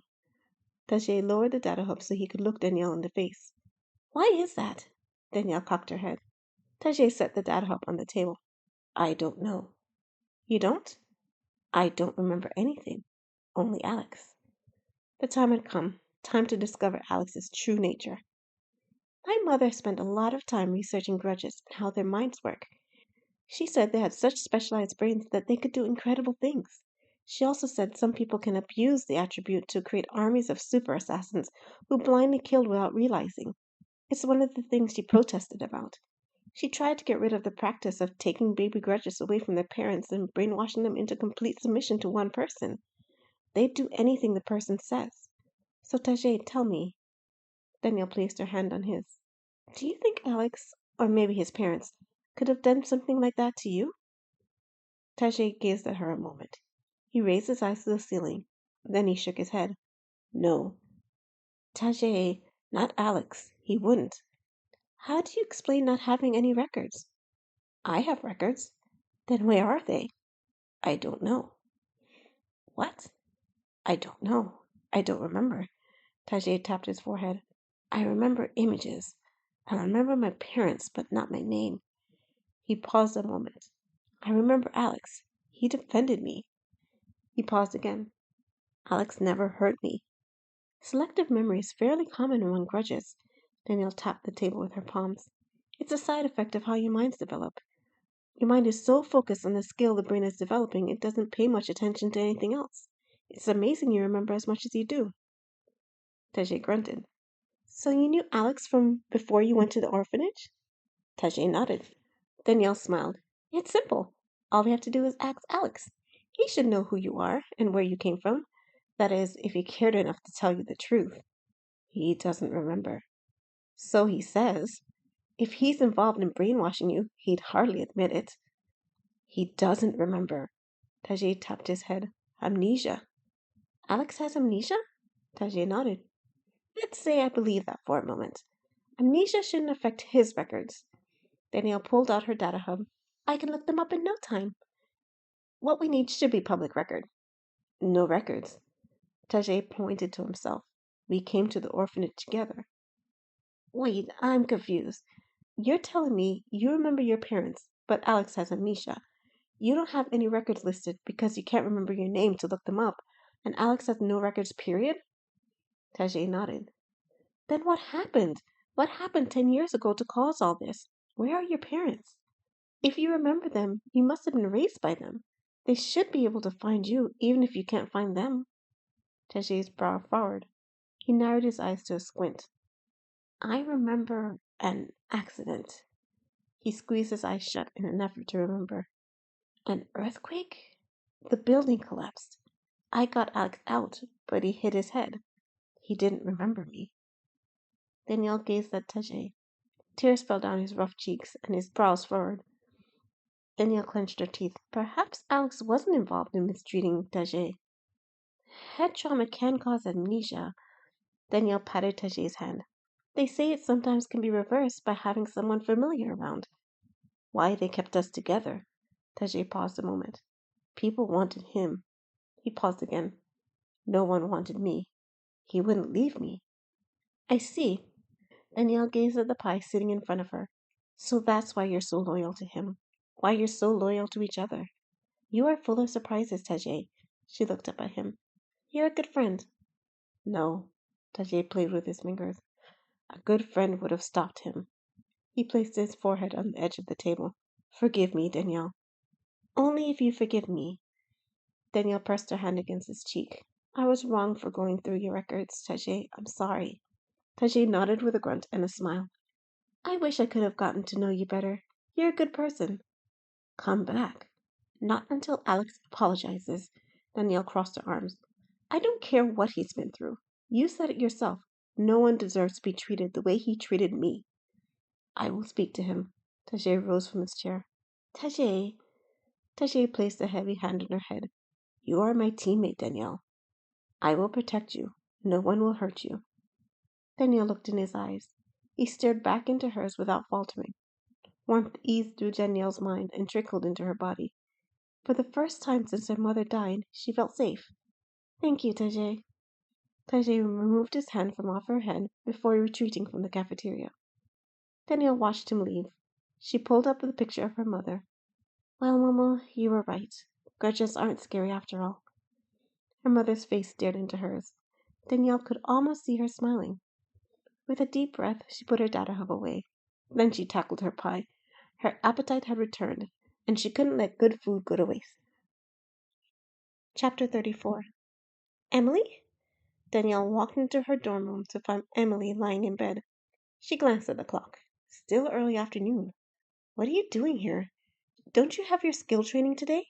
You'll be late for the afternoon session. I don't want to go. Emily pulled her knees to her chest. I'm thinking of quitting the team. Why? Danielle sat beside her on the bed. You have to ask after the way Alex treated you? Oh no. He's not starting on you, is he? No, but he was out of line in the way he treated you. Emily let her knees fall. Why would I want to work with someone like that? Don't quit because of me, Emily. Alex may hate me, but this is your big chance. You can't let your sponsor down. I'm not a real pilot. Emily grabbed her pillow. I haven't even logged 40 hours in the simulators yet. 40? That's it? Danielle blinked. I thought you would be much further along by now. I know. Emily buried her face in the pillow. I can't figure out why. No, I mean, from how Alex spoke of you, I thought you would have logged 400. Emily picked up her head. What are you talking about? All the time we were training it was Emily this and Emily that. Emily's making a lot of progress in her physical training, and Emily passed a mission on her first try in hard mode, and try to be more focused like Emily. Emily set her pillow beside her. I didn't know he said that. Danielle leaned back to tap her toes together. It seems Alex has a hard time giving compliments to people's faces. Maybe that's why he doesn't compliment you. Emily's smile graced her face. You're amazing too, Danielle. I'm only good at one thing and everyone knows it. Danielle let her feet fall to the floor. Now I understand why Amelia treated me the way she did. It still doesn't give Alex a reason to treat me like dirt. When are you going to file your complaint? I was bluffing. Danielle leaned back on her elbows. Truth is, this is my last chance to join a team. At least with me gone, you have a chance. We won't be able to take our evaluation exam without you on our team. Strangely enough, Alex is still acting like you're a team member. Technically, I am. I haven't officially resigned, and he hasn't kicked me out. So are you coming back? Not until Alex apologizes. What if he doesn't apologize? Then I'll never come back. Then we're at a standstill. Emily stood. Just as well. We won't be going anywhere far until we get a pilot that can fly. Emily, listen to me. Danielle put her hands on Emily's shoulders. You can do this. Don't listen to those doubts in your head. They're not in my head. They're on my record. I'll never log 300 hours. Alex's goal for you is way too high. Danielle clapped her hands together. Think of it a different way. You're a first-year recruit who logged 20 hours of successful missions on hard mode. That's incredible.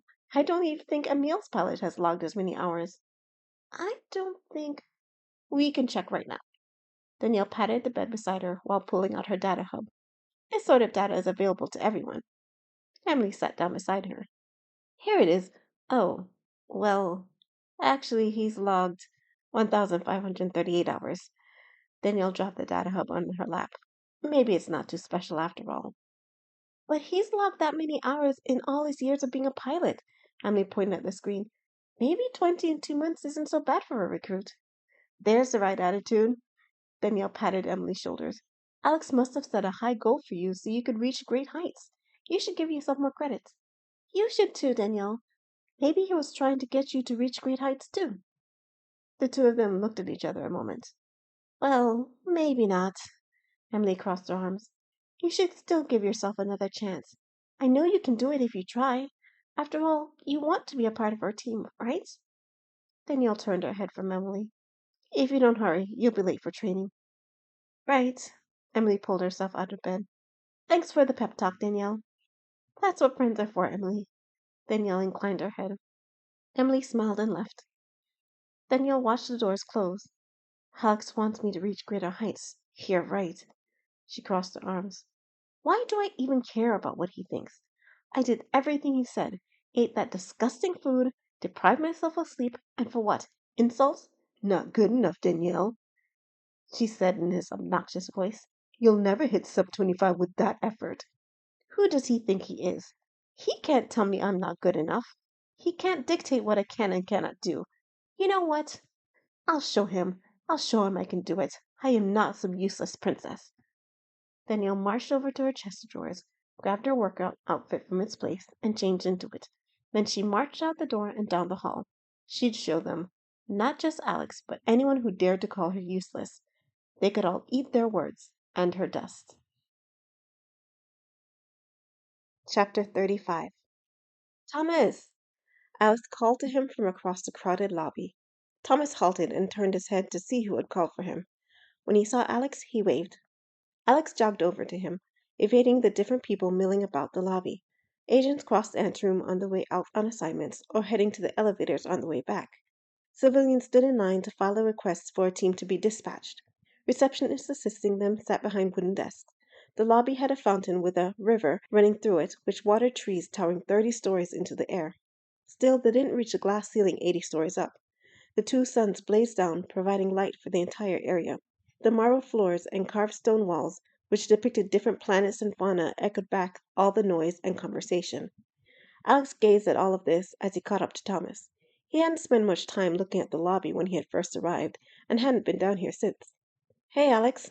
Thomas waved at him when Alex jogged up. He wore his official agency uniform this time. "Thanks for meeting me, Thomas." Alex examined him. "On your way out to a mission?" "We're leaving in a few minutes." "I'll make it quick. Thomas held up his hand to stop him. "I didn't agree to meet with you to hear what you have to say, Alex. I wanted to talk to you. Rumors have been flying about the way you're treating your team. I guess you also heard Stanon walked out on me." Thomas nodded. "She hasn't quit, though. Everything is going according to plan. Slower than I'd like, but—" Thomas narrowed his eyes. "Do you mean you intended to infuriate one team member and frustrate another?" Alex hissed in a breath. "Actually, no. Emily is a wrench in my plans. She's only frustrated because I am, but I have a plan to fix it." "Alex, I don't think you understand the severity of the situation you've put yourself in." Thomas pressed his fingers to his forehead. "You're the captain. You're supposed to be building your team up, not tearing them down." "I understand, but sometimes you have to tear down the broken walls so you can build newer ones." Alex tapped his forehead. "I have an idea about how to get my team back on track, but I need a favor to do it." "You're not going to let this go, are you?" Thomas sighed. "What do you need?" "A ship." "A ship?" Alex nodded. "I need a ship for about 3 hours, any time of night or day, but I need it within the next 2 weeks." "You've asked me for a ton of favors since you got here, Alex." "I'll pay back every one." Alex clasped his hands. "Please?" "I am such a sucker." Thomas shook his head. "I'll take care of it when I get back, but this is the last time." "Thank you." Alex clasped Thomas's hands in his. "You will not regret this." "I hope not." Thomas turned and left. "Finally, something is going right." Alex pumped his arms. "Now, if Danielle and Tajay would cooperate with me, we might make the deadline." He headed off towards the elevator, whistling a tune. Chapter 36. Alex whistled all the way back to his dorm room. He wanted to shower and change his sweaty clothes before heading down to the cafeteria for dinner. Plus, Tajay should be in the room waiting for him. He walked in without seeing Tajay, grabbed his clothes, and headed out to take a shower. When he returned, all nice and sweat-free, he still hadn't seen Tajay. Alex furrowed his brows. Normally, Alex counted on Tajay like a clock. He always had ever since they had arrived at the agency, unless he had a training session with Emily or Danielle. But today, no Tajay. Must be training with Emily. Alex dumped his dirty clothes in the laundry bin. The deadline is coming up. He stretched and headed out to the cafeteria. "Alex." Alex jumped. Tajay had camped outside the dorm room. "Taj, what are you doing stalking in the hallway? I thought you'd be with Emily." "We need to talk." "Go ahead." Alex headed to the elevators. "I'm going to go to dinner now. How's Emily doing, by the way? The deadline's looming." "We need to talk about Danielle." "What about her?" Alex's data hub buzzed. He pulled it out of the holder and hit the button. Tajay fell silent. Alex looked at him out of the corner of his eye. Tajay stood with his hands clasped together so hard they trembled. Correction, Taj's whole body trembled. Alex gaped at him. He had never seen Tajay so terrified in all his life. "Taj, are you all right?" Tajay nodded. "I need to talk to you." "Then talk." Alex put a hand on Tajay's shoulder. "What's got you so upset, buddy?" Tajay took a deep breath. He squeezed his eyes shut. "Apologize to Danielle." "No." "You have to." "Not gonna happen." Alex headed to the elevators. Tajay stepped in front of him. "Apologize now." "What if I don't?" Tajay crossed his arms. A growl rumbled from his gut. "Wait a moment." Alex raised his eyebrows. "Are you growling? At me?" Tajay snorted through his nose like a bull about to charge. You know you were wrong, and you need to apologize to Danielle this instant. Alex paused to count on his fingers. Taj, that was a 14-word sentence. He looked him in the eye. You're serious about this? Tajay released a breath. He nodded. It's about time you said something. Jeez, what were you waiting for? When I killed the poor girl? How far were you going to let me go? Tajay's mouth dropped open. His mouth worked, but nothing came out. Alex sighed. Taj, have I been a good friend to you? Tajay nodded. Then why are you so terrified to stand up to me? It's not like I'm going to get mad if you do.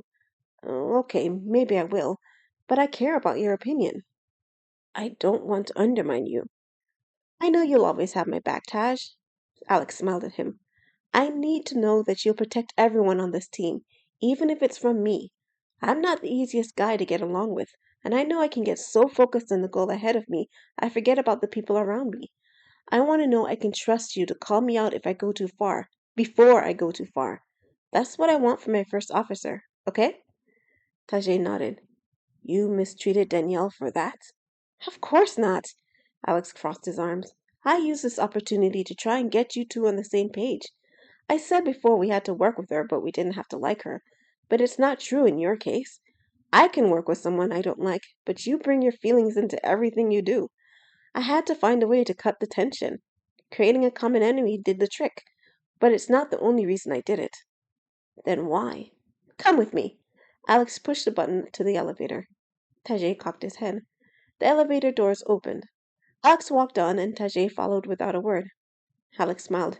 There went one check mark off his list. Once he saw Danielle, he could mark off yet another. Chapter 37. Danielle crouched at the starting line. She stared at the track ahead of her, the silence and darkness the only witnesses to what she attempted. No one used the tracks on weekend, so no one stood by to cheer her on or berate her. She stood on her own. 10 laps. On this track, the same one she would use for her test, 10 laps equaled 2 miles. She only had to endure 10 laps. You can do this, Danielle, she said to herself. You've trained for this. You can show everyone they were wrong about you. Make them sorry for underestimating you. Show them you're not useless. She took a deep breath. The starting buzzer went off. Danielle dashed down the track as fast as her legs could carry her. She rounded the first corner, then the second, then the third. Wind blew her hair back. As she rounded the last bend on the track to finish her first lap, she glanced up at the scoreboard. Each lap had to take less than 2 minutes. No. She jerked her eyes away from the screen. Focus on running. 1 lap down, then 2, then 3. On her 4th lap, she started to pant for breath. But she kept going. She had to. Push through, Danielle, push! 5th lap, 6th, 7th. Danielle gasped and wheezed. Her lungs ached. Her legs burned. Her heart pounded. Sweat poured down her brow. But she clenched her eyes shut and kept on. She needed to keep her feet moving. Come on, Danielle. Only a few more laps. I can't do this. She slowed down. I need a break. I need one. Does the little princess need a break? Alex's voice echoed through her mind. You can't do anything right. How useless. Danielle grit her teeth. I am not useless. She mustered her strength and forced her legs to keep moving. Nothing, no Alex, no Emile, no stupid grudged assassins would keep her from conquering this task. No one could ever tell her she couldn't do something. She rounded the corner and started her last lap. Only 4 corners to go. Now 3, now 2. Danielle headed down the straightaway to the finish line. She clamped her eyes shut and pumped her legs and arms. The timer went off. Danielle dropped to her knees past the finish line. She had done it. She had conquered the 2-mile track. A laugh jolted out of her body, and she collapsed on her back. I did it! I did it! Oh! Danielle punched and kicked her hands and feet in the air. Take that, Alex! You might want to look at the clock before you tell me what to take. Danielle pulled herself to a seat. She looked around for the owner of that voice. Up here. Danielle followed the voice. Above her, on the catwalk viewing deck, stood Alex, with Tajay behind her. He leaned on the railing and smiled that irritating grin. What are you doing here? Danielle pulled herself to her feet. Take a look at your time. Alex pointed to the scoreboard. Danielle followed his gaze. Her heart dropped to her toes. What? That can't be right. 28:57. She dropped to her knees. After all that work, after everything she'd been through, she still couldn't hit a sub-25 run. That time is not good enough, Danielle. Danielle clenched her teeth. Okay, fine. You're right about me. I am a useless little princess. Are you happy now? She swung around and marched to the door. Danielle! Alex's voice echoed off the walls. It reverberated back, seemingly louder and more powerful than Danielle had ever heard it. She froze mid-step. The way he had called her name, with such presence and majesty, reminded her of her father's voice. Your time wasn't fast enough, but did you notice? Alex paused. Danielle turned to him and saw him grinning. You didn't stop once. Danielle furrowed her brows. I don't understand your point. I need you on my team, Danielle. Alex crossed his arms over the railing. I can find a technical specialist anywhere, but you're the only one I've seen with such drive, tenacity, and determination. You have this stubborn streak about you that I like, but you also have this entitled mentality, as if you think the world owes you something, and you don't like taking direction. Anytime something doesn't go your way, you can always call in Daddy. Am I right? Danielle stared at him. The way I treated you had nothing to do with what you did to Tajay. Truthfully, I don't care if you look at his records. If you had asked, we would have helped you search. Heck, I wouldn't even let you look into mine. I used what you did to push you until you had nothing left except your own determination. I did it because it's the only way you'd improve. You finished your race, and that time there, your improvement had nothing to do with me or Daddy or anyone taking it easy on you. You earned it, Danielle, and no one, especially not me, can ever take it away from you. Danielle lifted her eyes to the scoreboard. 28:57. She had not only completed 2 miles, but she had come within 4 minutes of the agency's goal in just under 3 months. Not bad. Not bad at all. Expect to see you for team training on Monday. Alex turned to the door. You've had enough of a break. He headed out. Tajay remained on the catwalk. Did you talk to him? Danielle called up to him once Alex had left. Tajay nodded. Thanks for sticking up for me, Tajay. Danielle smiled at him. Tajay grunted before walking out of the door. Danielle looked up at the scoreboard again. She had improved, but not enough. In order to get on Alex's team, she had to run it in under 25 minutes. Sub 20 if she wanted to rub Emil's face in it. But Danielle smiled at herself. She didn't really want to rub Emil's face in it anymore. All she wanted to do was to get on her team. Okay, Danielle, you can do this. Obnoxious or not, Alex seems to know what he's doing, and I have to trust him. She gazed at her hands. He's my captain, and I have to trust him. She opened and closed them before gazing up at the ceiling. Strange, she had never felt the desire to follow anyone else before. But Alex, in the few moments he had spoken to her, he instilled confidence in her. He believed in her. Danielle could learn to enjoy being on a team like that. But first she had to get onto it. Chapter 38. Emily heaved a sigh and put her hand on the door to the training gym. Danielle had vanished. Emily hadn't seen her when she woke up this morning. She didn't see her when she got dressed or when she had breakfast, and Danielle's friends hadn't seen her all weekend. It looked like she had vanished from the agency. I wonder if she quit. Emily yanked open the gym door. Why did Alex have to treat her so badly? It would serve him right if she did quit. She snorted through her nose and heaved open the door. She halted. Danielle stood in the middle of the room, stretching with Tajay. Danielle! Emily ran to her. You came back! I took your advice, Emily. Danielle reached down to touch her toes. I'm giving myself another chance. What about Alex? We worked out our differences. Danielle reached her hands to the ceiling. Tajay helped. You did? Emily looked at Tajay. I talked to him. Like I promised. I'm glad. Emily took Tajay's hand. I'm proud of you for standing up to him. Tajay smiled. I didn't do anything. Whether it did anything or not, it got me back on track. Danielle jumped a few times. So now I'm here, and I'm ready to work. Emily rested her hand on her hip. Here I spent all weekend worrying about you. Sorry. Danielle bounced on her toes. Morning, everyone. Alex walked in. His eyes stayed glued to his data hub. Before Emily could do anything, Danielle started to jog. Good morning, Alex, she said. Emily glanced at her and then Tajay. He smiled. Emily returned the smile and started to jog herself. This morning we'll... Alex looked up at them. What are you do... Oh, right. You can stop with the jogging now. We're done with it. Thank goodness. Emily stopped jogging. We're done? Danielle stopped as well. How am I supposed to reach sub 25 before my test next week? Don't worry about it. You'll be fine. Alex waved his hand. Rest this week, and when the time comes, you blow everyone else out of the water. You saw me running last night. I still have to knock 4 minutes off my time. Danielle, relax. Alex put a hand on her shoulder. It's fine. Danielle furrowed her brows but nodded. What about me? Emily raised her hand. I only managed to log 42 hours in the simulator. It is baffling. Alex tapped the data hub against his chin. He had shaven, and his chin looked soft and pink. I would have thought you would have done much better. Emily tapped her index fingers together. So what about my tests? I don't think I can pass. Me neither, to tell the truth. Alex exhaled through his nose. I don't have the means to deal with you at the moment, Emily, but I will soon. When I do, I promise I'll focus all my attention on you. In the meantime, we'll spend the rest of the week finishing up our various projects.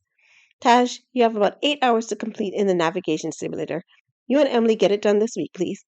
Yes, sir. Emily and Tajay saluted. As for you, Danielle, Alex shoved the papers under his arms. I spent all my time working you so hard I wasn't paying attention to your lessons.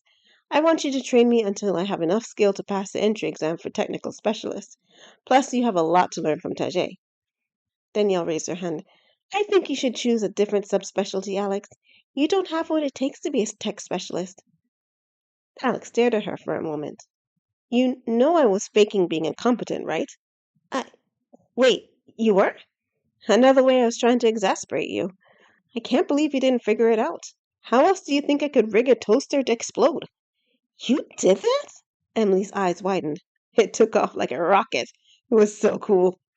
I knew something was off, Danielle pouted. Big jerk. Yeah, I know, Alex smirked.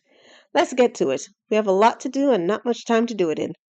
Emily watched Danielle and Alex head off together. For the first time, Danielle didn't frown in his presence. She smiled and even laughed as they exited the room. He made her smile too. But what about her? How is she supposed to pass her flight test? Not even Alex believed she could. A heavy hand pressed down on Emily's head. She looked up into Tajay's face. Let's go, teacher, he said. Right. Emily forced a smile. She headed to the door. Taj, do you think Alex can help me pass my test? Tajay nodded. He has a plan. Okay, Emily said, but deep down she doubted Alex's plan would make much of a difference.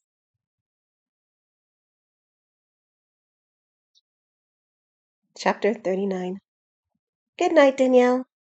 Emily turned off her light and pulled her covers over her body. The silence before bedtime descended around Emily.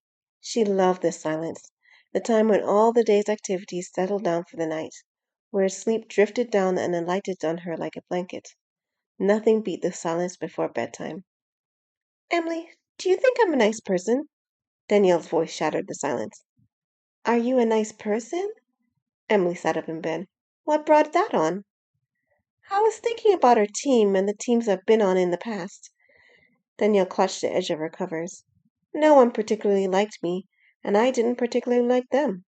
At first I thought they were jealous or something, but after all I've been through with this team, I'm wondering if it wasn't them. Maybe it was me. Oh. Emily sank back into bed. She fell silent. So? Danielle rolled to her side to face Emily. What do you think? Be honest. Well, you're nice to your friends. That's not what I asked. I know, but I don't like being mean. So I'm not a nice person. I like you. Emily played with her sheets. But when I first started rooming with you, you wouldn't give me the time of day. You kept saying you shouldn't be subjected to sharing rooms with a worthless amateur. I said that? Not to my face, but... I'm sorry, Emily. Danielle ran her hands through her hair. I couldn't have been more wrong about you. You're pure gold. Thanks. I suppose there's a lot of people I need to apologize to. Danielle settled her head back on her pillow. All this time I thought I was being treated unfairly, but it looks like I was the one with the problem. It takes a big person to admit it. Thanks for being my friend, Emily. Danielle smiled at her in the dark. I couldn't have gotten here without you. You're welcome. Emily turned to get comfortable on her pillow. I only hope we can move on from here and pass my test. Well, Danielle rolled over to get comfortable. Let's hope Alex really does have a plan.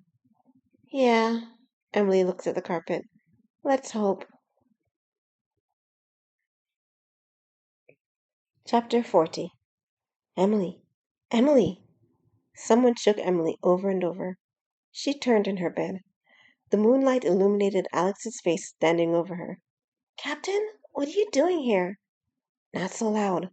Alex put a finger to his lips. Don't wake Danielle. She's been through a lot these past 3 months. Because you put her through it. Emily pulled the covers off of her. Get dressed in your Sub-Zero suit. Alex stood straight. We don't have much time. I'll meet you outside. Once he left, Emily got dressed in her cold weather gear, long john sweater and thermal pants. She hung her jacket and face mask over her arm and eased the door open so she wouldn't wake Danielle. Alex stood by the door dressed in his cold weather gear. Are we going outside? Alex headed to the elevators. I asked one of the senior members to prepare something to help with your flying. They rode the elevator all the way down to the ground floor. Emily gawked at the lobby. She hadn't been down here since she had gotten to the agency. The agency housed everything they needed in the complex, except shopping. Emily didn't have much money for shopping. Alex led her to the south entrance toward the starship hangars. At the door leading outside stood Thomas Card, captain of the number 4 team. Emily gaped at him. Alex, there you are. Thomas handed him a key card. It's gassed up and ready to go. Be careful. My pilot will go ballistic if anything happens to it. I appreciate this so much. Alex took the card. Appreciate nothing. You owe me. Thomas poked Alex's chest. Big. No problem. Alex donned his jacket. Let's go, Em. Thomas gave her a 2-fingered salute as he walked away. Emily watched him. That was Thomas Card. Emily jumped up on her tippy toes. He's captain of one of the top 10 teams. I know. Alex wrapped his scarf around his face. You know him? He tried to recruit me for his team when I first came here. Alex tucked the end of his scarf into the front of his jacket. Ready? Emily put on her face mask. She nodded. Alex covered his mouth with his scarf before opening the door. A blast of cold Arctic air slapped Emily in the face. Even with her cold weather clothes, the cold bit at her arms and legs. The two rushed to the hangars, slipping on ice and squinting in the wind. Alex stopped at the doors to the hangars. He swiped the card and punched in the code. The door swung open. He ducked in, holding the door for Emily. Wow! Emily stepped in. A large starship filled the hangar. It had the shape of a saucer with rounded points and landing gear which held the door far above their reach. It had been painted silver and red. Wow, wow, wow! She darted around it, studying its height, length, girth, and breadth. This is a TS-547 Eco-class ship. It's one of the most advanced in the agency's fleet. Did you get me access into the hangar so I could see it? Of course not. Alex held the card to the side of one of the ship's landing legs. A ramp descended from the door several feet above their heads. I got you access so you could ride in it. He headed up the ramp. Emily scrambled up the ramp after him. They stopped at an airlock. Again, Alex held the card up to the side of the ship. The airlock opened with a hiss. It led to a small room with 2 doors, one to the right and one to the left. Alex opened the one to the right. Emily stepped through after him. The ship's cockpit opened up before her. A relatively large viewing window spanned the area in front of the flight controls. 3 chairs sat in front of the console, the middle seat for the pilot, the one on the right for the co-pilot, if any, and the last one for the technical specialist. Another seat stood in the middle of the room, for the captain. Oh, wow! Emily rushed in. It's a cockpit. Or is it a bridge? I've heard it called both.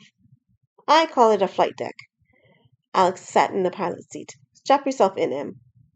He started pressing buttons. Emily sat in the co-pilot's seat. She strapped herself in.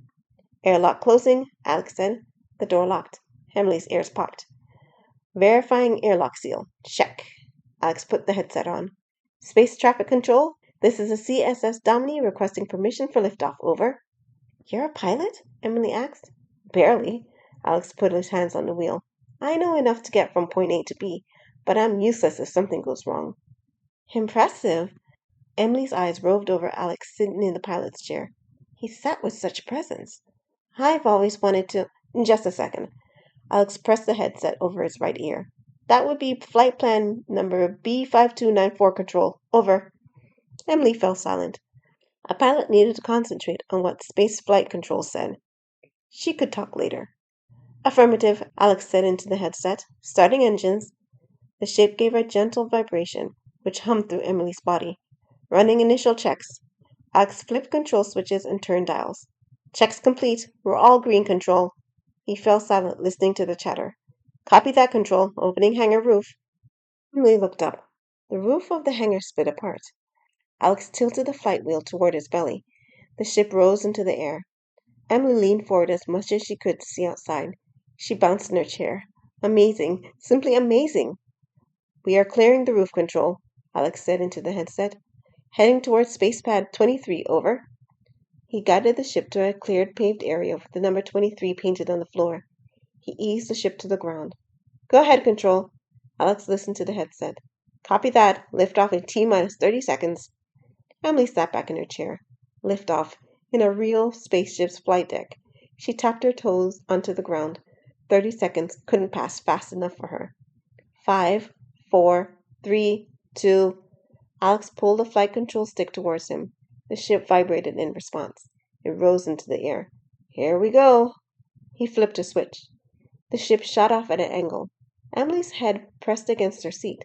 She kept her teeth clenched and her eyes on the view screen, watching the atmosphere whiz past her. Suddenly, the feel of acceleration stopped. She floated off her seat. Alex glided the ship to the planet's orbit. Initiating artificial gravity. Alex turned the dial slowly. Emily felt herself settle back into the chair. Well? Alex glanced at her. What did you think? That was amazing! The takeoff was a little rough, though. I'm not the best pilot. Alex kept his eyes on the flight controls. Emily, you've never flown in space before, have you? Not unless you caught the shuttle that took me from my colony to here. Emily bounced in her chair. She couldn't sit still. I was a passenger and stuck in the middle seat, so I couldn't see anything. How is it that you've never flown, but you passed the space pilot exam? Don't you have to fly a ship to do it? I took it on a simulator. I didn't think that was allowed. It's not usually, but Grenier, my colony, is a tiny place on one of Nitron's moons. Nitron? I'm not familiar with that planet. I'm not surprised. Emily gazed at the stars outside the window. It's a dwarf planet. Most of it was destroyed in the war between the Narsons and the Empire, but the colony remained intact. Of course, since we're so poor to begin with, everyone pretty much left us to ourselves after the ceasefire started. We can't afford spaceships for testing people. So the Silent Agency in our system arranged for aspiring pilots to take the test in a fancy simulator. It used to be a real ship, you know, and it acts like a real ship. It's what I used to take the test. Now I understand, Alex chuckled to himself. It's so obvious. He motioned to the flight stick. Want a shot? Huh? Alex strapped himself on the pilot seat. Take the wheel. Really? Emily's eyes widened. Alex stood. He presented the seat to her. Emily unstrapped herself and scooted into the pilot's seat. She set her hands on the wheel and felt the power of the machine flow into her hands. Wow. Not like the simulators, huh? Not at all. See how it handles. Emily moved the wheel to the left. The ship jerked to the left. More responsive than I thought. She eased the wheel to the right. The ship responded in kind. She did it again. Excellent. Alex rested a hand on the back of her seat. Now give it a tumble. Emily turned the wheel. The ship turned over itself. I love this. Tajay was right about you. You are a wonderful pilot. Up until a few moments ago, I didn't think you had what it took. What changed your mind? The look in your eye. Alex smiled at her. The moment you sat in the pilot's seat, you got this look in your eye that said, this is where I belong. I've noticed that all great pilots have the same look. Emily gazed at her hands resting on the wheel. They did feel like they belong here. I finally figured out what Tajay sees in you. Why he was so insistent on getting you to join. Because I care about the safety of the team? Not quite. There's something more important. He said you can take in a lot of information at once and paint the big picture in a moment. I thought he was talking about mission specs, but there's more to it. Go ahead and put us in the re-entry position. It's about time we went back. Emily glided the ship to the correct point. I've been watching you train for a while now, and I've noticed this habit of yours. Alex sat in the co-pilot seat. Before you enter a simulator, you run around it once to examine it. You did the same thing when you saw this ship. I thought you were excitable, but you're mentally calculating the length, width, breadth, and mass of the ship, aren't you? Emily furrowed her brows. I don't think so. I just try to see how big it is and try to imagine how it would handle. Which is a simplified version of what I said. Alex leaned back in the chair. Your mind is amazing, Emily. You're able to, at a glance, figure out how the ship should handle. It's why you don't do well in simulators. You can estimate the size of the simulators based on what you see, but a simulator imitates a much larger ship with more mass. So what you expect and what happens is different. Emily, you're probably the most talented pilot in the agency. You think so? Look at you. You've never flown a ship before, and you're handling this thing like a pro. Alex smiled at her. You're going to kick butt in the test next week. Don't worry about a thing. Emily beamed. Yes, sir. Now take us through the re-entry process. Land us back in the hangar. Emily studied Alex. He seemed completely at ease, not nervous at all about letting her take the wheel. She turned her attention to gliding the ship back towards the planet. Alex's confidence in her somehow instilled confidence in herself. Now she knew she could pass her test. No doubt about it now. Chapter 41. Danielle stood at the starting line of the 2-mile track. No turning back, no hesitation, no excuses. She narrowed her eyes, waiting for the clock to go off. This time for sure, she had to hit sub 25. The clock beeped. Danielle took off as fast as she could. Alex said rest. Tajay's deep voice echoed off the walls. Danielle glanced over her shoulder while she ran. Tajay stood at the door with his arms crossed. I have to keep training. Danielle turned her attention to the track. I won't be the reason this team fails. Tajay strode over to her. He intercepted her at the first corner, caught her shoulder, and pulled her to a stop. Let me go! Danielle shrugged him off. Can't you understand? Our team is going to fail if I don't pass this test. Tajay stared at her. His eyes roved over her face. He closed them and nodded. Then he turned to the finish line and beckoned to her. Danielle joined him. Stay next to me. Tajay reset the clock. He crouched in a runner's position and waited for the count to begin. Danielle followed suit. Tajay towered beside her. She stifled a smile and a shudder. Who would have guessed she'd be taking advice from a grudget? The clock beeped. Tajay took off. Danielle shot off after him. She ran as fast as she could. In a few seconds, she passed him. Danielle. Tajay pointed to a spot next to him. You're going so slowly. Danielle kept running. I can run much faster. I'll never break my time running so slow. Tajay caught up to her. He placed his hand on her shoulder and forced her to slow down. Pace yourself. Danielle slowed her pace. Don't waste energy. Tajay put a hand on her head. Even pace all the way. I see. Breathe deep. Tajay took a deep breath which expanded his stomach. From your belly. Danielle took deep breaths like he said. Lap 2 and 3 went by without an issue.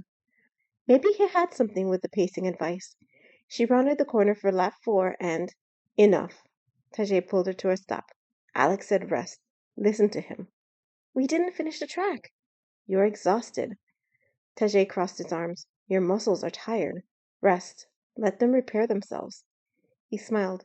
Follow my advice. You'll pass. Okay. Danielle patted his arm.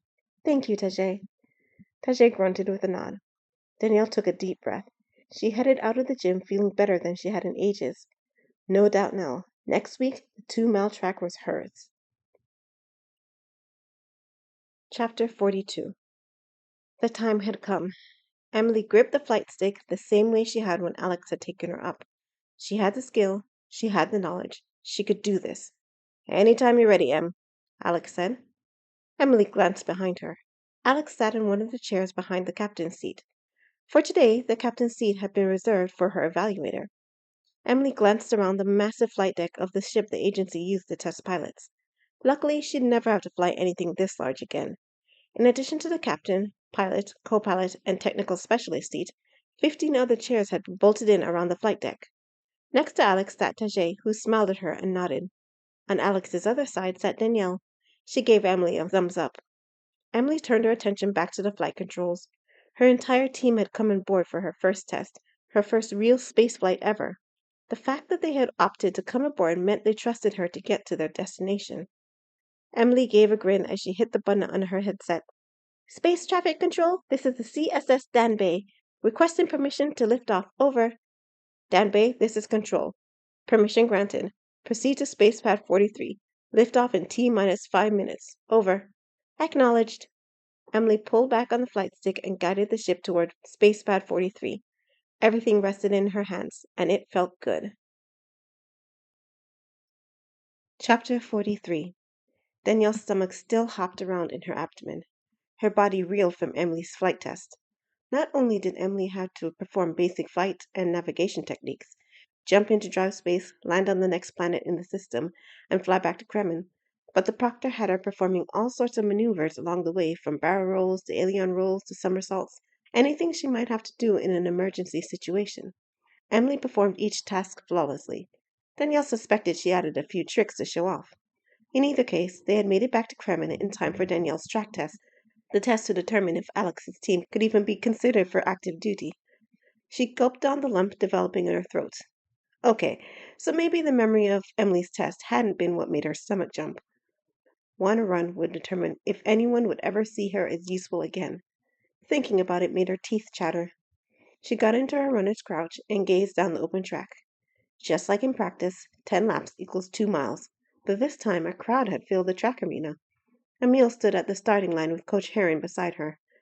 Danielle even spotted Major Turnt standing by in the crowd. A variety of agents, active members, trainees, and recruits shuffled on the bleachers. Among them stood some of her former teammates. Many of them sneered and jeered at her. And no wonder. She hadn't been the most accommodating of teammates. I still have to apologize to them, Danielle groaned. I am not looking forward to it. I am impressed. Emile walked over to her. I can't believe you made it this far on a team without quitting, or getting kicked out. Danielle pursed her lips together. She'd apologize, but not this moment. Right now, she couldn't get distracted. She couldn't let this chance slip from her fingers. Look, Danielle, if you want, I can give you more time to train. Emile squatted beside her. You can't do a sub-25 run. It's too much for you to improve in such a short time. Danielle glared at her. I can do it, thanks. Danielle, I know you think I'm trying to hold you down, but I want to help you. I saw potential in you when I first asked you to join my team, and I still see it. You're not ready. Don't humiliate yourself like this, and don't screw this up for your captain. He put a lot on the line for you. Danielle turned to where Emile looked. Alex sat at a bench beside the finish line. Next to him sat Emily and Tajay. Tajay stood stock still as always, but he smiled at her when she looked at him. Emily jumped up and down, yelling, Go, Danielle! You can do it! Alex sat with his legs crossed. He gave her that obnoxious grin and thrust his chin in the air. He exuded confidence. Confidence in her. Danielle turned to Emile. My captain thinks I can do it. And I think... No, I know I can too. One thing's for certain, Emile said after staring at her for a moment. Your attitude sure has changed. I wish you luck, Danielle. I mean it. She headed to the sidelines. Danielle watched her go. Had Emile always been so nice, or did she have an ulterior motive? Stop, stop, stop, Danielle. Danielle slapped her cheeks. Focus on the track. Remember your training. She closed her eyes. Alex's voice came to mind. Knees up, Danielle. Where's that posture? Keep your form. Right, Danielle nodded. Can't lose my form when I run. Now, what else? Tajay's advice came to her mind next. She could almost see the big lug in the runner's crouch beside her. Pace yourself. Eyes on the track. Breathe deeply. Danielle took a deep breath and exhaled it in a long sigh. Her nerves left her. Now, what about Emily's advice? Go, Danielle! Keep running! Don't stop! Danielle snapped her eyes open. Emily's advice rang in her mind so vividly she could almost hear it. You can do it, Danielle! Woo! Came Emily's voice. Danielle swung around. Emily bounced around the track, cheering and screaming. Danielle grinned. No need to remember her advice. Emily yelled it all the time. Ready? Came a voice from the PA system. Danielle turned her eyes to the track. 10 laps. Just 10. The starting clock beeped. Danielle took off. She raced down the first stretch in what must have been record time. Her legs became a blur beneath her. The crowd erupted in cheers and roars. Danielle! A deep voice boomed over the noise of the crowd. She jerked her head around. Tajay had gotten to his feet. He cupped his hands around his mouth. Pace! Oh, right. Danielle slowed down. She imagined Tajay running beside her and matched his speed. She checked her posture and kept her knees up. 1 lap down, Danny. Alex jogged down the home stretch with her. 9 to go. Keep it up. Lap 2 and 3 went the same. On lap 4, she started straining for breath. A stitch developed in her side. She kept her pace, breathed deep, and continued in her form. 5, 6, and 7 made the stitch deepen in her side. She panted down the track, but her muscles still propelled her forward. Laps 8 and 9 weighed down on her. Her legs started dragging, but she couldn't stop. She wouldn't. She headed down the final stretch on her 9th lap and started her 10th. Her muscle ached and complained. Her breath came in hard. She pushed through. Just 1 more lap. 1 more. 4 corners. She turned the first corner, then the second, and the third. The final stretch. Her legs ached. Her lungs ached. She started to slow. Danielle, you're almost there. Alex jumped to his feet. Don't you dare slow down. Push. Come on. He kept in pace with her. Tajay joined him. Run. Run. Go, go, go. Emily jumped up and down in one spot. Hurry, hurry. The audience erupted in cheers. Danielle gazed at them all. What was with all the excitement? Sure, she had come up to the end of the track, but everyone had risen to a frenzy. They seemed desperate for her to cross the finish line. Oh no. What if she was running out of time? What if she was failing? Danielle, don't panic. Alex's voice pushed through the fog of worry. He was jogging next to the track, keeping pace with her. He pointed at his eyes with 2 fingers. They sparkled in the gym's light. Eyes on me, Danielle. Let's go. Run! He picked up the pace. Danielle clenched her teeth and pushed herself to match his pace. She had to make it to the finish line. She had to run. The clock buzzed. The crowd went wild. Even her former teammates threw their hats in the air. The noise deafened Danielle. Danielle! Alex tackled her. She fell to the ground. Way to run, girl. You did it. Danielle! Emily threw herself on the pile. I knew you could do it. Tajay lifted her up out of the pile. He set her on her own 2 feet with a grin on his face as large as the moon. The crowd screamed and danced. I know I'm not a great athlete, Danielle panted, but I didn't think anyone would be this excited I broke 25 minutes. Danielle, are you kidding? Alex pointed. Look at the clock. Danielle turned to the clock. The world crawled to a halt. The noise faded, and her mouth dropped open. After all that work, after all the ways her teammates had helped her, she hadn't done a sub-25 run. 1936. She had done a sub-20. Danielle pressed her hands over her mouth. That's my girl, Danny! Alex pounced on her shoulders. That's all you! A huge smile overtook Danielle's face as she watched the crowd cheering her. She had done it. She had showed them all that she wasn't useless. She closed her eyes to soak it in. Nothing in her life had felt better than this moment. Chapter 44. Congratulations, Danielle. Emile pushed through the crowd thronging around Danielle. That was quite the performance. Danielle grinned. Told you could do it. You showed me. I suppose this means I'll be vacating my room this week. Thanks, but... Danielle turned to her teammates. Emily had Tajay's hand and was using him as a maypole. Since I'm joining this team, we'll be moving into the actors' members' dorm. I'd like to stick with them. Team spirit. You've changed more than I thought. Danielle ran her hand through her hair. Her hands got wet with sweat. I owe you an apology, Emile. After what I've been through, I realize I wasn't exactly the most accommodating person to work with. I understand now why you kicked me off your team. I'm sorry. Emile waved her hand. You don't have to apologize. Believe it or not, your stubbornness is one of your best traits. You just have to be stubborn about the right things, like not giving up. I'm proud of you, Danielle. Thank you. Danielle clasped her hands together. Oh my gosh! Emily bounded over to them. You're Emile, captain of the #1 team in the entire agency. And you're...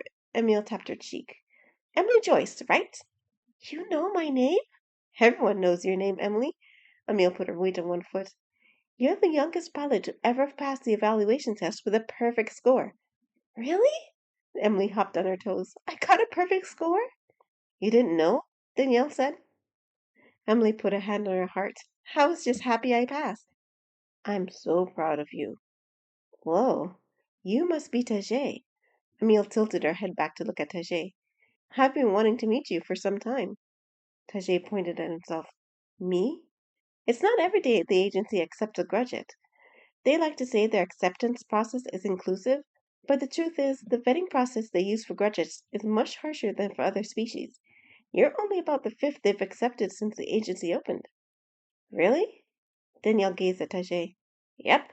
Emile put her hands on her hips. Boy, Alex sure knows how to gather talent around him. Speaking of Alex, where is he? Danielle glanced around the crowd. He was here a moment ago, Emily said. Thomas took him. Tajay pointed to the exit of the arena. It's probably time for his captain's evaluation. I forgot. Emile inhaled through her teeth. I don't think he's going to do well either. Too bad. He has potential. What do you mean? Danielle turned to Emile. Is the test that hard? The test is different. Emile took a deep breath. I can't discuss the specifics with non-members, but from what I've heard, he won't meet the requirements of what the agency says makes a good captain. You can't say that for sure. Danielle clenched her fist. Sure, I didn't agree with his methods, but Alex is a great captain. He cares about his team, and he knows what it takes to bring out the best in us. Danielle motioned to her teammates. I'm not disregarding his results, Danielle, Emile said, but there's more to it. I'm confident he can do it. Danielle pulled herself to her full height. We are going to that test, and we'll cheer him on 100%. 1,000, Emily said. Tajay nodded. Now, Danielle looked around. Anyone knows where he's being tested? Emily and Tajay shrugged. Emile chuckled. With this sort of support, he might just make it. Danielle Stanon, a humanoid creature with a cat-like face, approached them. Soft brown fur covered her body, and her ears had tufts on the ends. She wore the agency's uniform and a navy blue skirt. Medals dotted the front of her jacket. Her name tag read, Lieutenant Major Kinnan. Emile saluted when she saw her. I'm here, man. Danielle also saluted. Emily Joyce? Here. Emily raised her hand. Tajay Donson? Tajay looked down at her. Kinnan stared at him a moment, her green eyes narrowing to a slit. Yes, I see. She marked on her papers. You three, come with me.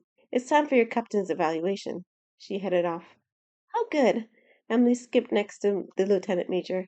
We were wondering where it would be. Tajay followed them. Danielle.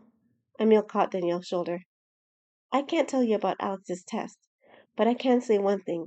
If you believe he's a good captain, stick with him no matter what. This one test will make or break his career in the agency. You don't have to worry about that. Danielle patted Emile's hand. He believed in me, and I intend to return the favor. Emile smiled. Go on, then. Danielle nodded. She jogged out to catch up with her teammates. Chapter 45. Alex strode down the hall with Thomas by his side. Thomas had remained remarkably silent since he had pulled Alex from Danielle's celebration. He had taken him up to the 47th floor, and now walked down the hallway with eyes on the ground.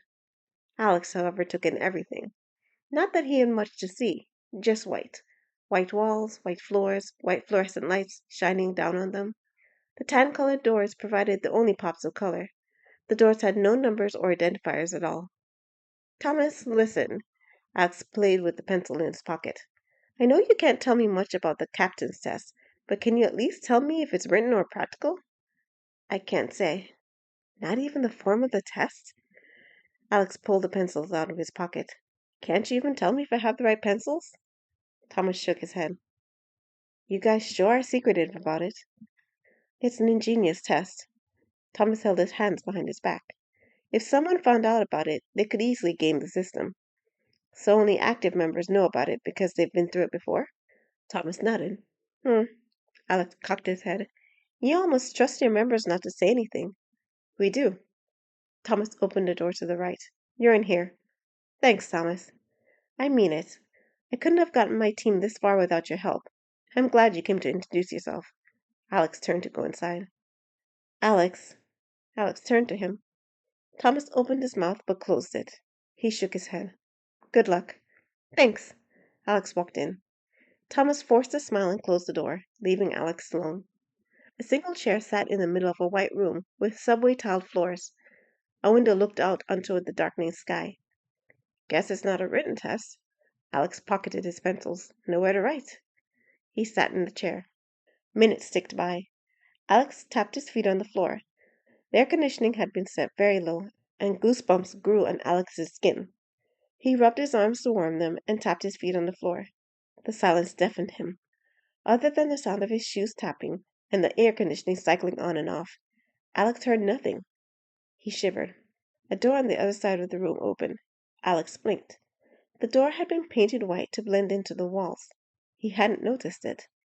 A tall man with dark hair walked in. He had a clipboard full of papers in his hands. Alex Donson? Here. Alex hopped to his feet. Carlin Davis, Director of the Interplanetary Civilian Defense Agency. How are you? He held his hands out to Alex. I could be better, sir. Alex shook his hand. It's a bit cold, and I have no idea what's going to happen next. Davis chuckled. It's the way we like it, Dodson. Alex tried not to show his annoyance at being called by his last name. Do you proctor all the team captain's tests, sir? I would think the director of the entire agency would be too busy. I don't do it often. Only when the situation is unusual. Your entire team is unusual. Every single one of you broke some sort of record. Really? Alex raised his eyebrows. He liked the sound of this. Hemley Joyce, the youngest astropilot to ever get a perfect score on her pilot's evaluation exam. She was pretty spectacular, wasn't she? Alex brought up the memory of her space flight. He grinned at the ease in which she handled the ship. I'm so glad I took Tajay's advice. Davis flipped to another page. Tajay Donson, who passed his medical tech evaluation in record time with a 169 out of 200. 169? What's that, 84.5? Alex frowned. That's not like him. The buffoon must have been nervous. I knew I should have drilled him more. Danielle Stanon. Heh. Davis chuckled, his stomach quivering up and down. Never thought she'd get on a team. She's a perfect match for mine. Then there's you. Davis let his hands drop to his side. The team captain who got the lowest captain evaluation score in the history of the agency. What? Alex gaped at him. How is it possible? I haven't even taken the test. You've been taking the test ever since you submitted the paperwork to form your team, Donson. Your team's opinion of you is highly factored. We've used security cameras to analyze what they said about you and what they've said to each other and their friends about you. I have to tell you, Davis handed him some papers. Your team does not have a high opinion of you. Alex took the papers. Each one had his team's profile and picture on top. Beneath it, an opinion graph had been drawn. Danielle's sheet had been placed on top. Her graph started in the middle and plummeted immediately. It remained low all the way across. 5% approval rate had been written at the bottom. Emily's graph came next. It started high before dipping into the 30s. Then it increased right before the cutoff. 34 approval rate. Alex pulled Tajay's graph next. His graph started high, then slowly dipped before starting to increase. 69% approval rate. Wow. Alex shook his head. Even Taj, huh? I'm curious to know what you think about this. David stuck his remaining papers under his arm. I'm not surprised at all. Alex set the papers on the chair. I knew they'd hate me after what I'd put them through. They made their opinions known, so... But I didn't know I'd be graded according to their opinions. Now all those warnings everyone kept giving me made sense. If you knew then what you know now, would you change anything about the way you handled your team? Nothing. Nothing at all? Alex gave it some thought. That's not quite true. I would have made Tajay study more. I don't think I spent enough time with Emily. If I had, I would have noticed what was causing her trouble and could have helped her sooner. She wouldn't have gotten so discouraged. And Stanon? Danielle? I wouldn't change a thing with her. Alex snatched her paper from the pile. She might hate me, but do you see what she accomplished? I'm so proud of her. I see. Davis turned on his heel. This concludes the interview. What happens next? What do you mean? My team passed their evaluations with flying colors. Alex held on to the back of the chair. Doesn't seem fair they should suffer through extra training because I failed. You're advocating for your team even though they're the reason you failed? Regardless of how they feel about me, they're good at what they do. They deserve a chance to prove it. As to you, Dawson. Davis opened the door he had come in through. Alex! Emily pushed past him. Alex, I'm so sorry about the opinion graph. I didn't know. Danielle and Tajay walked in together. They had their heads hung. Alex, Danielle played with her fingers. Guys, stop it. Alex pushed Emily off. You can't help how you felt about me after I treated you like dirt. Heck, if I treated me like I had treated you, I wouldn't have a high opinion of me either. The test isn't fair. Emily swung round to Davis. I demand you reevaluate him. That's right. Danielle crossed her arms. You should ask us our opinion of him now. Tajay nodded. Guys, it's all right. Alex stepped between them and Davis. I'll get another chance. I'm afraid that's not how this works, Dotson. Davis had his hand on the doorknob. Once a team captain fails his evaluation, he can't take the test again, for obvious reasons. Then this is his only chance? Emily let her hands flop. I don't want another captain. Tajay stood behind Alex. If he leaves, I leave. Me too. Emily stood in front of Alex. She crossed her arms and snorted. You guys don't have to do this, Alex said. Yes, we do. Right, Taj? Tajay nodded. Right, Danielle? Emily turned to Danielle. She hadn't moved from her spot. Emily let her arms uncrossed. Danielle? Danielle rubbed her arm. She bit her bottom lip. Alex smiled at her. Guys, this isn't fair. You're asking her to give up everything for a guy she doesn't like that much. He placed a hand on her shoulder.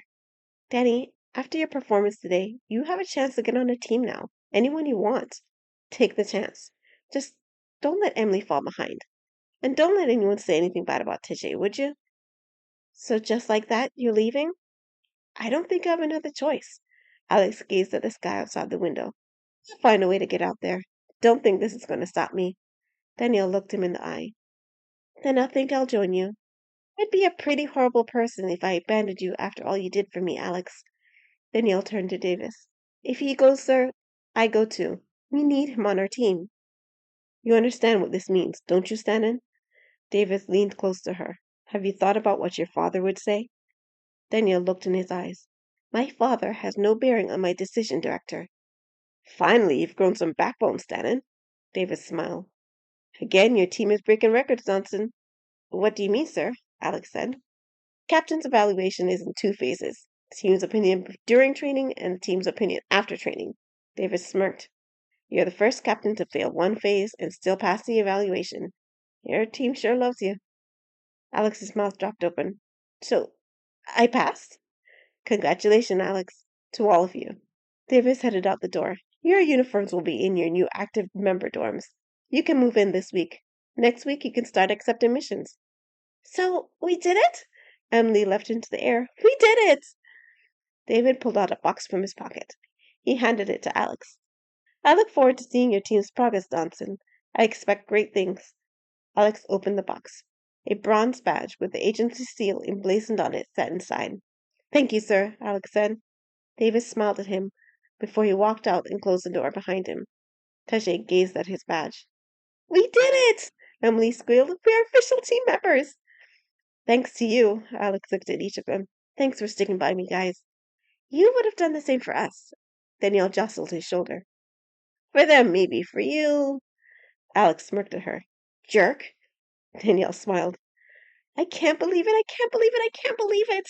Emily hopped around them. I am officially an astropilot. Wait until I tell my mom and dad. Oh, and Bobby, and Brady, and Evelyn. She darted out of the room. Father will be so excited. Danielle clenched her hands together. I have to call him. Excuse me. She made a bow before leaving. She caught up with Emily and they chatted while running out. Alex turned to Tajay. Here it is, Taj. He held out his badge to show him. This is our ticket to the stars. Tajay grunted and nodded. We won't stop here. Alex clutched the badge in his fist. With our team, nothing can hinder us.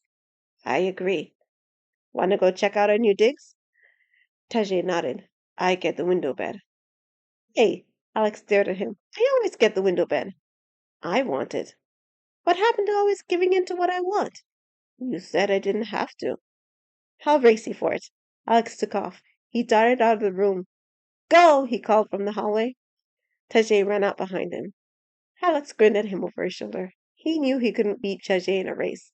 In fact, he knew Tajay would hold himself back to make Alex feel better about himself. Then he'd trip or something so Alex would win. This time, Tajay had a surprise coming. Alex would be the one who threw the race to let him win.